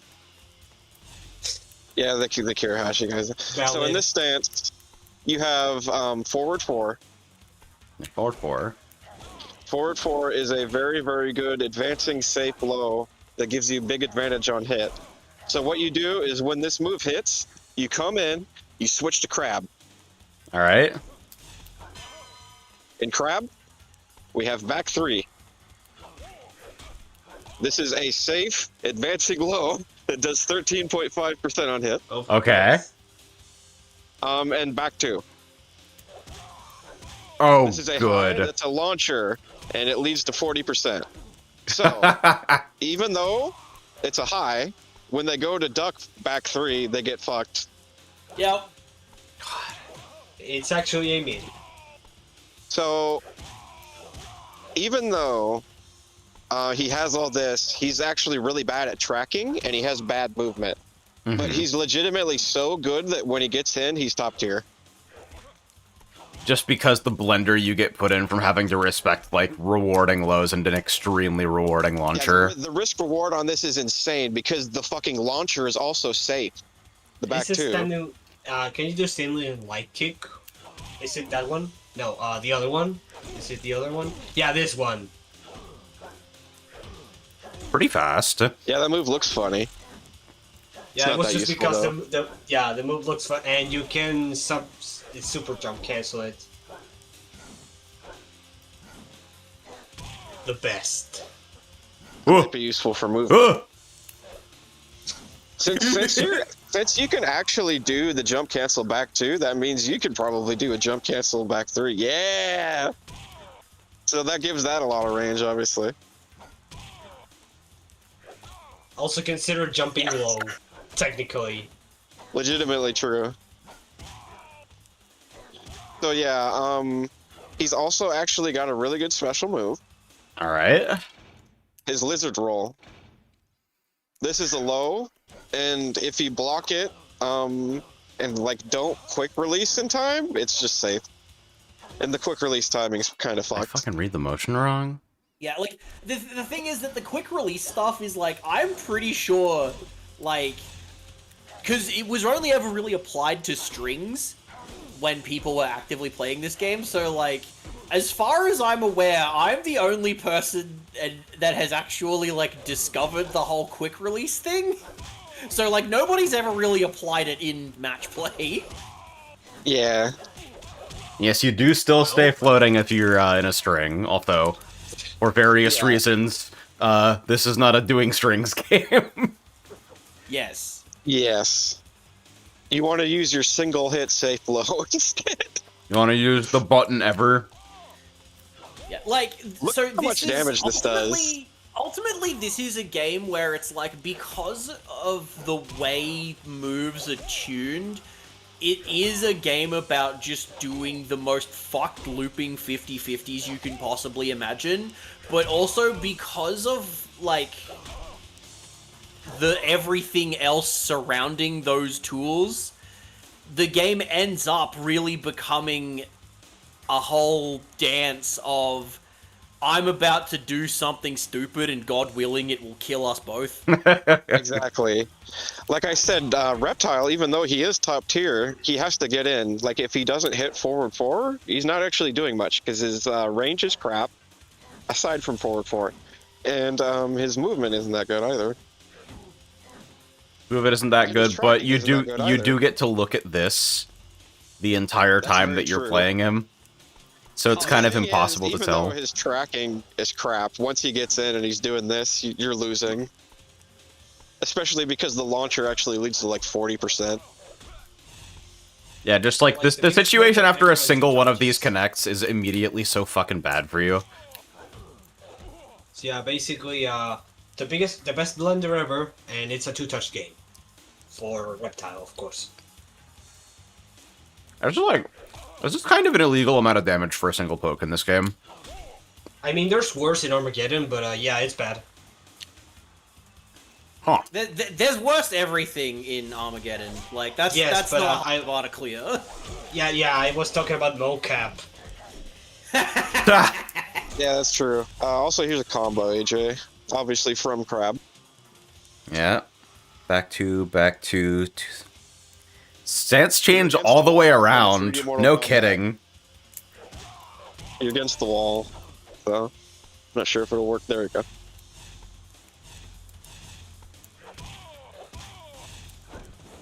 Gotta be quick about that.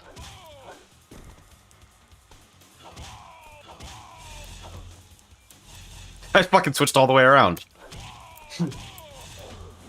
1-3. There we go. I won't accept the stance change input for a bit.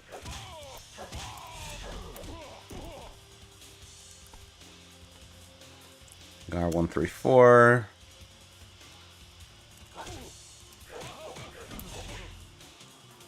Oh god. And one back to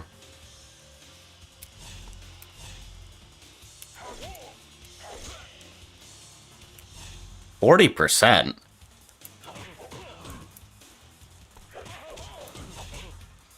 Man, the input parser on these fucking round the world strings is astounding to me. Yeah, you kind of have to dial it in advance, but with the string this long, you know you're gonna fucking be punishing with it, so...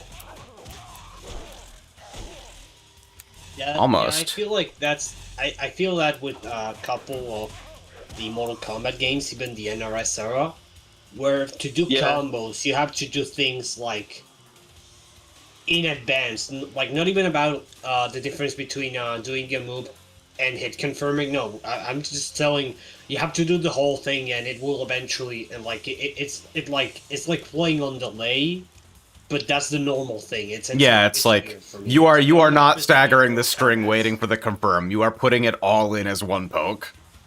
Yeah, it feels like to me as it only happens to me with Mortal Kombat. Yeah, it's kind of funky the way they do the inputs sometimes, especially in MK. But that's the way the game is, sadly. I swear to God, I just saw 1-3. Okay. What the fuck? How is that? Yeah, it's wall splatting. You're gonna want to get off the wall. It's just like the way that hits feels so broken to me. It's very wrong. Also, here is a sentence from the end of the guide about Reptile. The best way to sum this character up would be to say that if he gets you in a crab mix-up, you lose. There you go. Alright. And this comes from people who actually play the game, so you can't even accuse that of being like, oh, it's too one note, it's too reductive. It's like, nah, it's what the guy does. It's what we made him do. No, Tom, who wrote the guide, got first at like a fucking 90-person tournament with Soul Calibur 2 and Tekken in the back as well.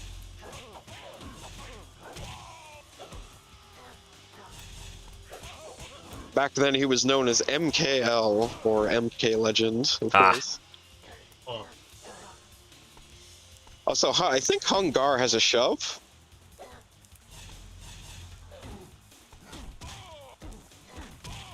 It would be as a special. Yeah.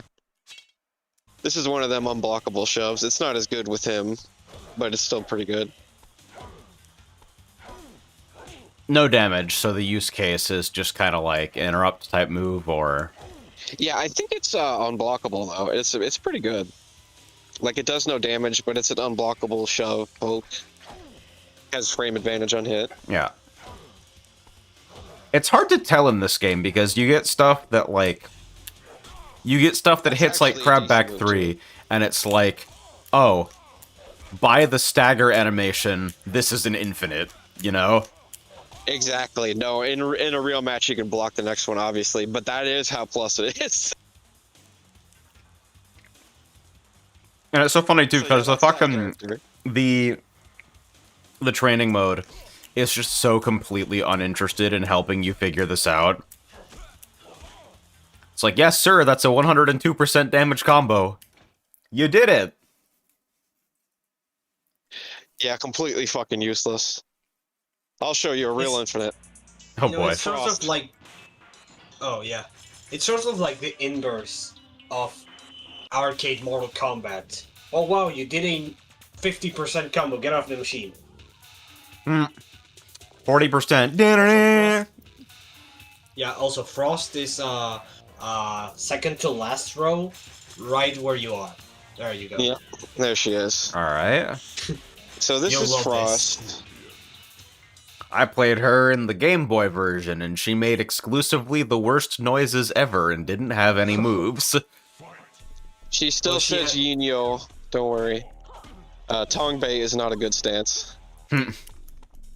Just straight up, it's not good. Yun Yang is an okay stance. It's with a failure. Really good movement. Yes, the movement in here is very good. It's very similar to Bajai Quan from Li Mei. Looks like a really bad backwalk cancel, though. Look at this. Yeah, oh yeah, that's not good, obviously. It's like explicitly as bad as it's possible to be. Not very good on either. Got a power up, always nice. Yep. Power up always good, obviously. Daggers are okay. They have an impale, but you don't want to use that. Not really a useful stance at all. Mm-hmm. But you still want to keep it because you need it for the stance cancel. Uh-oh. Yep. You never really want to impale most of the time. Which is a shame because they clearly thought it was the coolest mechanic ever. I am going to spoil one thing to you about Armageddon, even though we're not playing it right now, okay? Mm-hmm. There is a way to do a glitched input that makes an impale come out, even though that's not a mechanic in Armageddon. What? Awesome. Yes, with That's really Sub-Zero. What the Do fuck? like a weird jump over setup and do a specific set of inputs and it makes an impale come out. Just for him? I'm not joking. I haven't heard of this actually. That's really funny. And how does like what happens from there? Does it just do the input and nothing else, or does it actually do the life? No, it does. Steal thing? It does the impale. It does the exact same function it did in Deadly Alliance. It fucking drains their life. Does he keep the weapon for this, or is it actually? No, I think it takes the weapon. Oh. Yeah, just the development left over that wasn't fully removed from the character. Exactly. That's really good. That's really good. So the entire reason Frost is good are like a couple decent moves, and the fact that she has an infinite. Alright. Fucking back 3 looks alright. It's okay.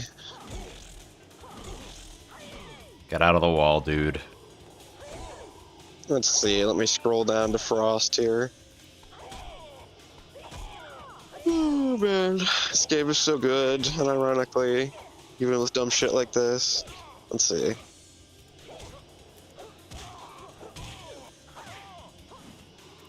Okay, so her good moves in Yun Yang are back 4. Alright.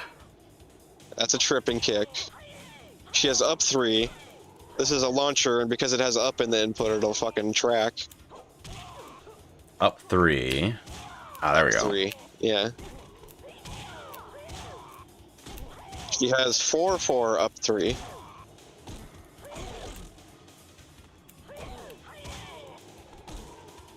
Four up 3? Yeah, 4-4 up 3. Okay, just always need to do it faster than I think in these games. I understand that. Yeah, you have to dial it in advance. Yeah. Again, you'll only ever be using this in a punish situation, so even as funky as it is, you just get used to it. Mm-hmm. So the idea with her is that she has down back 3. Oh, that's a move. There you go. And you have a capture state, so Ground surely ice. you have something fucked up. It's a ground ice, and then she has down forward 4, which is a slide. Alright. The slide is decently fast, and it knocks them down in a very particular way. Flat on your back, Exactly what huh? you think it is. It's that easy, huh?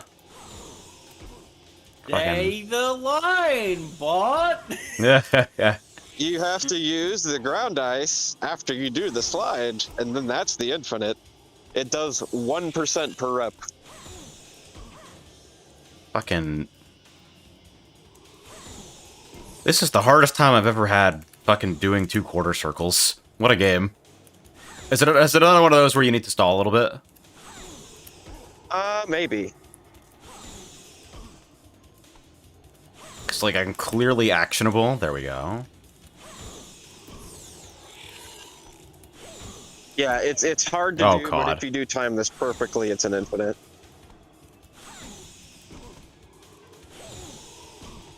It's just the willingness the game has to give me no action there.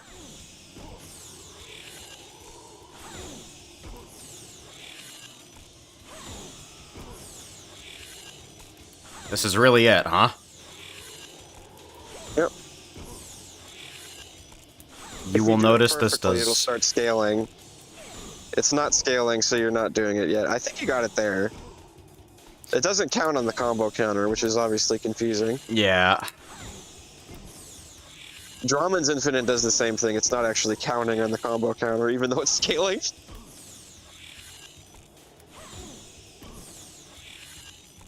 I think you're getting it. Yeah, you're definitely getting it. Nice.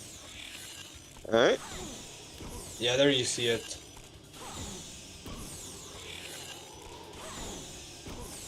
Yep.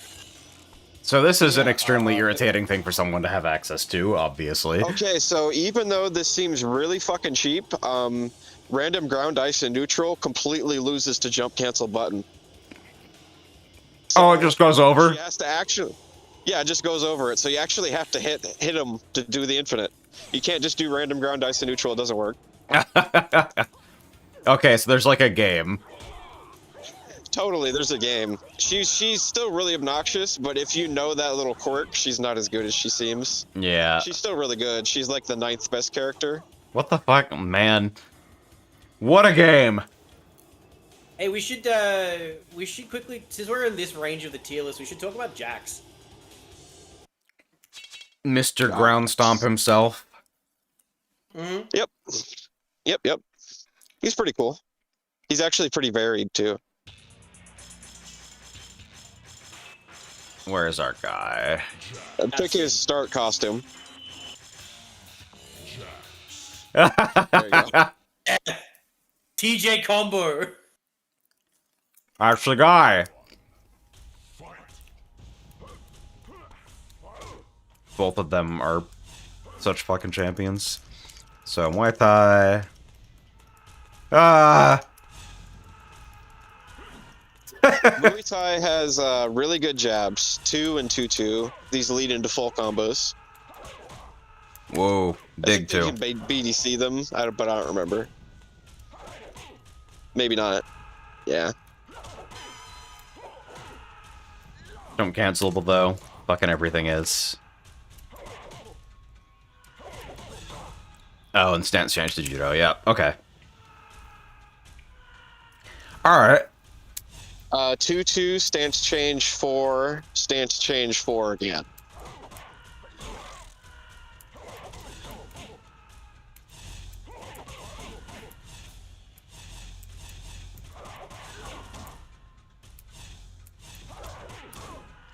Come on now. The stage is still as good as ever. Quickly, just so we know, is when you press 2-2 stance change from Muay Thai, does that result in just 1 kick or 2? Just press 2-2 stance change. Okay. Yeah, you gotta dial that shit right the fuck in. How I gotta throw there, I'll never understand. That's what I'm talking about. Oh, because I'm in judo.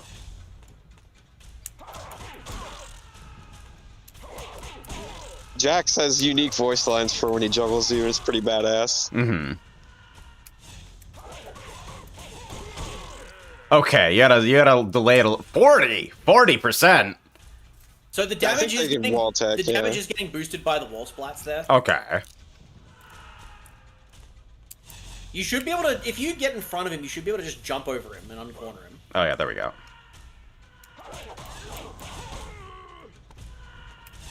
Still, we're getting some fucked up damage. Yeah, no kidding.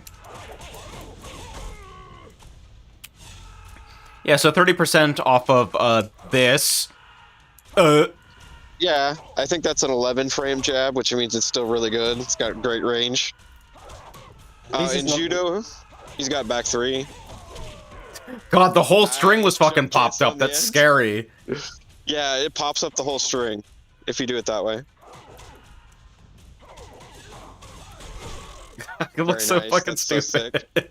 It looks really silly, but that's probably really useful. Yeah. No, obviously. So Muay Thai, Judo. fucking button man. Yeah, in judo we have back 3.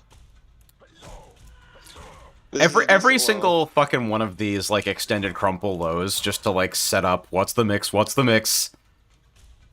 And then we have 4-4 back 2, which is the other part of the mix. Ooh, good launcher.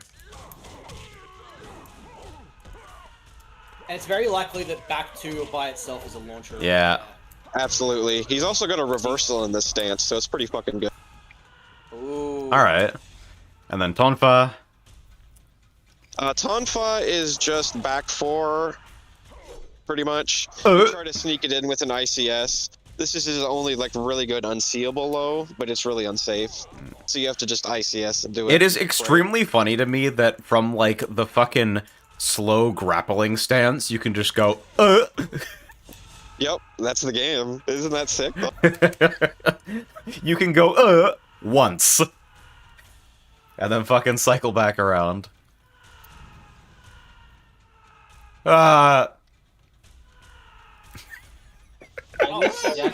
What's the input for his ground pound? You should look at the move list, yeah, here. Forward, down. Oh, dude. Forward, down. Yes. Now, so this was the block glitch, yeah. Yeah. So you can't do it because you're in trading mode. But basically, if your opponent is blocking while they're doing that, while you're doing that, the startup will like cause their block pose animation to play out at half speed. So if they're blocking and you do the ground pound is guaranteed. Oh god. Alright, let's see it. In that situation, you know, the answer is easy. You just don't block. Yeah, just don't block against. Oh, help, it's stand 2.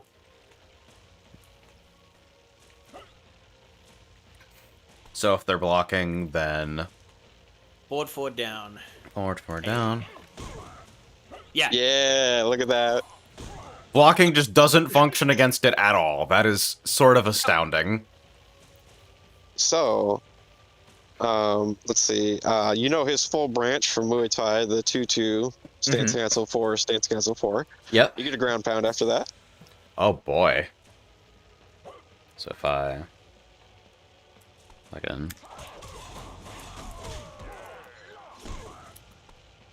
You have to time it perfectly to get it to count as a combo, but it does work.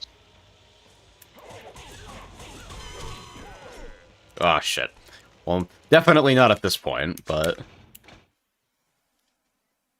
So who do we have left? Oh man, I just remember who is left. Probably. There's a lot of characters left. Oh, we talking about everyone? Okay, we can I don't put delay necessarily everyone, but there's a few characters that are worth discussing. All right. Can delay Raichu a bit more. Yeah, we don't have to talk. I about wanted like, AJ to do the 60% combo though, or at least try to with Jax. Well, let me We didn't fucking talk about him that much. let me get out of my misinput, and then I'll give it a try. You said 60%? I went over his good moves. Yeah, I already went over his good moves and everything. That's fine. I just want you to try to do this combo a couple of times. Surely it's not that hard. You know, I wish Jax's second skin palette would allow him to have a hitbox on the chain. Just as a treat. For no reason ever. Green Falcon. Exactly.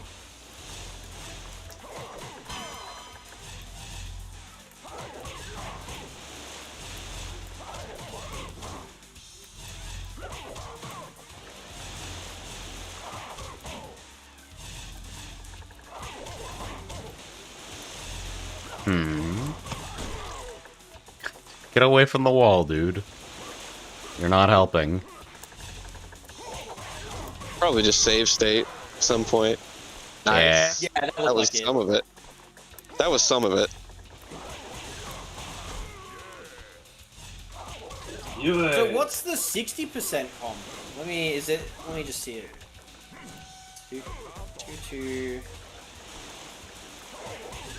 Yeah, the 2-2 stance cancel 4. Oh, yeah. Into the back 2 launcher. Into 4-4 stance cancel 4, and then you get a ground pound after that. And the ground pound just does 1 billion damage. Yeah. Pretty nice.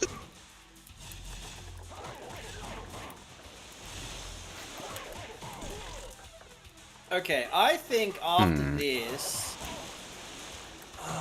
fuck, who do we go? Who do we talk about? Do we talk about Suhao? Yes, because he's actually pretty good, even though he's like a meme to a lot of people. He's really good in this game. Yeah, he's really good in this game, and also he's a meme because he looks like shit and Ed Boon hates him. Yes, Ed Boon hates him. He's like a fan, like diss favorite. A lot of people hate him. They don't like him at all. But in this game, he's a fucking high tier character, so it's really funny. yeah. Everybody's just got to deal with it. Actually, like literally, people fucking look at. Isn't he good in every game? They just go, "Oh, brother, this guy stinks." Isn't this guy actually really good in every game he's in? No, he's not good in Armageddon. Oh, in Armageddon, not. Okay. Still better at track record than Kai. Well, yeah. Oops.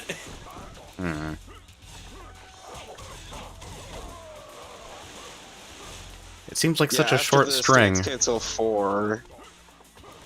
Stance cancel 4 into fucking back 2, back 2. Ah. So I think you do like Almost. 2-2. Oh yeah. So yeah. The so, back so, 2s are in judo. Yeah. So you can do like 2-2 stance, 2-2 switch, back 2. Cool fact about this, this is the video game that invented the system. These two are talking to you in the input system. Yeah, 1, 2, 3, 4. This was actually the original game that did that. Huh. In terms Really? of Mortal Kombat, at least. Okay. Yes. Yeah. Like, so obviously, like, Tekken players had been referring to their attack buttons as 1, 2, 3, and 4 for, since Tekken Tag Tournament. But, like, this game is the reason that the attack buttons in Mortal Kombat are referred to as 1, 2, 3, and 4.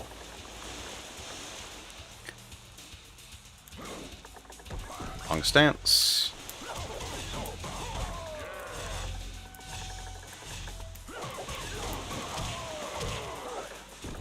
Oh, I see, yeah. Yeah, so then you do a second back 2, and then you would do 4-4 switch 4 into ground pound. Alright. I think the low stumble knockdown here actually gives you the ground pound, which is fun.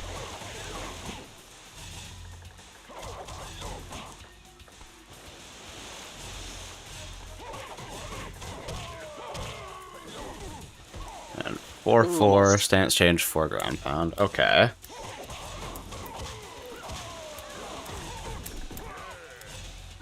It's okay if one of those whiffs. You Yeah. just want to land the combo in general. You only lose like 2%. Wow, 46 already. What the fu- What's wrong with the scaling here? Wait, wait, even if the person falls, is it still correct for the kicks to combo? Yeah. Or can it? Okay, cool. As long as they don't actually hit the ground, that's all a combo. Yeah. It's just the juggle limiter there is like once you hit X amount of hits in the juggle, they fall out. Almost. Yeah. Faster, I mean. I think you can. I think you're really fun to do, actually. Ah! Stop. Look, the combos in this game being so simple make them kind of funny. It's just like. I'm fucking doing it. You see the inputs. Yeah, I think you should delay it more. Or Yeah, more you have pronounced to. With it, that's a really Mortal Probably Kombat have to delay it more. Like, you can pick fucking Kung Lao and just do, like, power up and then do his full branch combo twice and it does, like, 50%. And, like, that's the entire combo is just you launch them with the full branch and then you just follow up with the full branch again. You can do that thing in the Tonfa stance, right? Yeah, you can do the ground pound in Tonfa. Huh. Maybe you should just like practice the ground pound because I know it is 3 inputs, so maybe you have to dial it in. It's double. It's double. Oh, fucking fuck. Ah. Oh, you didn't. That's okay. I fucking completely spaced on that, I I knew guess. it was a 3 input. It's one of the only yeah, ones. I thought you were failing that. That's why I was telling you that. Oh, get out of the wall. Combo for sure. Yeah. 57%. Oh! 57 from a jab. Let's go. Now just do it again. Fucking, what a guy. That's fucking so sick. Return of Nightwolf. Before we get off Jax, too, he has one very important move. His piston punches. Alright. This is a special move. These are really fast. They're all safe, and they're mids. There you go. My life's great.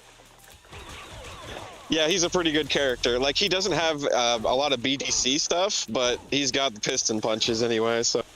And you got big boy damage, so fucking life is good, right? Absolutely. If you land that poke, they're fucking die.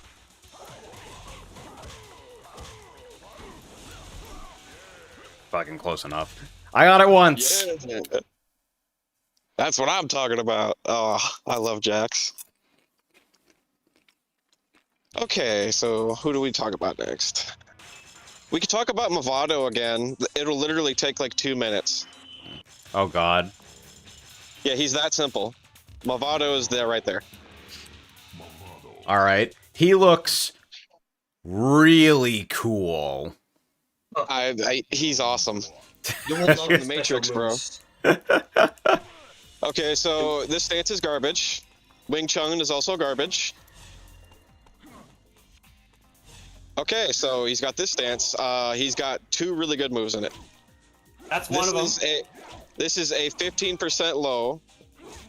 You can backdash cancel it, so it's 100% safe all the time. And then he's got 2, 4, 4, back 3. This is a string that knocks them down. Alright, 25%. When they go to duck hook swords 3, this hits them because it's a transition. Transition high. This is the entire character. You just do 3 backdash cancel, and then you do 2, 4, 4 back 3 sometimes. But 3 backdash cancel has tons of range. It's a safe 15% low. So when I said 3 to 8 things earlier, I guess I overshot a little bit, huh? Yeah. This is the most simplified character in the game. He is the 8th best character in the game, and he uses 2 moves. Although, one thing to note that we forgot to mention, it's a very, very small detail. Can you at least please try the special move he's got? Does he still have that one special move, right? Oh, yeah. They're both terrible. Okay. Actually, Yeah, no, the backdash is decent. No, look at... There we go. Look at this shit. Oh my god, This that's is goofy. terrible as fuck. I think he has like a evade in his second stance. Yeah, that was it. Sorry I interrupted you, Orin. This move It's okay. is okay. Which has a cooldown of approximately forever because they thought it was too good, I guess. It's semi-decent, but you still never really use it because 3 is better. 3? The fact that this is a 2-hit move, but only sometimes, is killing me.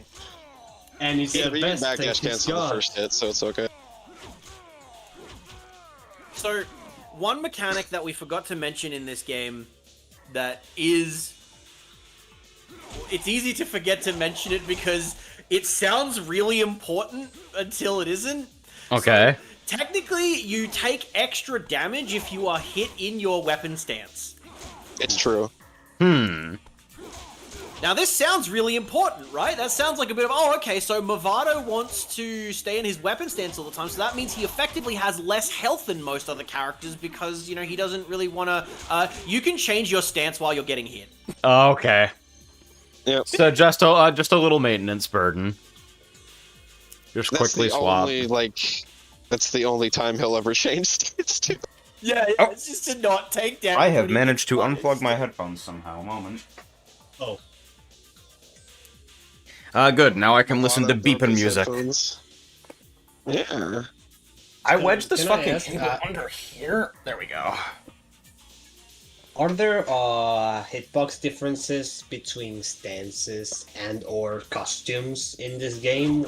This shit sure looks 3D. Okay. Look at that fucking whip over his head on the other stance. In this game, I don't think there's any of that bullshit. I think that's an Armageddon thing.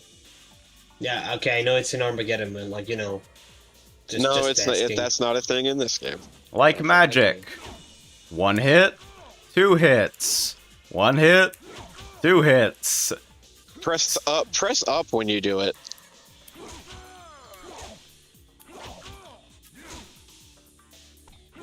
He was in hit stun. That's why the second hit whiffed. Yeah, it's just fucking the fact that you like reel under the second hit, but only facing a certain direction. And like 95% of the game is going to be mid-screen. This is just training mode jank, I think. Because it's mostly at the wall that happens. It's probably also character specific. And Most also likely. like, this kind of like foot position wonkiness stuff, that's pretty normal for a lot of 3D fighting games. Yeah. Exactly. And I think it doesn't matter if only one hit lands because you're just going to backdash cancel it anyway. So. You're here for the low, not the damage. Yeah, you are actually stuck in your hit stun animations in this game, Thank God. because there are hit stun animations that you can be stuck into. If they had thought to give blocking, if they had thought to give block stun animations, this game might be a lot worse. Yeah, it's true. Can you imagine if they had technically figured out how to unplug your controller while blocking? That would be how they do it. Also consider the fact that there would be like zero. I definitely believe them to have like zero knowledge or understanding about block stun restrictions, throw restrictions, and or high-low. Oh, come on. Surely no one would ever design a game where you get inescapable throws off of blocked normals. Surely there haven't been about 20 of those on this show. Nice knowing you. Nice knowing you. It's never happened. It's impossible. The other guys, Tom was in here earlier when I was streaming Crossworld, so like, you guys are doing SVG today, right? And I just remembered the fucking... I got pulled out of fucking character select? I didn't even hit anything. Yeah. That's funny as hell. Yeah. You took too long. I guess Get off so. the machine. Let's get off the machine! Yeah, get off the machine! Why does this fucking company behave this way? In arcade mode, I think you get your character chosen this way, right? That's... Yeah. Oh. Yeah, just like in the arcade. Okay. You talked So about who do we Suha speak of already, next? right? Is it time to talk about... Borroichu. This Yeah, is a sure, very, give it. very strong character. It's time to talk about Bomb Rush Cyberpunk. I don't think that's his name. It's time to talk about Blue Roman Cancel. Yes. Time to talk about Chaos Roman Cancel. That's a good startup, right? By the way, you understand, you see that startup of the intro, right? Yeah. So Drunken Fist. The movement in Drunken Fist is terrible. As you It seems really fucking bad. But if yeah, you're next now- to him in Drunken Fist, you die. Yeah, now you switch to Mizong, Okay. and now he has good movement. Pretty nimble by comparison. Mizong is an okay stance. You usually get into it to move around. Mm-hmm. Because when you're next to them in Drunken Fist, you're winning. He's that kind of character. Also, that is in fact fart. Yeah. Yeah. He farts, he burps, he pukes. He's big and fat and funny. So he is Mortal Kombat's Rufus, with everything that entails.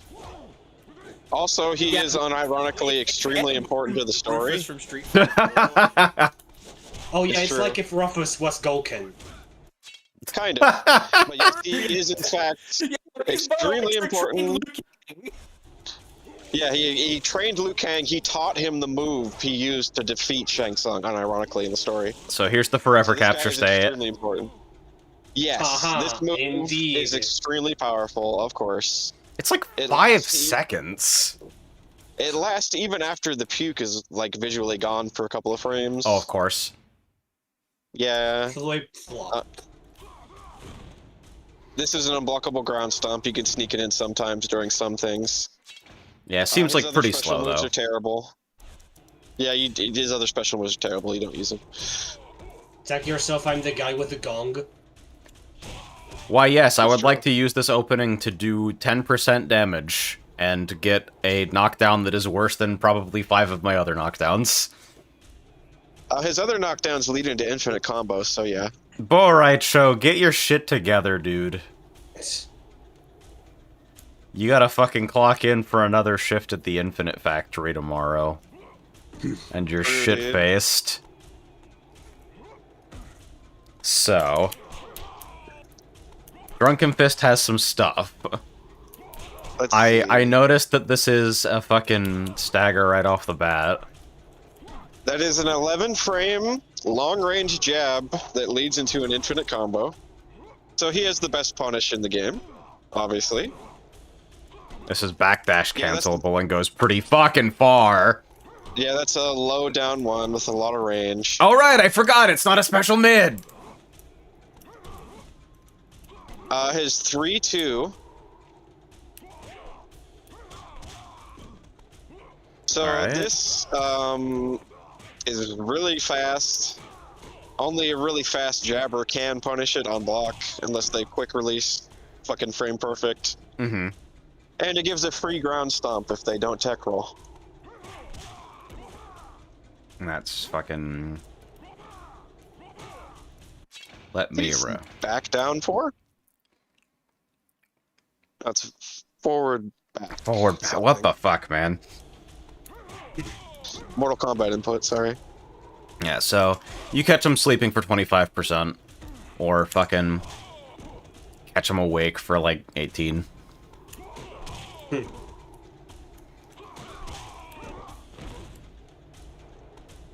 No, like, extended fuckery off of the OTG stomp, at least. Dude, the way this fucking idol moves around is, like, inspiring to me. It's Jackie Chan Drunken Fist, dude. So yeah, 2-3 this is where all the is block really animations were in. This is a 2-hit poke, it's safe. It's entirely safe. He has 2-3-2.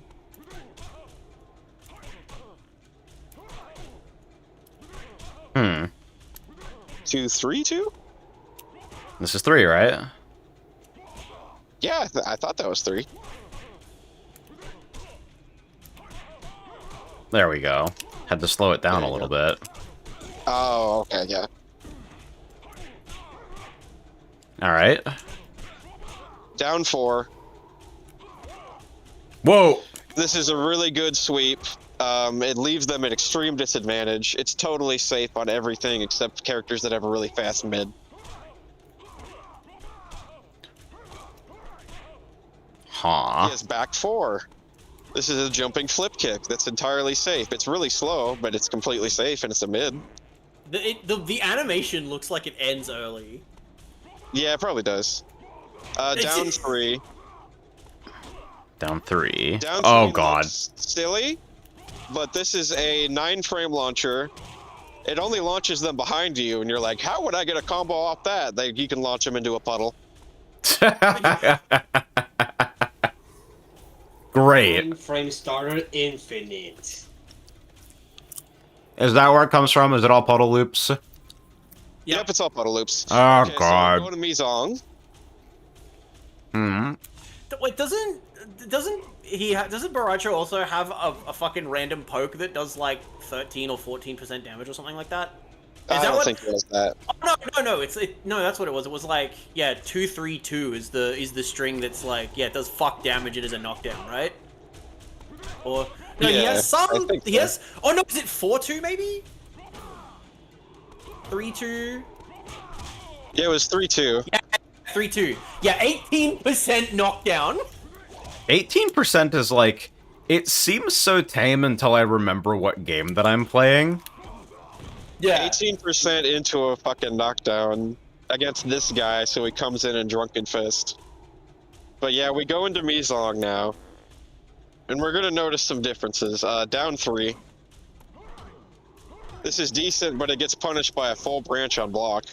Yeah, fucking, you're just like 3. right there. Yeah. This can be teched, and it's also punished by a full branch on block. Hmm. Back 4. This is a fucking launching kick, but even with the backdash cancel, it's punished by a full branch on block. It seems like you should maybe not be in Mizong. You need to use Mizong to move. Alright. You use Mizong to move, but you don't do moves in Mizong. Yeah. You move, but you don't do moves. Yeah, up 4. This is another unsafe launcher, even with the backdash. And really slow to start. Yeah. It's so. But you have decent jabs. 2-2-4. 2-2 up 4, sorry. Yeah, just That can go strictly into better than fucking infinites, I 4. think. And then we have 2-2 back 4. That's your other launcher. So, fucking... With patience and perseverance, you two can do a really unappealing move and win the game. Yep. And then we have Jojutsu. He has decent movement in this stance. Whoop. Okay. Burn. Alright. Down 3. Unsafe low. Back 4. Unsafe low. Back 1. Unsafe launcher. But you do get to hit people over the head with a fucking ruler, so, like... Yeah. And you get to cancel it into, guess what? Really? Yep. Back 1, puke is an infinite. It's really, really slow, though. I don't do that one. That's literally the one you do to troll. It says here in the guide, when you're in Drunken Fist, in matches where the opponent can't punish puke in 3-2, Bullroy Choke can't lose the match. That's good. Where is the fucking move?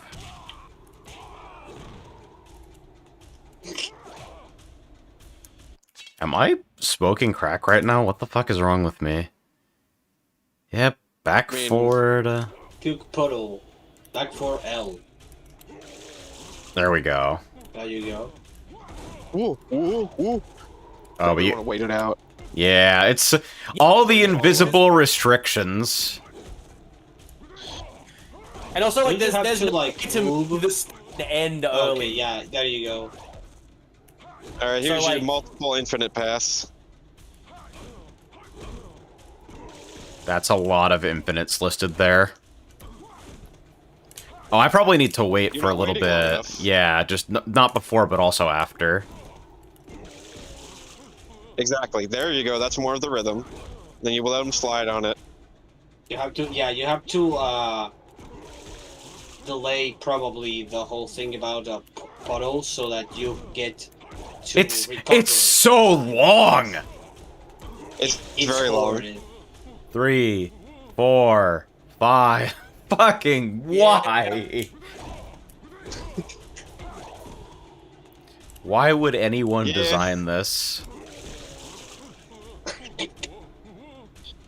You also can just, because it's literally freeform, you can just, you know, move out of the way of the corner. So it is like extremely freeform infinite. Yeah, because like literally a core part of the infinite is waiting out the special move cooldown and just dicking around for 4 seconds. So fucking figure out where Not you the need to first go, I time guess. it happened in Mortal Kombat. If that's true, I think the 2-2-1-1 route from Drunken Fist is the best one because it actually does damage. 2-2-1-1 stance change. Change stance 2, change stance back 1. Oh god. And of course I have to listen to this character the entire time this is happening.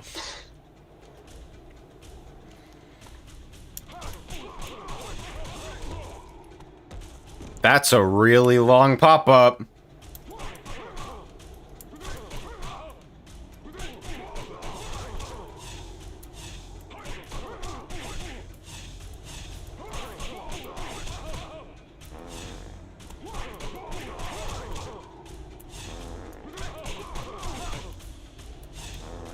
God!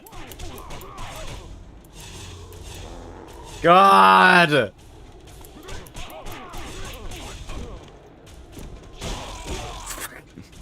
And then it's...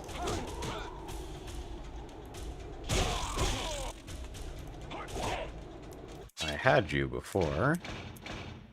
Back forward. Yeah. Yes, fucking- while he's puking and farting, he's a top 2 in winning the match.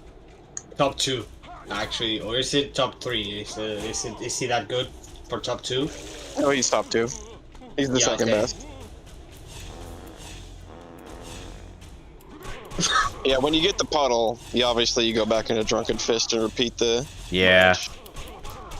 Okay, if you do it rapidly, you don't get to hear the fart. That's decent, right? Whether or not the fart plays is random. Oh, Yep. It's an RNG part. I have a feeling like I feel that upsets me more than the fact that it exists in the first place. You know? Yeah. Yeah, I agree. So it's like you never know when it's going to happen. You never know what's gonna happen, but it always happens more than you want it to. I mean, we understand the principle. The fact that this guy, like... Why did you give him a fucking 70-year pop-up in addition to, like, the 5-second loss of control special move? Oh, he doesn't need the 70-year pop-up to do it. You see, he has 75 variations of this infinite. Yeah. So, you know. The thing is, though, even with that, like, if he's in Drunken Fist next to you, you're losing. That's literally the game against him. 11 frame jab and infinite.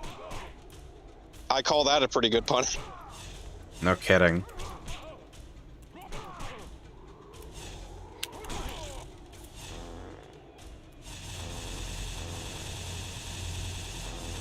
Am I slowly moving backwards? I think you are, maybe. Yeah, I you think are. because when you definitely switch, are. it's because And your the camera model's is not. shifting. Is the camera not even following you? Keep it up. Keep it up. Keep it up. We don't want to shred his hands that bad for this, do we? Part. It's okay. I'm two-hand mashing. It's fine. Part.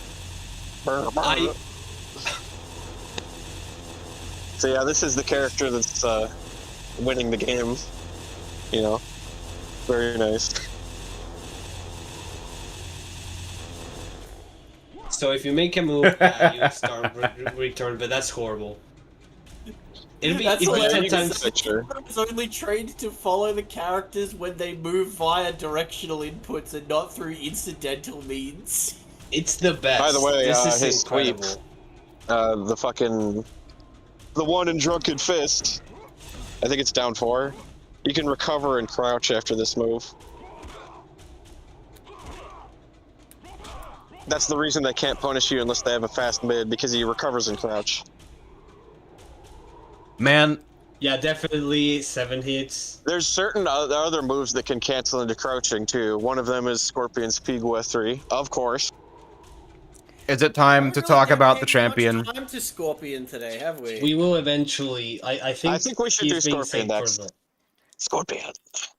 So do we save Scorpion for last and then match play? Or Actually, whatever? yeah, maybe we save him for last. I don't know. I kind of want to do him right now. He's not that complicated. I mean, who else is there that's worth talking about? It's like maybe Suhao, or they talk about Suhao? we haven't even talked about this. Suhao. Let's talk about Suhao and then Scorpion. No, let's talk about Cyrex then, after Suhao and then Scorpion. Does Cyrax have And then I stupid think fucking there's a jank in this game? Cyrax doesn't work. In a way. Oh, good. In a way. Hey, He's the worst it's the character. guy. It's the guy. You remember the guy? I sure remember the guy. So Suhao, he's very funny, obviously, but he also has the best jab in the game. So that's pretty fucking good, you know, in a game like this.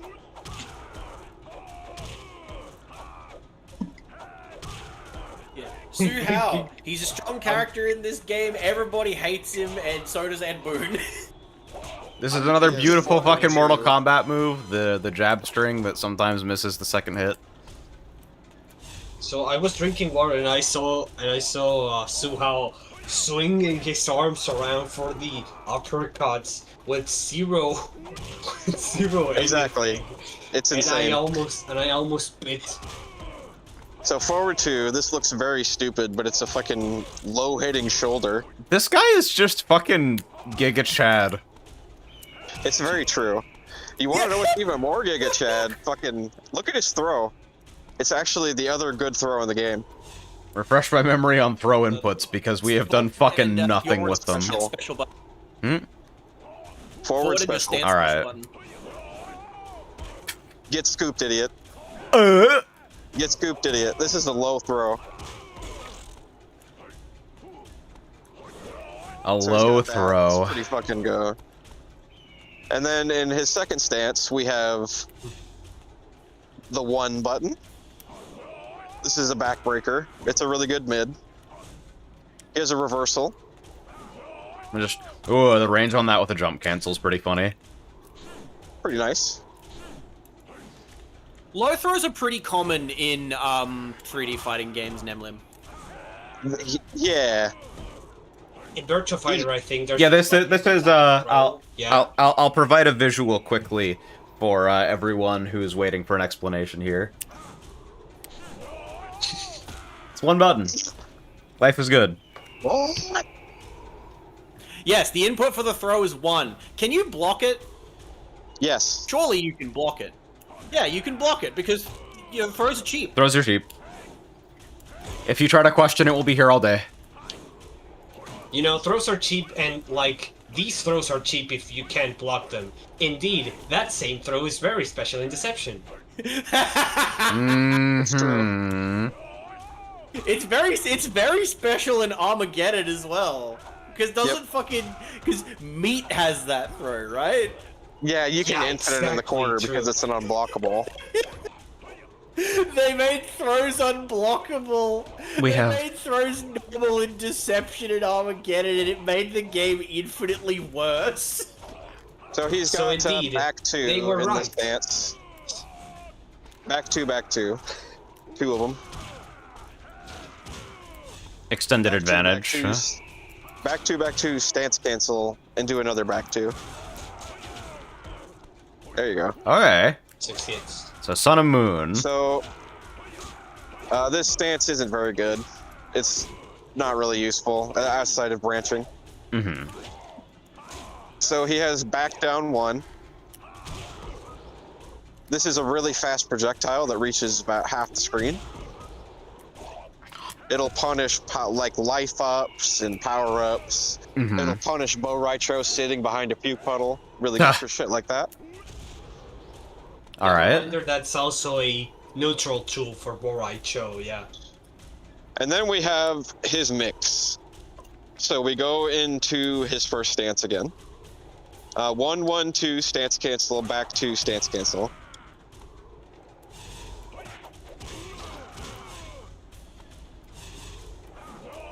Ah, not quite.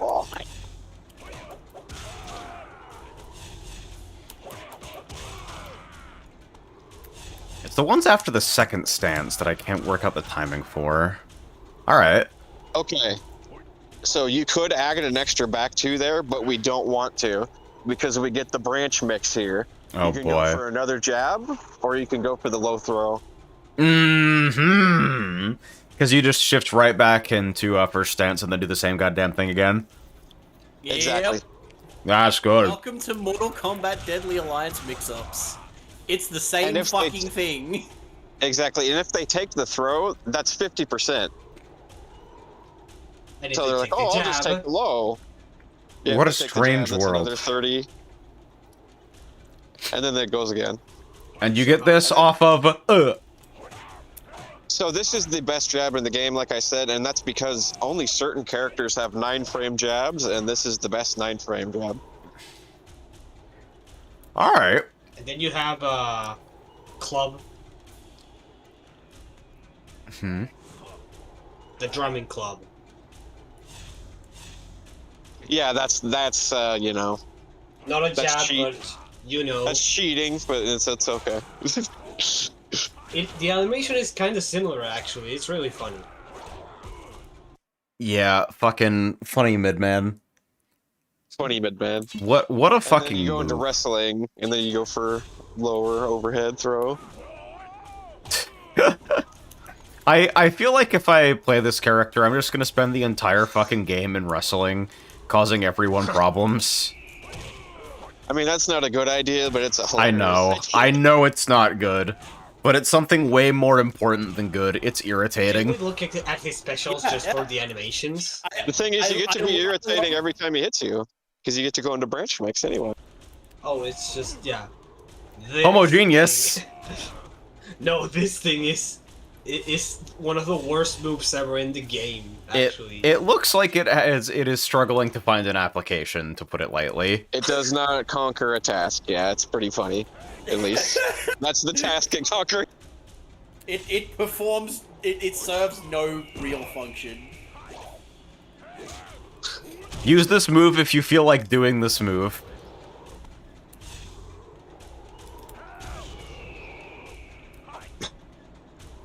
Fucking... My kingdom for fucking move descriptions that just say the number, dude. Okay. That's pretty much the whole character. You have the clap, you have the best jabs in the game, you've got the low throw. He's doing pretty well for himself. It's like, if you get looping mix off a jab, then... That seems like you meet some kind of bar to accomplish tasks, for sure. Exactly. Let's go for Quan Chi next. Oh, Quan Chi? Are we gonna do Cyrax? Oh, do you want to do Cyrax? Somebody wanted to do Cyrax. I mean, I think we deserve to see the bottom of the barrel. Oh, uh-oh. Bottom one. Absolute bottom one. Is it close?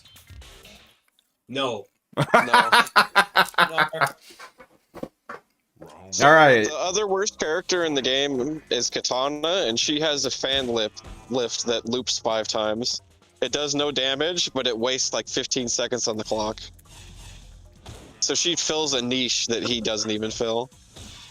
Yeah, Katana is technically the best in the game at doing something, and Cyrax is just terrible at everything. Exactly. Like, So... Katana can do one thing. Exactly, she has one thing, and he doesn't even have that. All right, so tell me about all the things that... Let's do it like this. What things does Cyrax not have? Damage. Okay. So the idea with Cyrax is that even if you do an extremely cool setup that lets you get a free bomb out and do like a jump cancel, that setup only does the damage of a regular character's branch combo. So see the bomb animation. Oh my god, I'm gonna block after that. You don't have any time to do anything with that. Do you want to know how long that bomb takes to explode? How long? 115 frames. That's how slow this bomb is. It's... And there's so little difference between, like, the total duration of the move you use to get the bomb out and the fucking explosion timing of the bomb itself that, like... There's no way to, like, set this and apply pressure. You just, like, maybe it will hit! Yeah, pretty much. Literally the only use it has is that one combo I brought up, which is an unintended glitch. And it only lets him get regular damage. Alright, so Cyrax doesn't have damage. Cyrax doesn't have damage at all, so he can't really keep up. He does have down 4 in this stance. I think that was the move. Or maybe it was down 3. No, it was down 4, I think. So this is like a really fast mid poke. It's 9 frames. But you notice it does like no damage. And also appears to Z-axis fail at random times. Fails, yes. Oh my god. Like 3% when it hits too. Look at this. The fuck is this? This does not work either. Okay. He has a launcher in this stance, but you're not really gonna get damage from it either. Look at how scaled that was. 19% for 3 launchers. Eh. Okay, so Cyrax needs like twice the interactions to win as every other character in Deadly Alliance. Not a good place to be, because he doesn't really have like loopable mix-ups. He doesn't really have like strong mid pokes. The absolute best thing about him is that in his second stance he has 9 frame jabs. To basically, to sum it up, he has none of the tools that characters get to enforce their damage game plans, and he does neither have the damage. Yeah, so like basically Katana's like we were talking about the bottom two characters. Katana's whole plan can basically be summarized as like she wants to just try her best to get a life lead and then force you in a position where you play the game as little as possible.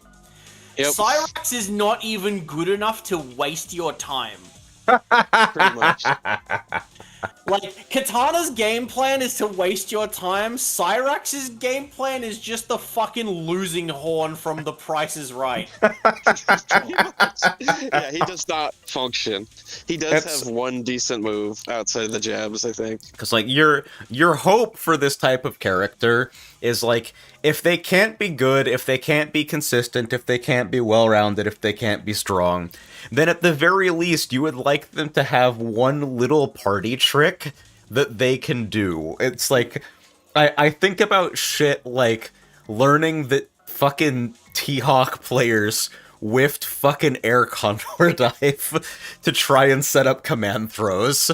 Where it's like, surely if I do this minus 100 move right in front of them, they will be so flabbergasted that they just get hit by my 360. And to lack even that... Exactly. Yeah, he doesn't even have gimmicks, you're right. He just does not function.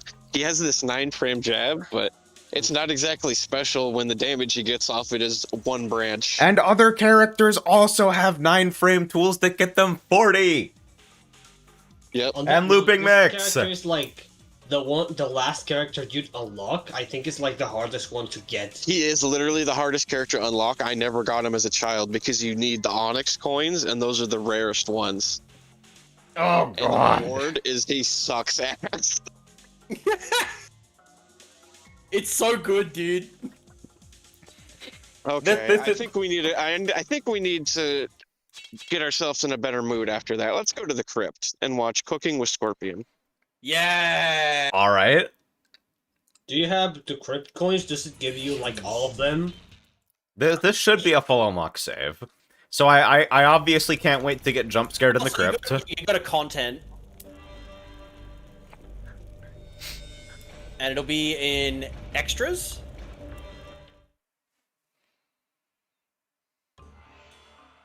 Oh yeah, it gives you. Yep. Yep. That's right there. So... Wow, there's a lot on this see. screen to take in. Go to the I'm sure also is. seeing. So I'm seeing a lot of screenshots that are cool. Reptile, the reptile commercial, was that one?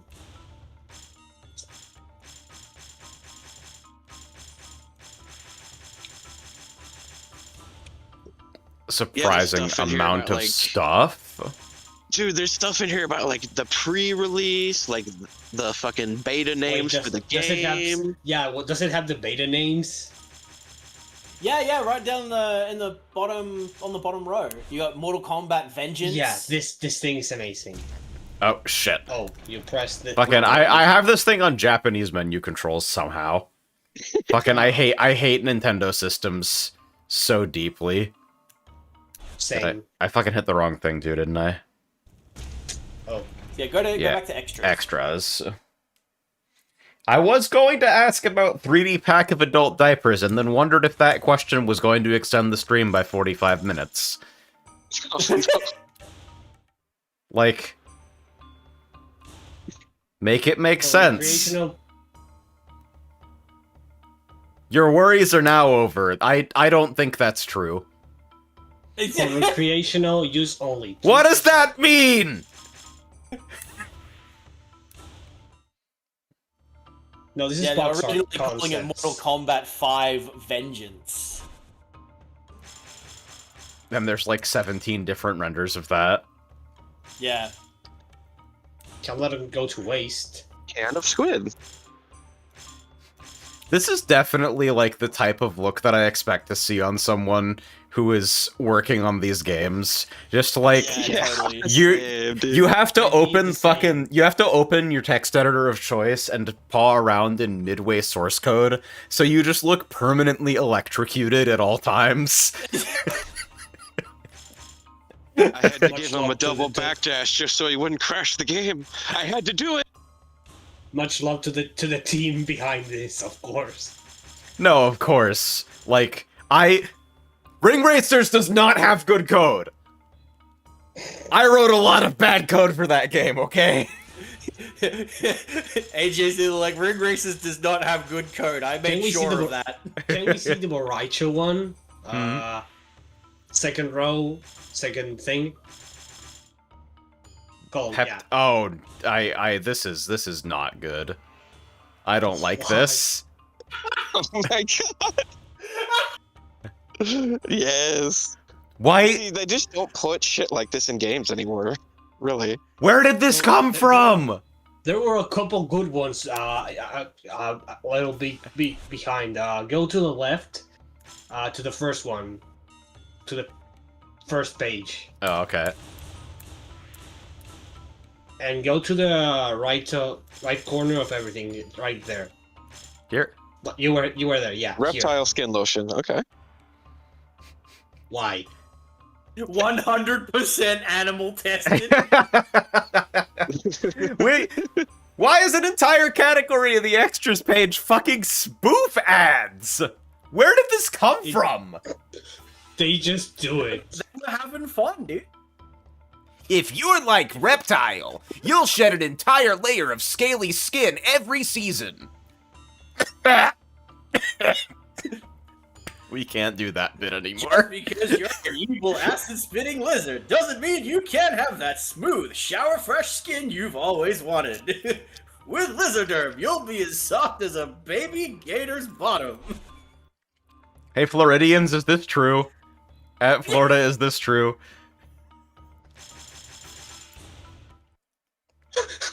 That's the guy, Carlos Pesina! This is actually how all programmers look internally all the time. Yeah. You can see the programming right there. Motion capture and voice talent. In his previous life, Carlos was the actor who portrayed Ryan. Yeah. Untold good. This is another fucking spoof ad. Knows, yeah. Where are these coming from, man? They were just the Alliance, you see it right there. They were just doing shit. Kano's, the only cereal that makes blood-colored milk. Remember that this game series has caused like 5 moral panics. Yeah. See Dramin, like, to the right. This one has to be good. Nice. Yeah. This game fake peak.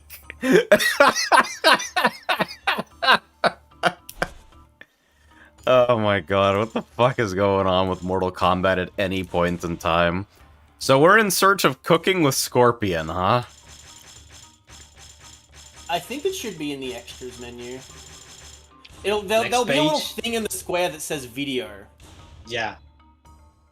Oh, is it not in here? 10 worst subtitles. Okay, that thing's important. Okay. 10 worst MKDA subtitles. Pinnacle of Pain, Death Watch, Evolution, Malebolence, Vortices, Okay.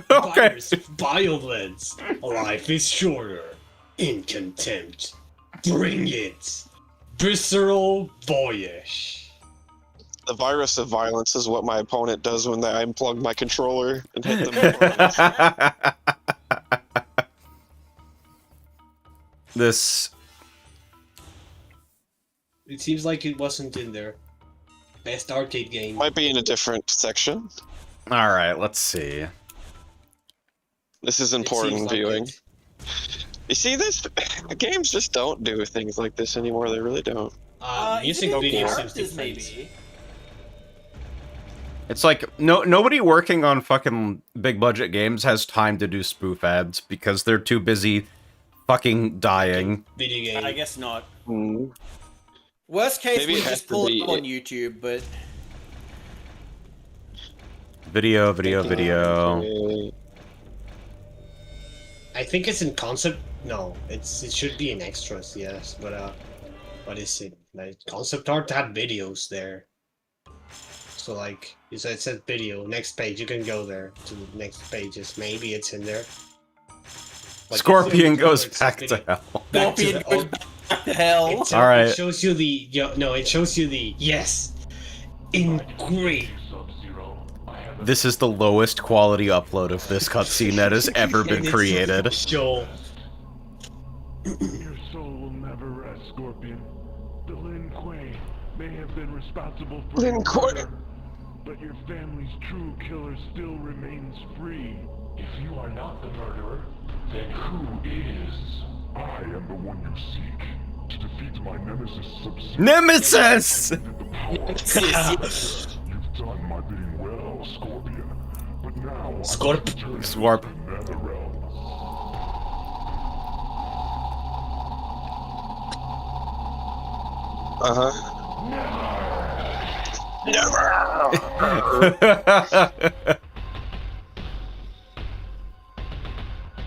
That was fucking epic. It's It was incredible. They There's something literally true. just put in the Mortal Kombat 4 ending, some of the Mortal Kombat 4 endings in here just because they thought they were funny. That's there's awesome. something transformative about like rendering that at fucking 8p. Oh, it's so There good. it is. There it is. Told ya. Uh, Told ya. There it is! Alright. This week on Cooking with Scorpion. Oh no. Learn about chopping, tenderizing, chopping, cake decorating, and chopping. Oh, beautiful cinema. So I like the. I'm fascinated I like by all of this. I like a lot of things about that video, I'm but interested in it. one of the things that might be my favorite is that this is like, I think this is one of the few places outside of UMK3 where Scorpion uses his axe. Continuity bonus So for my the favorite- real He fans. doesn't use it in this game. He doesn't need it in this game. No, not even a little bit. But like that's extremely funny because everywhere else he then uses swords and everything else, but like that specific axe. The fact that he used an axe is really funny because he has literally always been a ninja. Yes, but it was from the UMK3 video game. Like that's just Yeah, no. Like, Yeah, famous the stealthy accident- weapon, you know? Yeah. Quan Chi, I think. Quan Chi to Quan the Chi, right. then Scorpion. Yeah, I think it's fair And then that we Kano. see the other We need to guy talk from about the. Kano, actually. Oh, we need to talk. Okay, we need to talk about Kano as well. All right. Yeah, I think it's cool to see the other guy from the Deadly Alliance. You know, oh, this stage is very cool. It belongs to Moloch, a character that exists. Moloch is the so technically Quan Chi and Shang Tsung are the final bosses of this game, and then Moloch is the he's like your Goro equivalent. Sub boss. Yeah.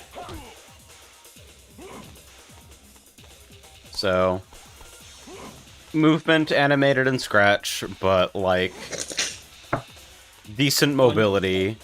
Quan Chi race car. Vroom.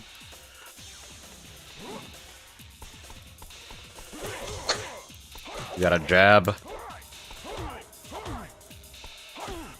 We got nothing but punches in this stance, apparently. Down Okay, there's 4. one. It's pretty good. It's a low.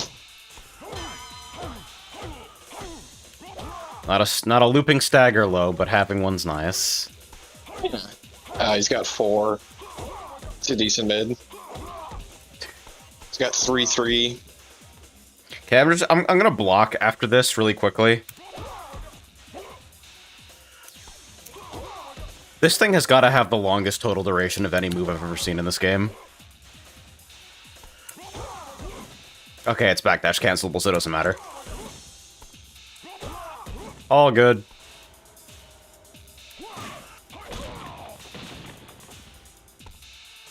Still remember from time to time the 3D fireball. It's great.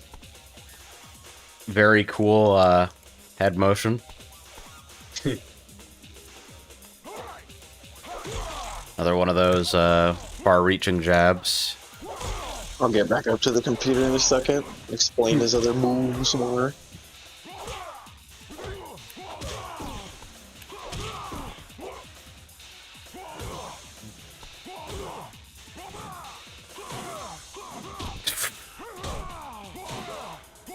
Forward four seems funny.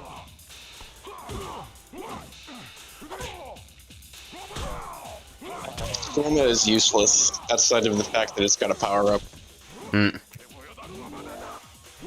And it's got a decent branch. The branch is 2-4-4 stand.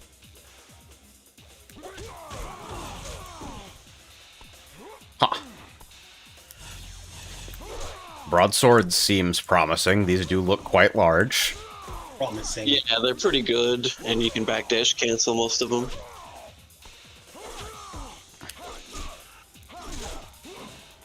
Broadswords has down 3, down 2, 3, and 3-4. 3 is a really good mid, and if it hits, the 4 is guaranteed. Mm-hmm.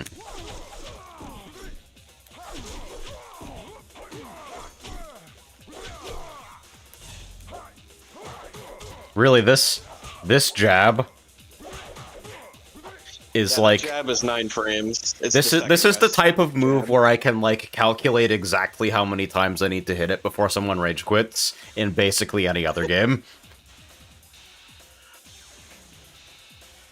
That's a callable shot. And the goofy ass blood effects. It's also got a reversal and Tang Pseudo. So along with the movement, this is a fucking god stance. Pretty good.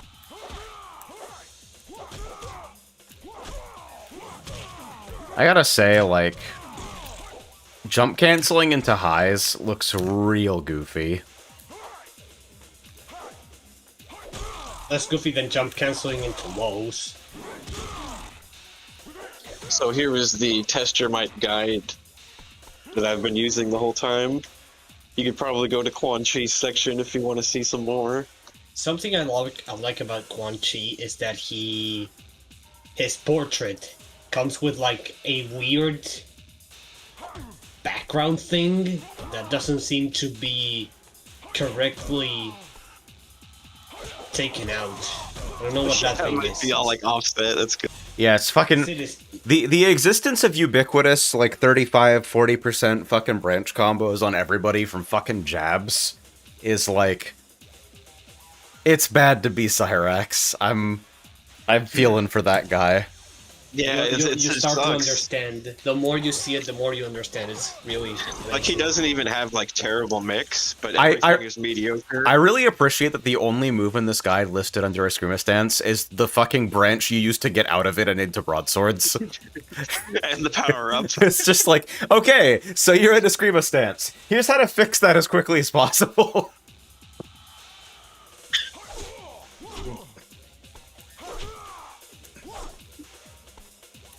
So what do you want to hit with exactly, Quan Chi? With that kick move? Oh shit, that's the wrong thing. I need to... So what does Quan Chi want to hit with that one kick move? Is he using the swords or the kick? The swords. No, is it standing light? Is it 3 or is it 4? 3. Is the kick move 3? Yeah. That's 2. This is incredible. Oh, 2. Yeah, the sword is really that's not not even very anywhere good. remotely close That's to being true. a part of the threat. It's not the greatest poke, but it's funny. Standing one is also decent. I think you can backdash cancel it. That's the skull. That's actually a pretty fast projectile, but projectiles aren't that good for obvious reasons. Yeah. Then back down 4.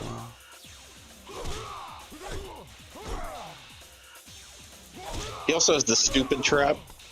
The stupid trap? Yeah, it's in his strategy section. Big idiot. Hmm. Big idiot. You guys were watching some of that. Fucking... Yeah. That looks so fucking stupid. I just... I can't do it. Yeah. Whew, man.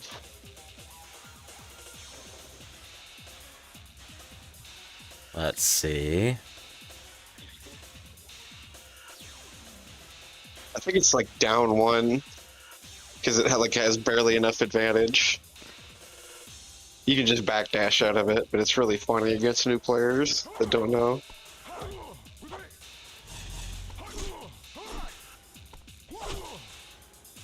I don't see anything about that here. Might be smoking crack. It's Tang Sodu down 4.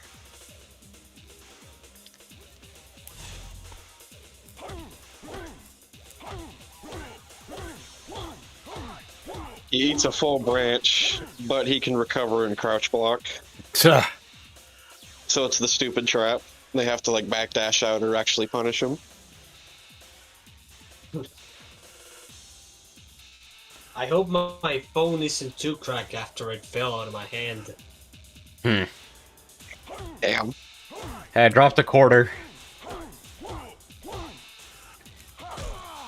The way motherfuckers animated this game is just... It's pretty special. 3-3 is, you just use it when they land a fucking reversal on a kick. That's all it's really for. So it seems like Bunchy's just like... less like I enforce a gimmick and more like all of my applicable tools are just generically really good. For the most part, yeah. He is a Deadly Alliance character. He certainly is. It's like, oh, I have good lows and I have a fucking 40% branch off a fucking jab. 9-frame jab. Pretty nice. He's more known for his fatality in this. Yeah, the fucking leg rip. So funny. Ugh.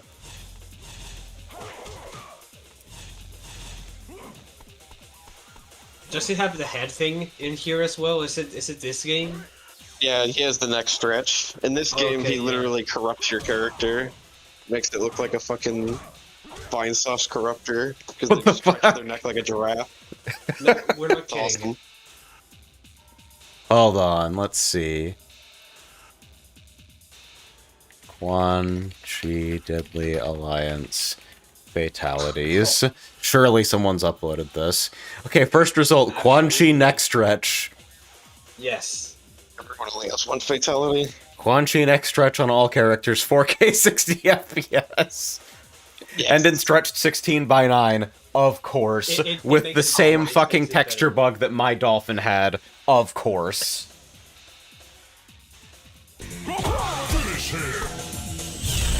You have to switch into fatality stance, by the way. I see. You don't actually have to switch into fatality stance. It looks so fucking stupid. Fatality. Finish him.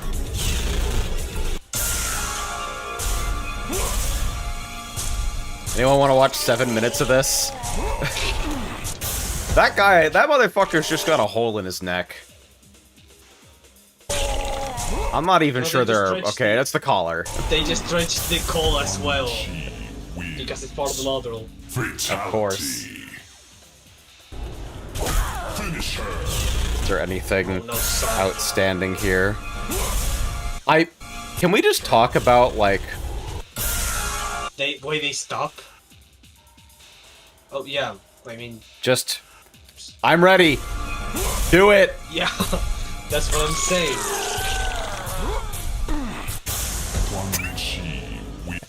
It looks so fucking bad. Oh, that's fucking 4K choice, 60 dude. FPS. 4K 60 FPS.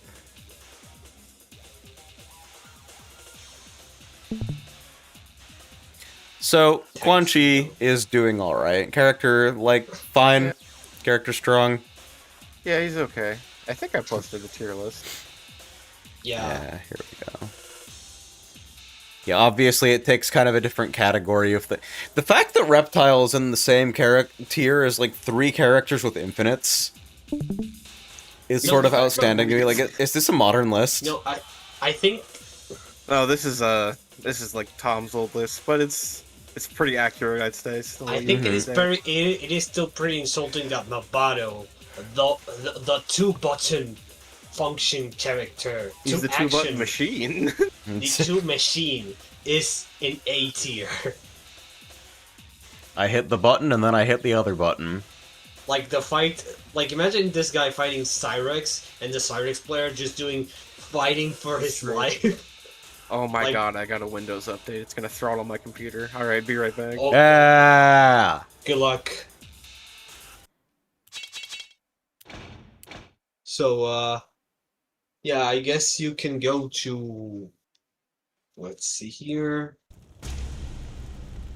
So, does it... It feels like we're pretty close to, like, covering the entire list here. Yeah, who was it gonna be next? It was a... It was gonna be, Kano. So I feel like we're only missing, Nitara, Kano, Kung Lao, Johnny. So, okay, we are missing a couple characters, yeah. I'll tell you what, while Rockforge is in Windows Update hell, and Orin is AFK, I'm gonna take care of a dish. So I'll be right back. Okay, yeah, I was going to ask you... Okay, sure. No, go ahead. No, I was going to ask you if, like, you were planning on, like, even playing, matches with either, or something, like, eventually, because it seems like the stream has gone for a while. I'd like to at least get a little bit of match play in. It's Dolphin delay based, so the available opponent pool is pretty narrow, but yeah, I'm sure... Even in my conditions, probably, but, like, I understand. Like, I was just wondering what to expect in, like, if you were to just not play, we probably could have get an entire character coverage. So, you know, that. Well, we'll see. Go take care of your thing. So I'll be right back. Hey! Hey!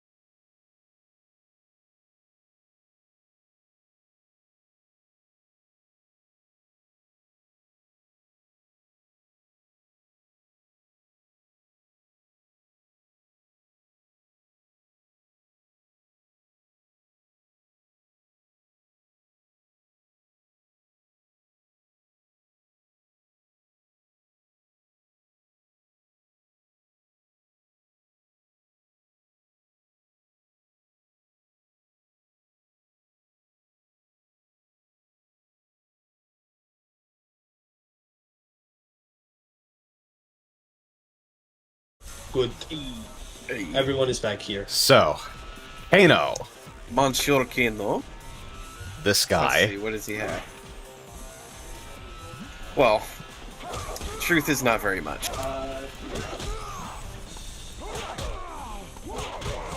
He's got a 1-1-2.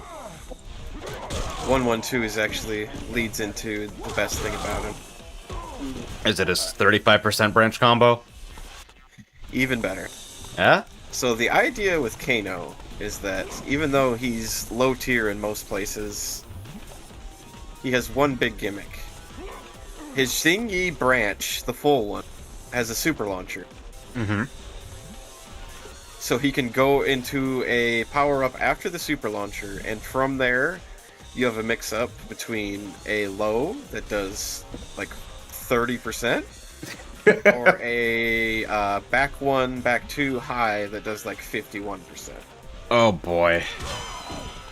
Neither of which you would particularly like to take. Exactly. Yes.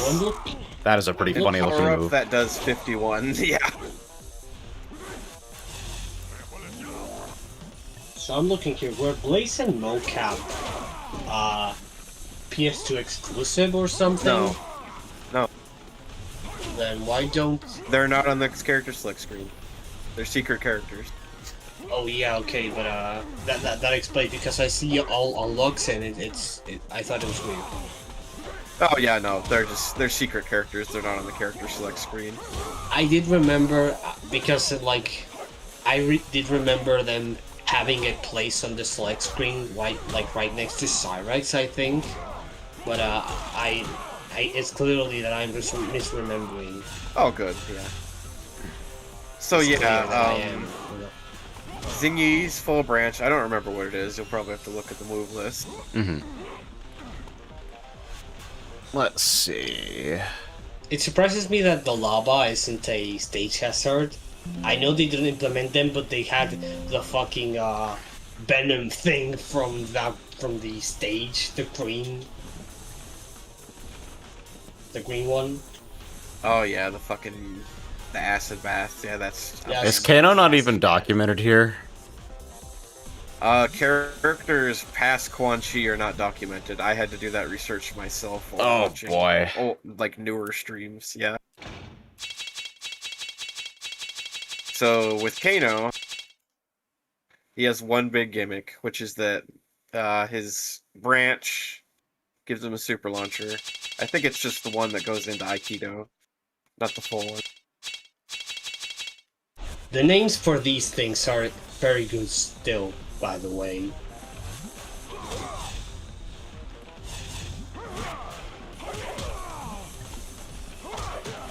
Yeah, I know it's from the jabs. Yes, That's a pretty that. funny bounce. Yeah, that bounce gives you enough time to power up. And then from here we get down 3. Aikido down 3? Yeah, Aikido down 3. Alright. You need to be in power up to see the true damage this is going to do, obviously. Yeah. Okay. Or we have, like, I think it's a back 4 in this stance. That obviously does a lot less damage, but I think it's safer. Doesn't seem like you had powered. Okay, there we go. Now do it again. No, it seems like it's okay. Yeah. I think the power up only applies to certain normals, which is strange. Oh. That's strange for sure. So go into power up again. I think it's still charged by now. Then go into weapon, back 1, back 2. Obviously waited too long. Ah, I see.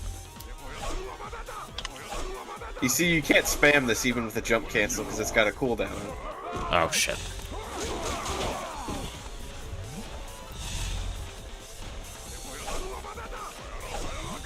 Waiting patiently. He's bowing. Yeah, look at that. That's pretty Notice how funny. The model also has a hitbox. Like, it's not an effect.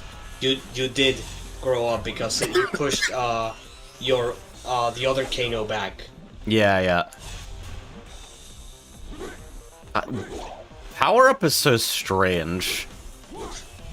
Like, you get one hit and it only applies to certain things and it does a fucktillion damage. No. Because the next thing we're going to show is that it doesn't apply to just one hit. Refill his health by killing him. Alright.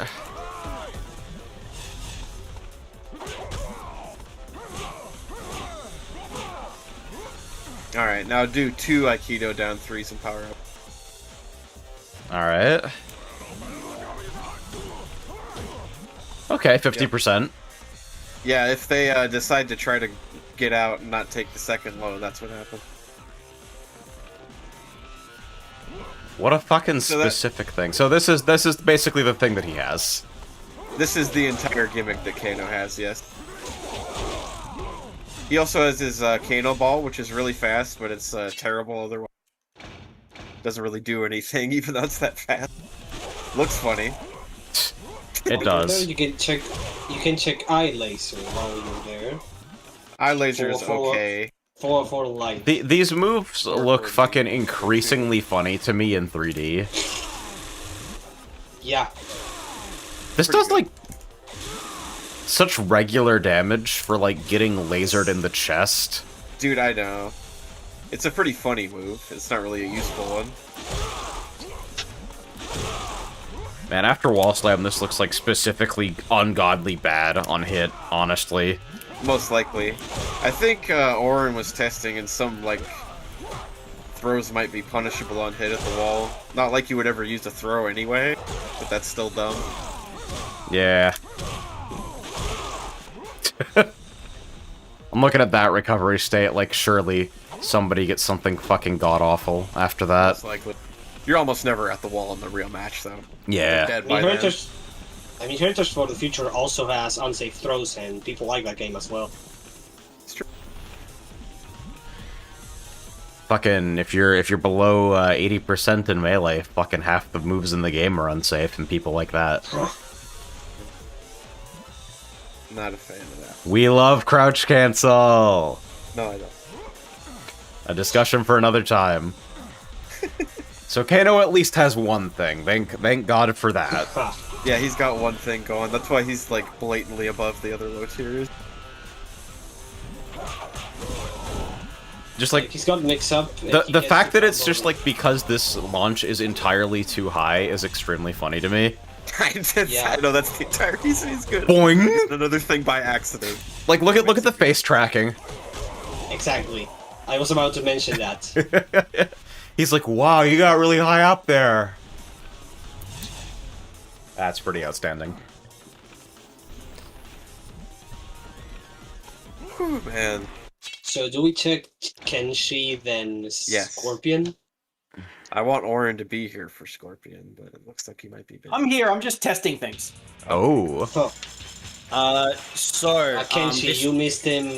He was there. Here we go. You see him. So this will be important for Kenshi, but it will only make sense to Rockforge at the moment. I am positive that you are correct. 3 works, but 2-2-2-3 does not. Yeah. So this is interesting. Can you please like look at your opponent? This is a little disrespectful. Here is good as well. AJ, he's blind. Kenshi's blind. Dude's just shuffling around. So, Taichi has decent movement. He's got a down 1 backdash cancel, I think. Ooh. Actually, no, this doesn't backdash cancel, but this move will become really important later. It's a really slow mid, but it's not useful for poking or anything. He has a 9-frame jab into a branch, I think.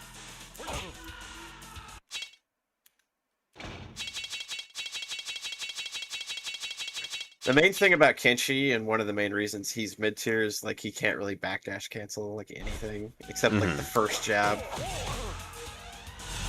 His first Tai Chi too. So Kenshi is a very feast or famine type character. Absolutely.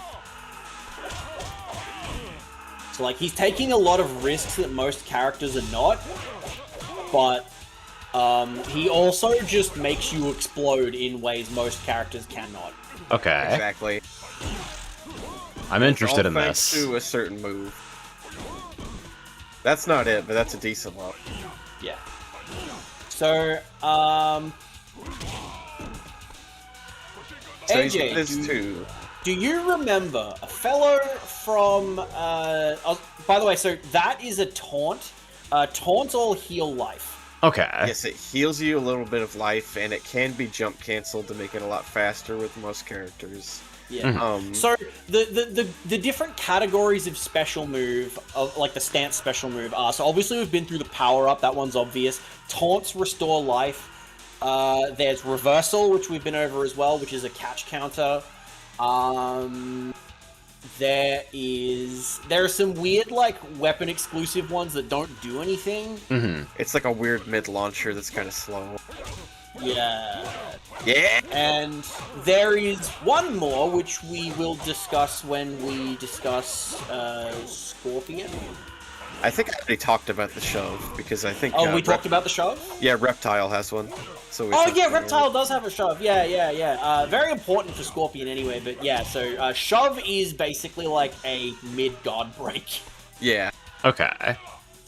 But like, you definitely want to cancel that. I don't think anybody really gets anything off of it except for Scorpion. But again, we'll talk about that. Anyway, yeah. Oh, did you? Holy shit! Yeah. Why does it fucking look like that when you jump cancel It's very cool. Can you do it from the front? See how it looks? Yeah, there we go. He's dabbing at fucking lightning speed. It's pretty cool. Yeah. I imagine two situations here. One is you do that in front of a developer and they go, "What the fuck?"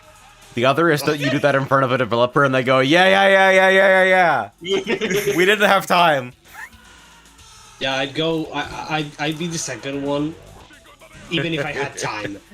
So the life up is yeah. purposely balanced by the fact that after you do it only a couple times, it gives you no life back.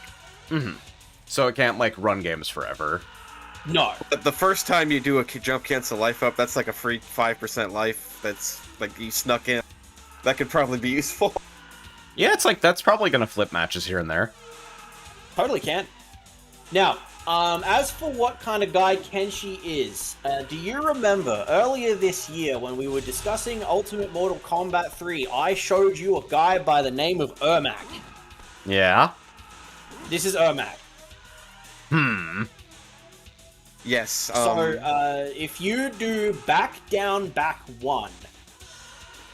Alright. Back down, back. Oh boy. Telekinetic Slam. Now, the reason that I was the reason I was saying a bunch of numbers at Rockforge just before is because Tom Brady, who is the foremost expert on this game, for better and for worse,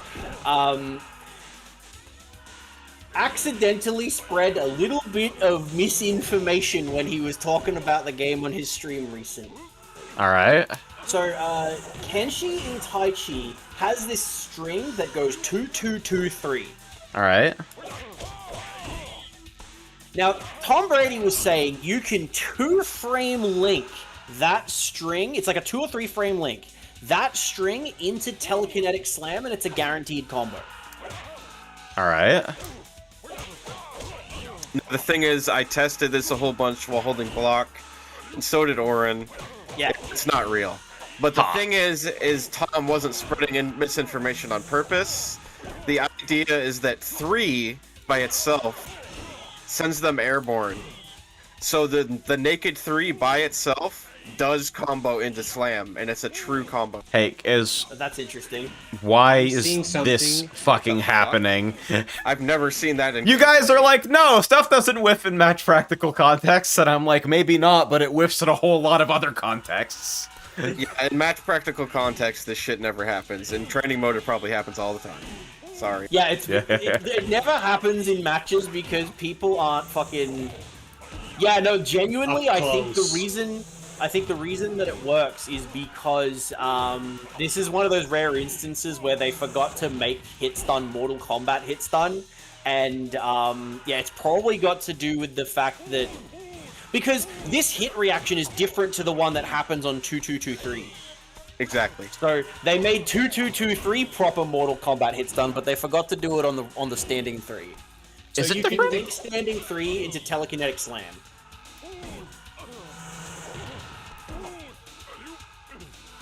Is it gonna understand how to show that as a combo because it's a capture state, or is it just like fucking Yes. figure it out? You're gonna want to do. Actually, this is where we get to tell you about slam loops. So the idea with slam loops is. Oh, 3 Yeah, hits. that was a combo. Yeah. No, that was real. That was not real. That one wasn't because he's just got He hit the OTG'd. ground. Yeah. Yeah. So basically, the combo is you do standing 3 is optional. You can do slam into standing 1, slam, standing 1, It's not slam. standing 1. It's down 1. Is it down 1? Yes, it's down 1 slam. Down 1 slam. Oh. So slam. But you do have to be careful because so this is the super sidestep thing that we were talking about earlier. So you remember how I mentioned that that Deadly Alliance has a like distinction between successful and failed evades? Yeah.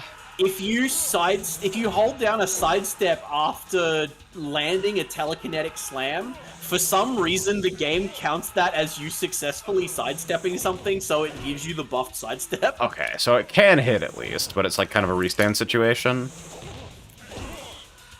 No. The idea is that. Oh, I see. There you go. There you go. You can actually use the super sidestep to reposition, and it's actually a good thing. You just have to be good at knowing how to use it. Because you can reposition the camera how you want. By holding up or down. Well, anyway, even if you don't do down 1, the 1 is easier and you still get like 40%. Yeah, the idea is that you do slam into your choice of 1 or down 1. I like to do down 1. And then we can loop that like 3 or 4 times, and then after that we do down back 4, which will throw them behind us. Now, in this instance, since you're trying to do the combo, starting with the standing 3 might genuinely be easier just because it'll put him at a good distance. Alright, here goes. So that's not real. No, that's not real. Worst case, I can boot up my emulator again and I can give the video demonstration. Oh, I can do it in like 5 minutes probably. Okay, I got 5.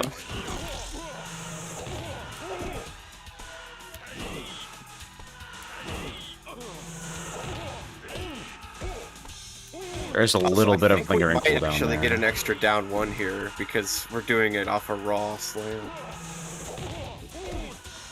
Well, not anymore. Fucking the spacing on. I'll try to get it. There you go. Yeah, almost. It wants a little bit more of a delay that I'm doing. Fucking whatever.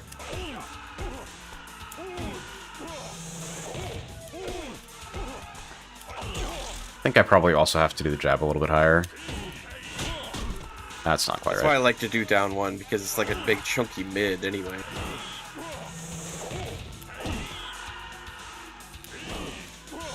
Yeah, you do get significantly more damage off of the down 1. Hmm.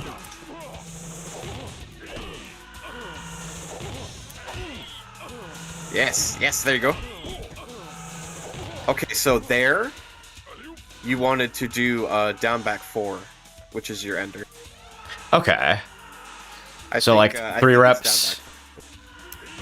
down back. Yeah, 3 reps. Hey. Hey. Oh.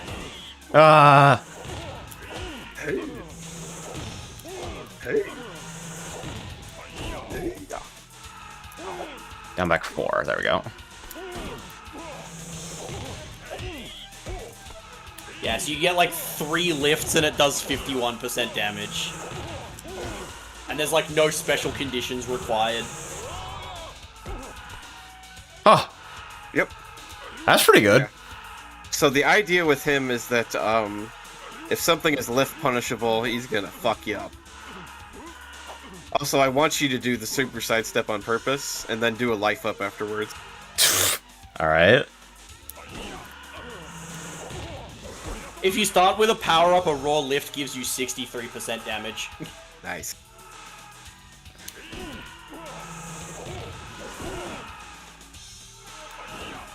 What the fuck? So I gotta... There we go, jump cancel. Yeah. If You you get can't nearly get it, I 70% do have if you a... start with the standing 3. I have a clip of it. It's Yeah, maybe it'd be better. If I could super sidestep into jump cancel anything is like... That's kind of 2 links in one. I get the feeling I'd probably be able to figure it out with time, but... I have also been in training mode for Mortal Kombat Deadly Alliance for 3.5 hours. It's true. Yeah. Might I have say played too long for me to play. We It is hit 11 Scorp p.m. Ah. with Scorpion, Yeah. and I can take the Here. Alright, here we go. the shot and play with the delay it requires. Oh, are you sure? We can definitely do match play another day. We can save match play for another day. I want to play. Oh, okay, yeah, okay. I can also play Mabato. I think that's Where it's just it won't matter how much delay you're on. I told him about Mavado, and he's like, "Oh, that wouldn't matter how much does have." Oh, that's fucking weird. That was my Yeah, plan. this is the super sidestep into fucking jump cancel power up. Jump cancel so- power up.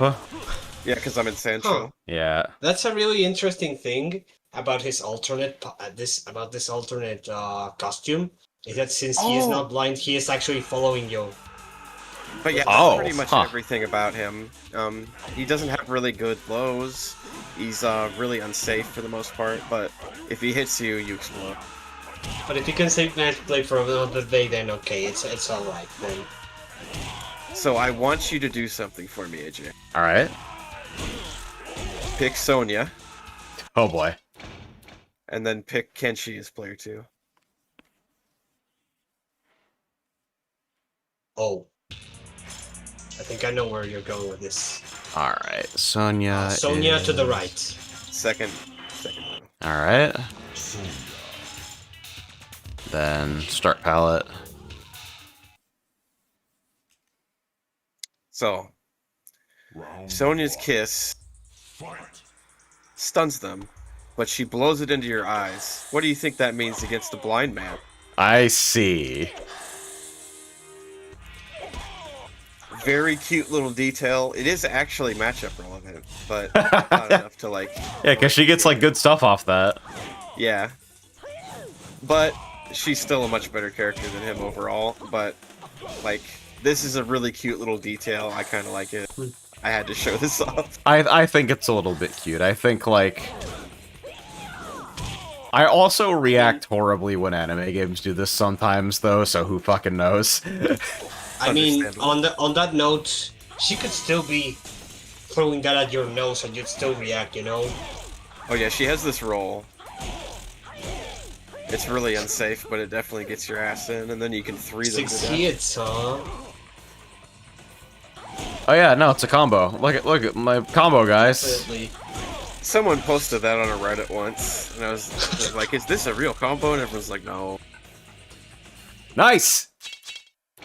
Amazing. Great. Nice. 69! Alright. Alright. So... Let's see. Hold down and start on Cyrac. Alright. Mocap. Alright. So this won't take very long. He's just funny. This is a good... Oh, this is good. Yeah. So karate is an okay stance. Not the best. Not the worst either. Game development is a beautiful thing. And then he's got Tai Chi. Yeah. But he's got this stance. Taekwondo, you got 3 fucking hand-to-hand He has no stances. Yeah, he has no weapon. So he's got 3, so that automatically makes him pretty decent. He's not Sonya, but he's still got 3, so... And super jump cancel, of course. I wonder what his branches look like. I've never actually really looked at them, because, you know... Goofy fucking bullshit character. Yeah, because he's just 3 characters pieced together. For 3 stances. Yeah. So if I look at 31 fucking moves in karate. Wait, is that called Smash TV? Really? Yeah.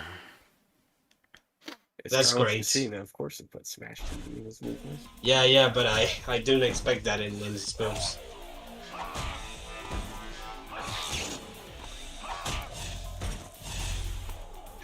So yeah, I just wanted you to see Mocap because he looks funny. That's the only reason. Show off. Yeah, and he's got 3. 3's good. 3's good. 3 is my favorite number. Ish. Yeah. Oh shit. Back up. I guess Oren's busy. Or someone's talking at his house. All good though. We can just watch Cooking with Scorpion again. Shopping. Well, actually, like, I was about to ask if you had any match play, but then I realized I would have to caveat that with, do you have any match play that doesn't involve Scorpion? Because the King of Earth has yet to be revealed. I don't think I do have any match play footage that's like good. Sadly. Yeah, fucking... Unfortunately, game was played a very, very long time ago and has not had a major net play resurgence because, well, video. Only some people are willing to cope with fucking Dolphin delay net play. Shoutouts to the Sonic Riders people. If you got a combo video, I'm all ears. Show me what, like, actual combo structure looks like in this fucking bullshit game. Like bullshit? Of course. Because they tried to design long combos out of the game, so any that remain will look like complete shit because it's like... It's what Midway didn't fix.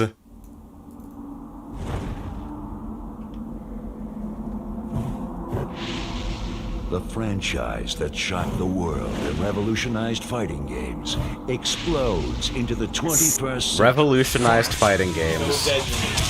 It revolutionized Mortal Kombat.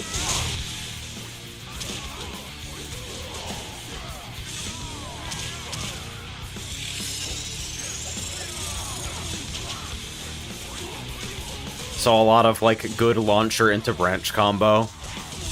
Yeah, into like specific wall stuff. Here's what a regular side. No! 17%. And that only did 30 because of the wall.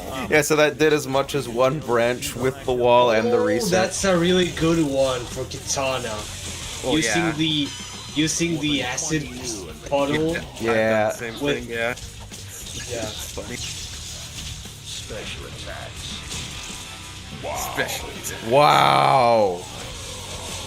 Wow. Some of those fucking juggles look really ridiculous if low to the ground. Dude's just spinning. Yeah, and they're totally abusing like really specific camera angles and stuff like that. Oh, Scorpion. Yeah, so branch combo into branch combo. Yep. Jump cancel, cancel. branch kill. Yeah.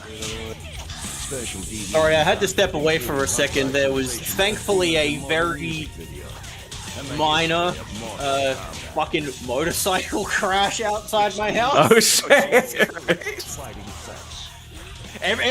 Everybody seems to be mostly okay. That's good. For the first time on next generation systems. It was edema. What the fuck kind of starter? Let's see that one again. This is the check video. No, this is the dead video. This is Oh, dead and no, check. that's right. It's dead, isn't it? Yeah, sorry, it's dead. It's dead and check. This is the 2021 one. Whoop. Yep. Whoop. Uh-huh.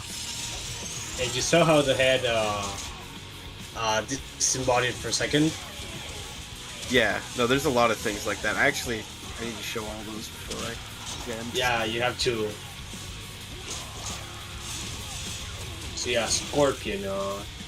If we aren't covering him today, he sure will be covered tomorrow. Oh, we'll get to him. No, we'll get to Scorpion. Okay. Yeah, we'll cover Yeah, okay. Scorpion today. It's just you can save match play for another time, which is fine because I'm not actually playing the video game with anybody. Yeah, okay. I can be around for that. My great I won't curse. Be around for the Scorpion discussion. My great Maybe we curse can is pull that it off. having moved closer to Europe, I moved farther away from Spider-Land. So, Indeed. netplay got Maybe better we with some can- of us, but worse with others. Maybe we can pull out the OH fighters and just play it at the end of another completely unrelated game. I love to fucking boot up the stream and it's still going for it's been going for a few others. Go, you motherfuckers playing DOH fighters again? It's good. It's fun. It keeps happening. So, Alright, I have some screenshots too. There we go. You want to look at them? how is your availability on discussion of King of Earth? Lauren, do we need to, like, cut this short? Oh, we mean like today. Yeah, in terms of, like, how much time do you have on your hands to fucking... I have enough time to discuss Scorpion, and then I should probably start making food. all of the fucking Cyrax lollipop dance setups. Yeah, you had Hey, to you always- come cancel it. You can only do one thing! Yep. Meanwhile, Exactly. 53. Power up, but you know, still.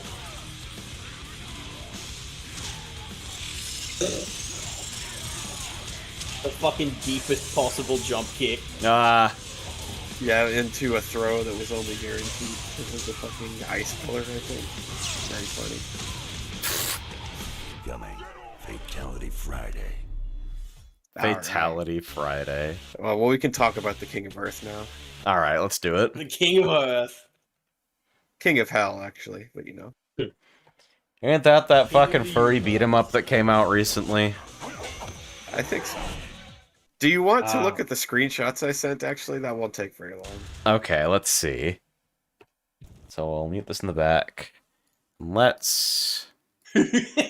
So we're going to encounter some things that have to be seen to be believed, I guess.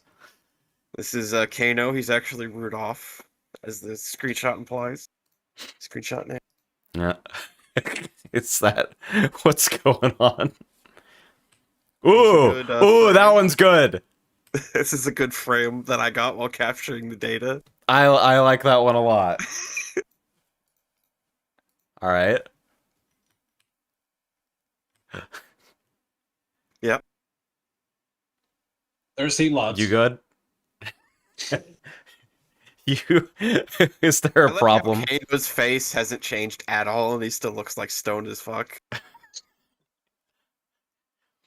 Why does Kano's head look so small to me? Yeah, not only that, I want to talk about this move. This is the frame it's hitting, so he's hitting you with his ass. Pretty epic, pretty good. What the fuck is going on here? He's grabbing his temples again. And the legs.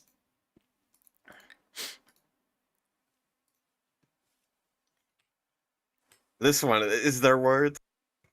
Is there Completely words? disjointed from Disjointed from his neck, yeah. Yeah, this is just like... This shouldn't happen, whatever this is. I don't endorse this. That's... I don't know, that's scary. I agree. Undefeatable army of the long Alright, shut up about your undefeatable army. Tell me about the King of Earth and or Hell. The undefeatable one-man army. That motherfucker who put you in the fucking nether realm while, like, still 4 quadrangles of torso. Smoking that Pigua pack. Throwing up these threes and backdash cancel them. Oh, baby. 54% THC pre-rolls rolled in Keith got me reading the Book of Revelation. We are indeed close. Hey, I think you have to load your profile. Oh, shit. Yep. Row.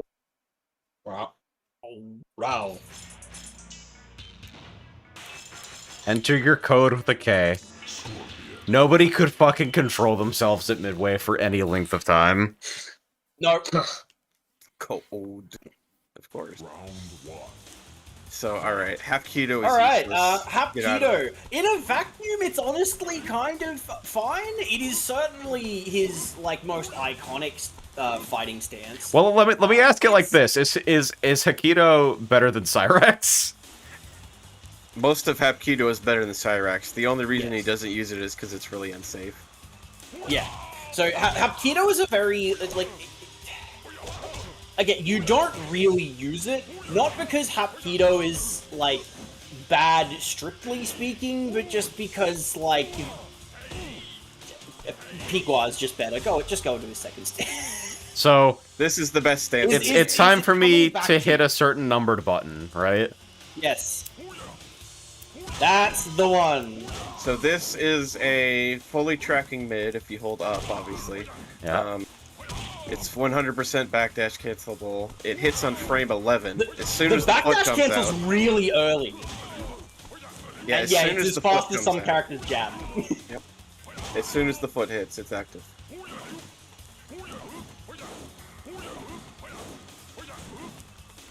So this is Footsie's defined. Yeah. This is like the button of all time in MKDA. Not only that, it's a single hit knockdown move, so you're never really trading favorably with it. Definitely not. You can tech roll it, but if you don't, he gets a free summon Hellfire. Summon Hellfire is the Down other back two. part of the character you want to know. Alright. So that's if they don't tech. There are, however, a couple of... Like, obviously, 3 is what defines Scorpion as a character in this game because it is just a fucked up move. But he does have some other moves. He's got standing 4 in Pigua. This is a low. It's safe against most things, and you can BDC it. On hit, And if you look... ends the summon Hellfire. Yeah, And guaranteed again- Hellfire. And you can see evidently how it's just another kick. You just do not understand what's coming. It's just the entire same animation. He just like look at the other one. It's just No, you can tell. not the This entire is a same. much slower move. Yeah, it's much slower, but it's still almost the same kick. It's sort of an unassuming normal, is what it is. Yeah. It doesn't look like much. It looks a little sluggish. Okay, so we have back 2. Okay, This is fast tripping sweet. low. It's untechable. It gives you a free summon Hellfire on hit. It can be backdash cancel. And it can hit your chest if you fucking jump cancel it. He's also got this string 2-2-1. That guarantees Hellfire on hit.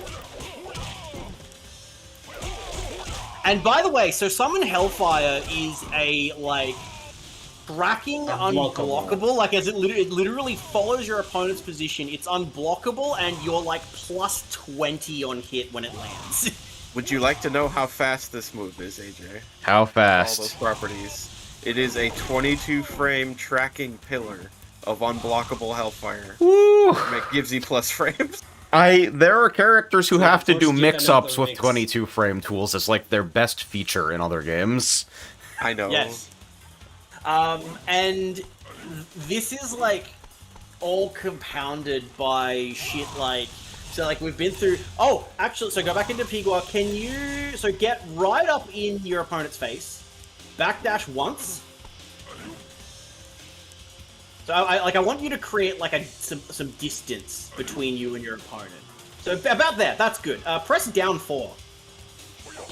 Whoa! Uh-huh. So, infinite range mid that you can also backdash cancel. Yep. Back 1 is also really good. Back 1, 3. This is a guaranteed combo. Again into Hellfire. Yep. I'm beginning to that's, understand. that's only if they don't tech roll, because it's from 3. Oh, yeah, tech roll.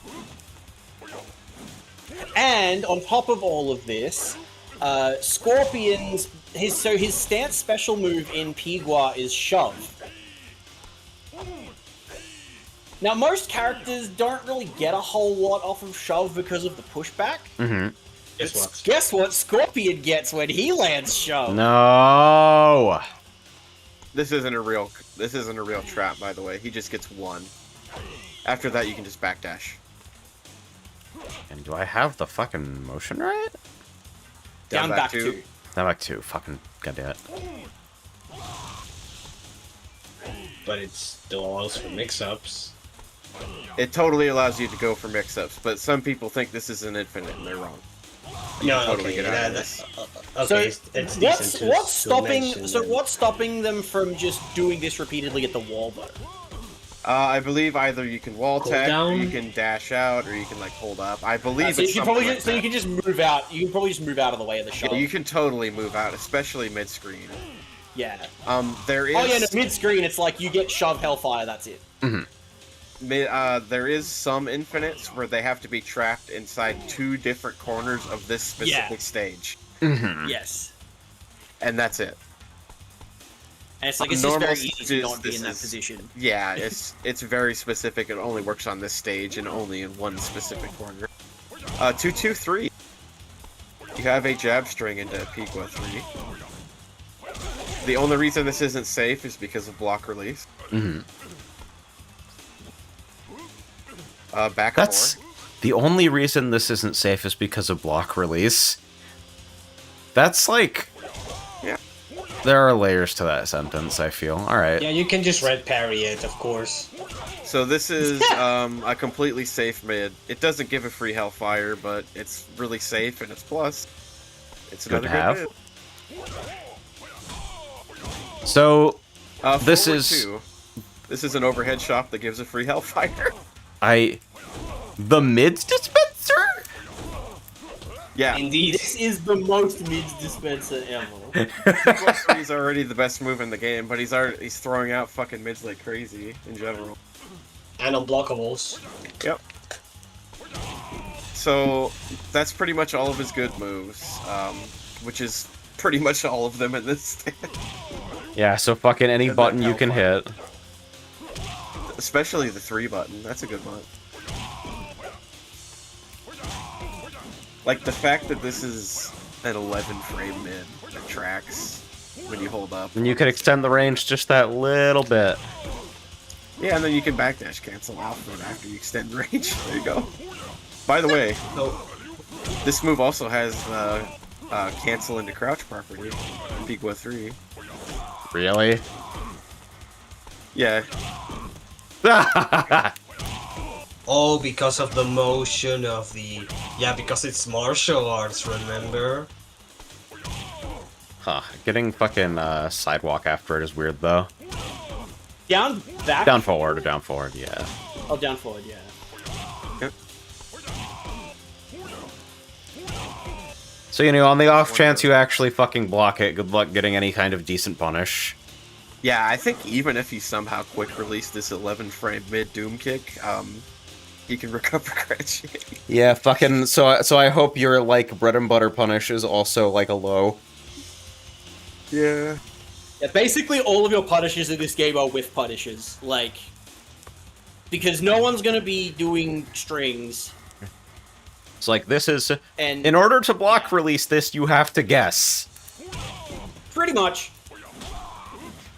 And if you have to guess between all possible realities, because you can just hit it at any time, so... Not a realistic threat. Not really. And the Ninja Sword isn't Pigua. The Ninja Sword just kinda sucks, aside from The, having high the Ninja damage. Sword is really funny because it is exactly the same as Kenshi's weapon stance. Yeah, it's the only weapon stance in the game that's entirely copied. How strange. So, review Anyway, of 3. King of Earth 3. Yeah. The 3 button on your controller is good. Most of the other buttons are also good. Supplement Much like Tekken 7, Scorpion is 3. 3 and supplement with back 2.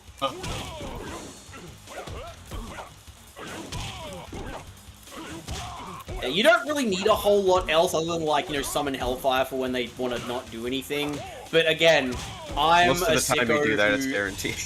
I'm a sicko who loves buttons like P-Guard down 4, so I am just doing P-Guard down 4. This is just a fucking button and a half, dude. This is like... Tom forgot to mention this, because it is a pretty good button. This is the shit that It's a killed the fucked up dinosaurs. button, dude, I'm telling you!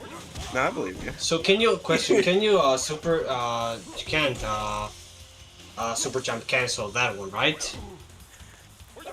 Your execution would have to be cheetah level.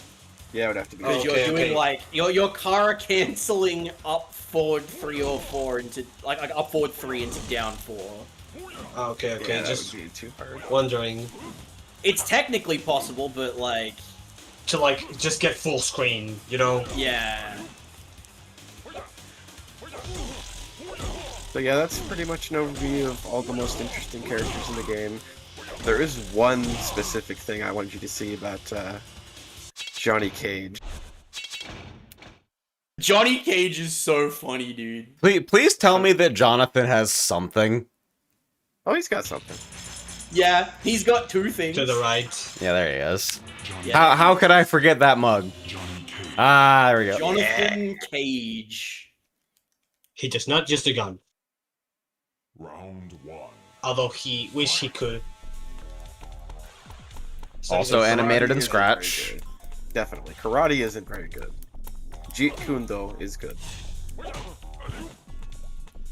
So this stance has decent jabs, and it has a decent sweep. I think it's back 4. Ah, there you go. A lot of them is poking with jabs and sweeps and stuff. Yeah, a lot of characters got a 2-2-4 types thing. Yeah. But also, if you go into his nunchuck stance, if you press 1, that's 1-1-1-1. That's the mid. And if you press down 1, that's a low. This is how Mike Metroid plays Johnny Cage in this game. It works pretty well. It's definitely not a bad way to play him. I'm. And you can leave them in hit stun and then do the low. There's also something very important about him in his stance. Yeah? I think it's down 2? No, down 3. That move. So this move, it looks really stupid, obviously you're hitting them in the nuts, but this is a 7-frame move. Oh my god. The button! The other fastest moves in the game are 8. So, you can be in Jeet Kune Do, doing your safe jabs, your safe sweeps, and all of a sudden you can be like, hey bitch, Nutcracker, 7 frames from the ICS. Yep. So he's got that too, which is pretty nice. That is the second fastest button in the game. This is... Is it, like, bad if I find this really appealing? Not at all. My brother got mad at me because he's like, oh, you're just gonna fucking mash with the nunchucks, and now that I'm seeing it as an adult, I'm like, that was actually good, wasn't it? Yeah, Yeah, like, how the fuck is an 11-year-old supposed to fight this? Johnny Cage is literally the fucking Soul Calibur 2 Raphael of this game, because he's like a fucking mid-tier where like that one fucked up thing you did as a kid is just as fucked up when you do it as an adult. So I'm glad that I'm not really the only funny person who had that experience with Raphael. I fucking played that shit as an adult and I'm like, wait, all of that? Just buttons, man?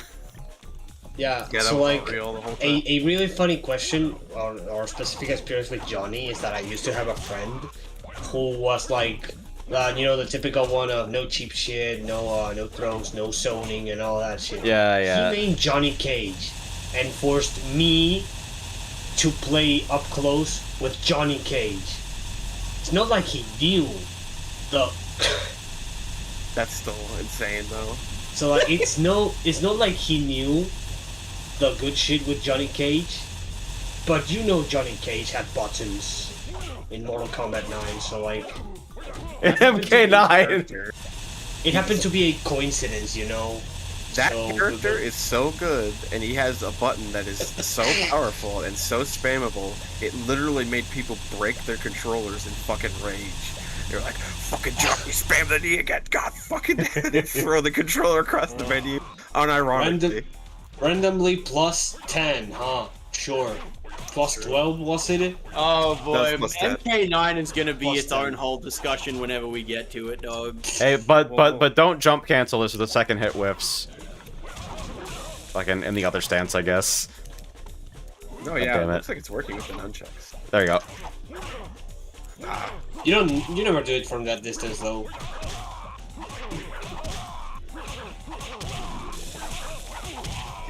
Just so many little things. So, is there, on that question, is there any other band stages with hazard like this? Nope. Nah. Oh, it's just this one. Cool. Yeah, awesome. And there is actually a stage select, thank God. Yeah. Although I think I Alright, agree fellas, I with better start- default stage being random. I better start getting ready for the rest of my evening, but it's been real. I'll catch up with you guys later. Yeah. See you around. See ya. Thank you for joining us. So, I like the criteria here. That's all of the characters in this game that are worth talking about. Nobody knows what the fuck this is. It's fine. Oh, people do know, but it's not like to know. I think we missed out on Kitana, Nitara, and Kung Lao Tana. Or like, Katana's just like, I have a fan lift. Gotcha. That's the fucking character. So,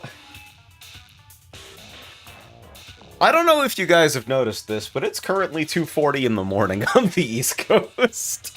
Yes. So I end. God damn, it's even later for you. Fucking. Yeah, if I told the hour I'm in right now, I'd like, why are you doing this? So like, it's okay. Don't East Coast Lamau me. It's nice over here. 4:40. It's where all the net play happens. Terrifying! So, since we somehow managed to burn fucking 17 hours... Oh, here we go. Liu Kang. Get off that machine. Yeah, get off the machine. Since we somehow managed to burn 17 hours just talking about what the fuck you even do in Mortal Kombat Deadly Alliance, only for it to boil down to, like, you have 2 to 5 moves, and they're either, like, a fucked up power-up setup or, like, a looping low. Well, yeah, but, like, the basic mechanics take a while. For sure. I mean, I'm not shitting on anything. I'm just, like, kind of astounded that, like, there are so many different ways to be, like, a regular fucking Deadly Alliance character, that there are so many paths to just, I'm gonna do jump cancel buttons in your face, and so true. You're going to handle it. Mamoru is just, like, a button away from being Wyler. There's actually one last character, maybe. Alright, well, let's round out the night. Alright, Nitara. The cool we talked vampire about lady. that. Nitara. So, does she have anything? I think by this point we're only missing Blaze, Kung Lao, and Kitana, who we already know what her deal is, so like there's nothing to see. Yeah, Fujiapai is one of her good stances. She has decent jabs from here. That's like a good Her 2. power-up is... She has a power-up in this stance. She could do this into the double branch for like fucking 1,000,000 damage. Yeah.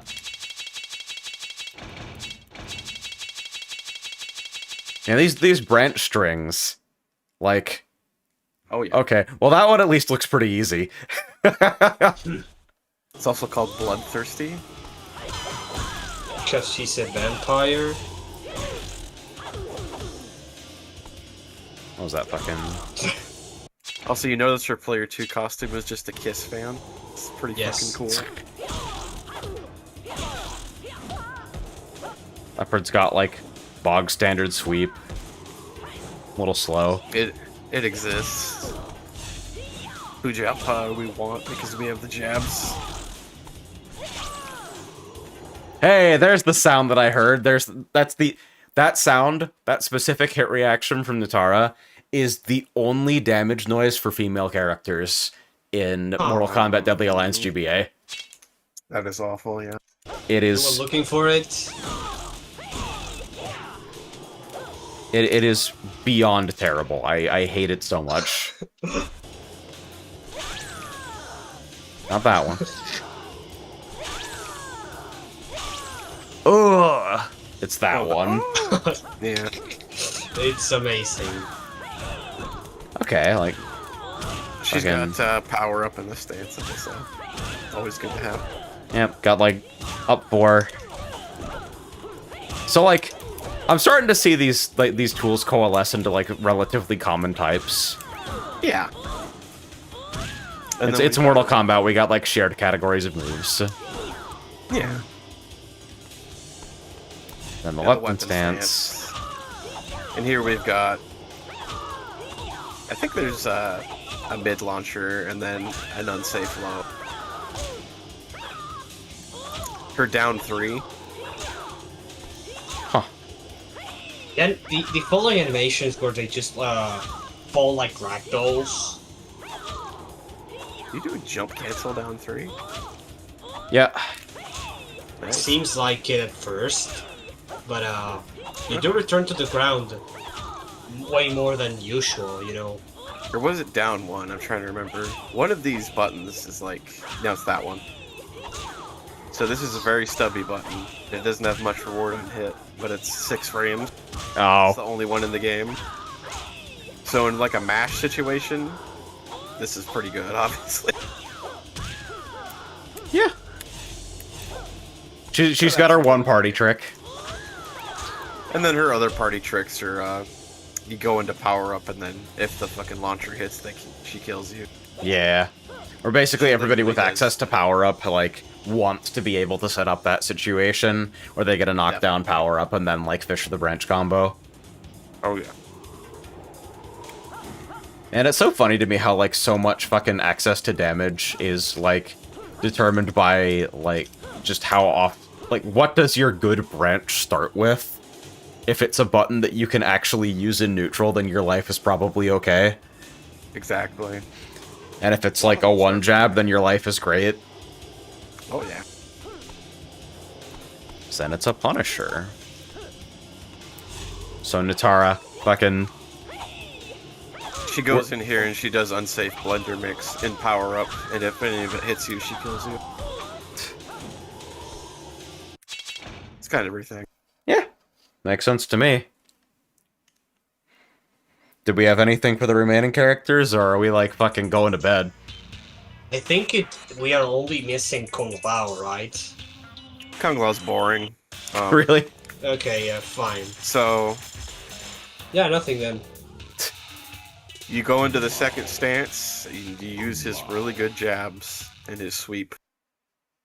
And then he has a launcher, and then you repeat the launcher, and then you do his Mantis kick for 40%. That's Does he really have nothing? Like...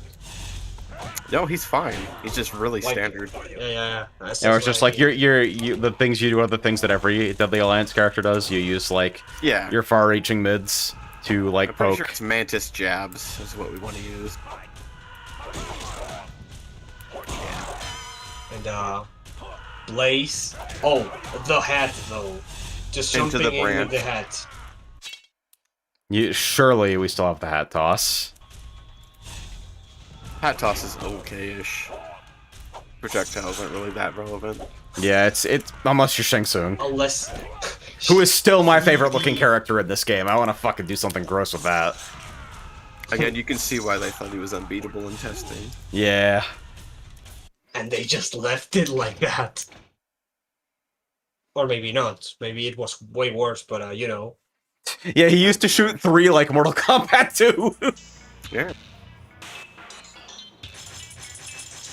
And then what? Just Blaze? Secret character? I think it's underrated. You do the same thing as mocap. Yeah, there you go. Yeah, you can hear it. And is Blaze another, like, moveset alt, or...? Yep. Round 1. Fight. He's boring. Hapkido isn't that good. Jeet Kendo is his only good stance, because it's Johnny Cage's best stance. Oh, so just the exact same fucking normals. Yep. But he doesn't have nunchucks, you know? He doesn't have nunchucks. He doesn't have Johnny Cage's invincible uppercut. His Flame specials... That's at least a pretty fast projectile. It's quick. It's something. Does the hand... No, the hand doesn't attack, but it's No, it that's does not definitely hit. just a reused attack, you know? Flame charge. That looks really bad. Yeah, this is just Dramen's uppercut. I think you can do that out of a jump, actually. No, you like, can't. No, you can. You can jump cancel that. Okay. It's a back down. I Back, see. dude. Yeah, if you could do that, you got better execution than I do. Which is, like, not uncommon, but you get it. Ha! My poke! This is useless. Yeah, it's not. Two hits, 15% only because it's wall slamming right now. Yep. Yeah, range isn't The great entire compared to, thing like, with just him- do a real normal. Yeah. The entire thing with him is just you fucking go into Jeet Kune and you're a worse Johnny Cage, pretty much. I gotta say the jump cancel sweeps look pretty funny. Oh, definitely. Yeah. And also, he's like constantly lighting on fire, and I think that if you hit him, his blood is constantly lighting on fire, so he is very distracting. And the fucking 10 FPS texture animation. But hey! Fucking glad that he's there so kids can fucking spend 100,000 Black Crypt coins or whatever. Actually, you get him for doing all the conquest missions, so it takes 50 million years to unlock him. And he sucks. I also think, like, since you can, this is a dolphin game, you can texture mod it, and like, this guy feels like a GIF machine. Yeah, he sucks though. I wouldn't. So what else did you want me to see before we go? Jax, something with him. So All he has right. a life up. But his jump cancel life up is really funny, and it's really fast. Jax. Yeah, there we go. What a good fucking alt. It's pretty good. Yeah. Didn't Again, I talk wish about th- Sub-Zero either, but he sucks. He's got a lot of low damage, low pokes. Ah! Yeah. Yeah, that's what I'm talking about. Airwalk, yeah.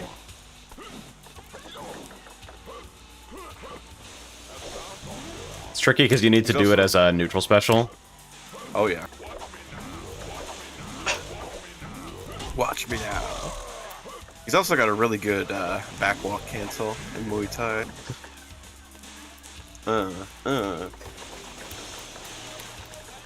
Let's see it in distance. Alright, there we go.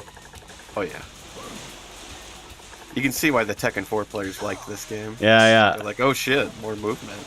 Yeah, it's like took it out of our game. it's like backdash canceling, but easy. What a weird fucking game. Never count that move out. Be entirely safe. It's a bunch of mids. It's just the fact that Mortal Kombat just had a completely different idea about like what should look like a combo versus what should function like a combo. That like baked in state to hit stun where it's like, all right, it looks like you're reeling, it looks like the next follow up is gonna hit you, but in reality this is a block mix up situation. Pretty beautiful. I mean, I know a lot of people who would prefer that to, like, whatever the fuck has become the standard design today, but it just sure does make it difficult to tell what's actually real when the training mode also doesn't want to give you any fucking help. the only reason you know any of this is because we're telling you. It's ridiculous. If Right? training mode actually worked, maybe you could find some out on your own. But no. Yeah, man, that's a Like, I 13-hit think- combo. Like, the thing about, for example, newer Mortal Kombats, like the NetherRealm ones, especially, probably namely NKX, is the whole thing about the special hit stun that allows you to block. So it's like the way you can apply pressure in Mortal Kombat. Can you move?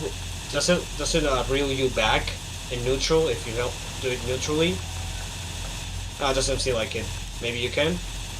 Might depend on timing. Yeah, definitely. You definitely can. You definitely can. Oh yeah, there we go. Yeah, as I was saying, the whole thing with how to keep applying pressure thanks to a move, but would be too broken for a combo, is that it feels like that idea started here, especially with things like, say, Hellfire. But in here, it seems like the combo counter didn't quite understand that concept either. And it's not like that's unique in like I think of stuff like Tekken Advance, where it's like surely you guys understood what was and was not a combo at the time this game was made. But Tekken Advance is completely happy to lie to you and tell you that your walk jab is 11 hits when they could block the entire time. Yeah. The fighting ice combo. It's like, because when a game does that, then you are inclined to ask a question about, like, okay, you're telling me this was a combo. Why? What does combo mean to you? What is Why, the HC glitch? Why is it important for you to tell me that if I do this if I do this special twice at the wall, it's a 13-hit combo? Is that meant to tell me something?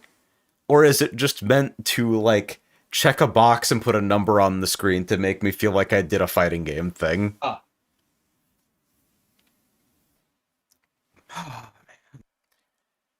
We talked a lot about Mortal Kombat Deadly Alliance. I think we should all go to bed. Yeah, definitely. It's midnight. Fuck. Well, good news is, next time I'll be prepared to have all of that information leak completely out of my ears, then remember it on, like, light recall and pick Johnny Cage anyway. Or Shang Tsung. I think you'd like Raiden, too. Yeah, I could be a Raiden player, I feel. He's a bit slow, but, like, once you get in, you get to do the easy bake mix-ups. Yeah. And of course, like, Scorpion seems very friendly. If you want to know something very funny? Yeah. So, of course, this is bullshit. We all know this. But on the character select screen, it shows you a difficulty meter for the character. And Scorpion's is the highest. They think he's hard to play because he didn't test the game enough. They think he's hard to play because if you use the other two stances, he has more things to do than Pigua 3. You're not using the right moves, bro. That's all it was. I feel like next fighting game Capcom makes, they should hire you to just, like, shout at the playtesters you're doing the wrong move. You're not doing the broken shit. No, you gotta do medium kick. You gotta do light Jinrai. 2A. Never use Tatsu, just light Jinrai. I mean, they got this whole system with their new game for announcer. That sounds like a good idea. That sounds like a great way to, like, drive players to psychosis. You've installed this DLC. Now let's hear about every wrong decision you make. Oh god. Wait, that actually sounds kind of based. It's like Nia from Pokken, but with, like, encyclopedic knowledge of weird system esoterica. I do appreciate Pokken, though. Pokken being like, now, use your fucking burst! Garfield, you had burned. Literally just fucking, how do we get players to understand how the meter mechanics works? Have someone yell at you when your meter's full. It's almost midway. It's, I think, as much as I clown the destructive simplicity of the Midway philosophy, I definitely look at modern fighting game systems sometimes and go like, no, we could learn something from that. Like, What if instead of like, I think the Midway way could be implemented in today's systems, but instead of like forcing the thing, it tells you, so it's instead just screaming. So I think of like fucking Street Fighter 6 being like, all right, so drive rush, crouch, medium kick now immediately scales to 75%, versus like the Midway solution, which is to just make that button not work out of drive rush at all. Your combo didn't work? Aw, how sad. Thanks for you to win. Jesus. Alright, everybody get the hell out of here. Fucking, we've been here long enough. Good night. Yeah. See you around. Oh, man.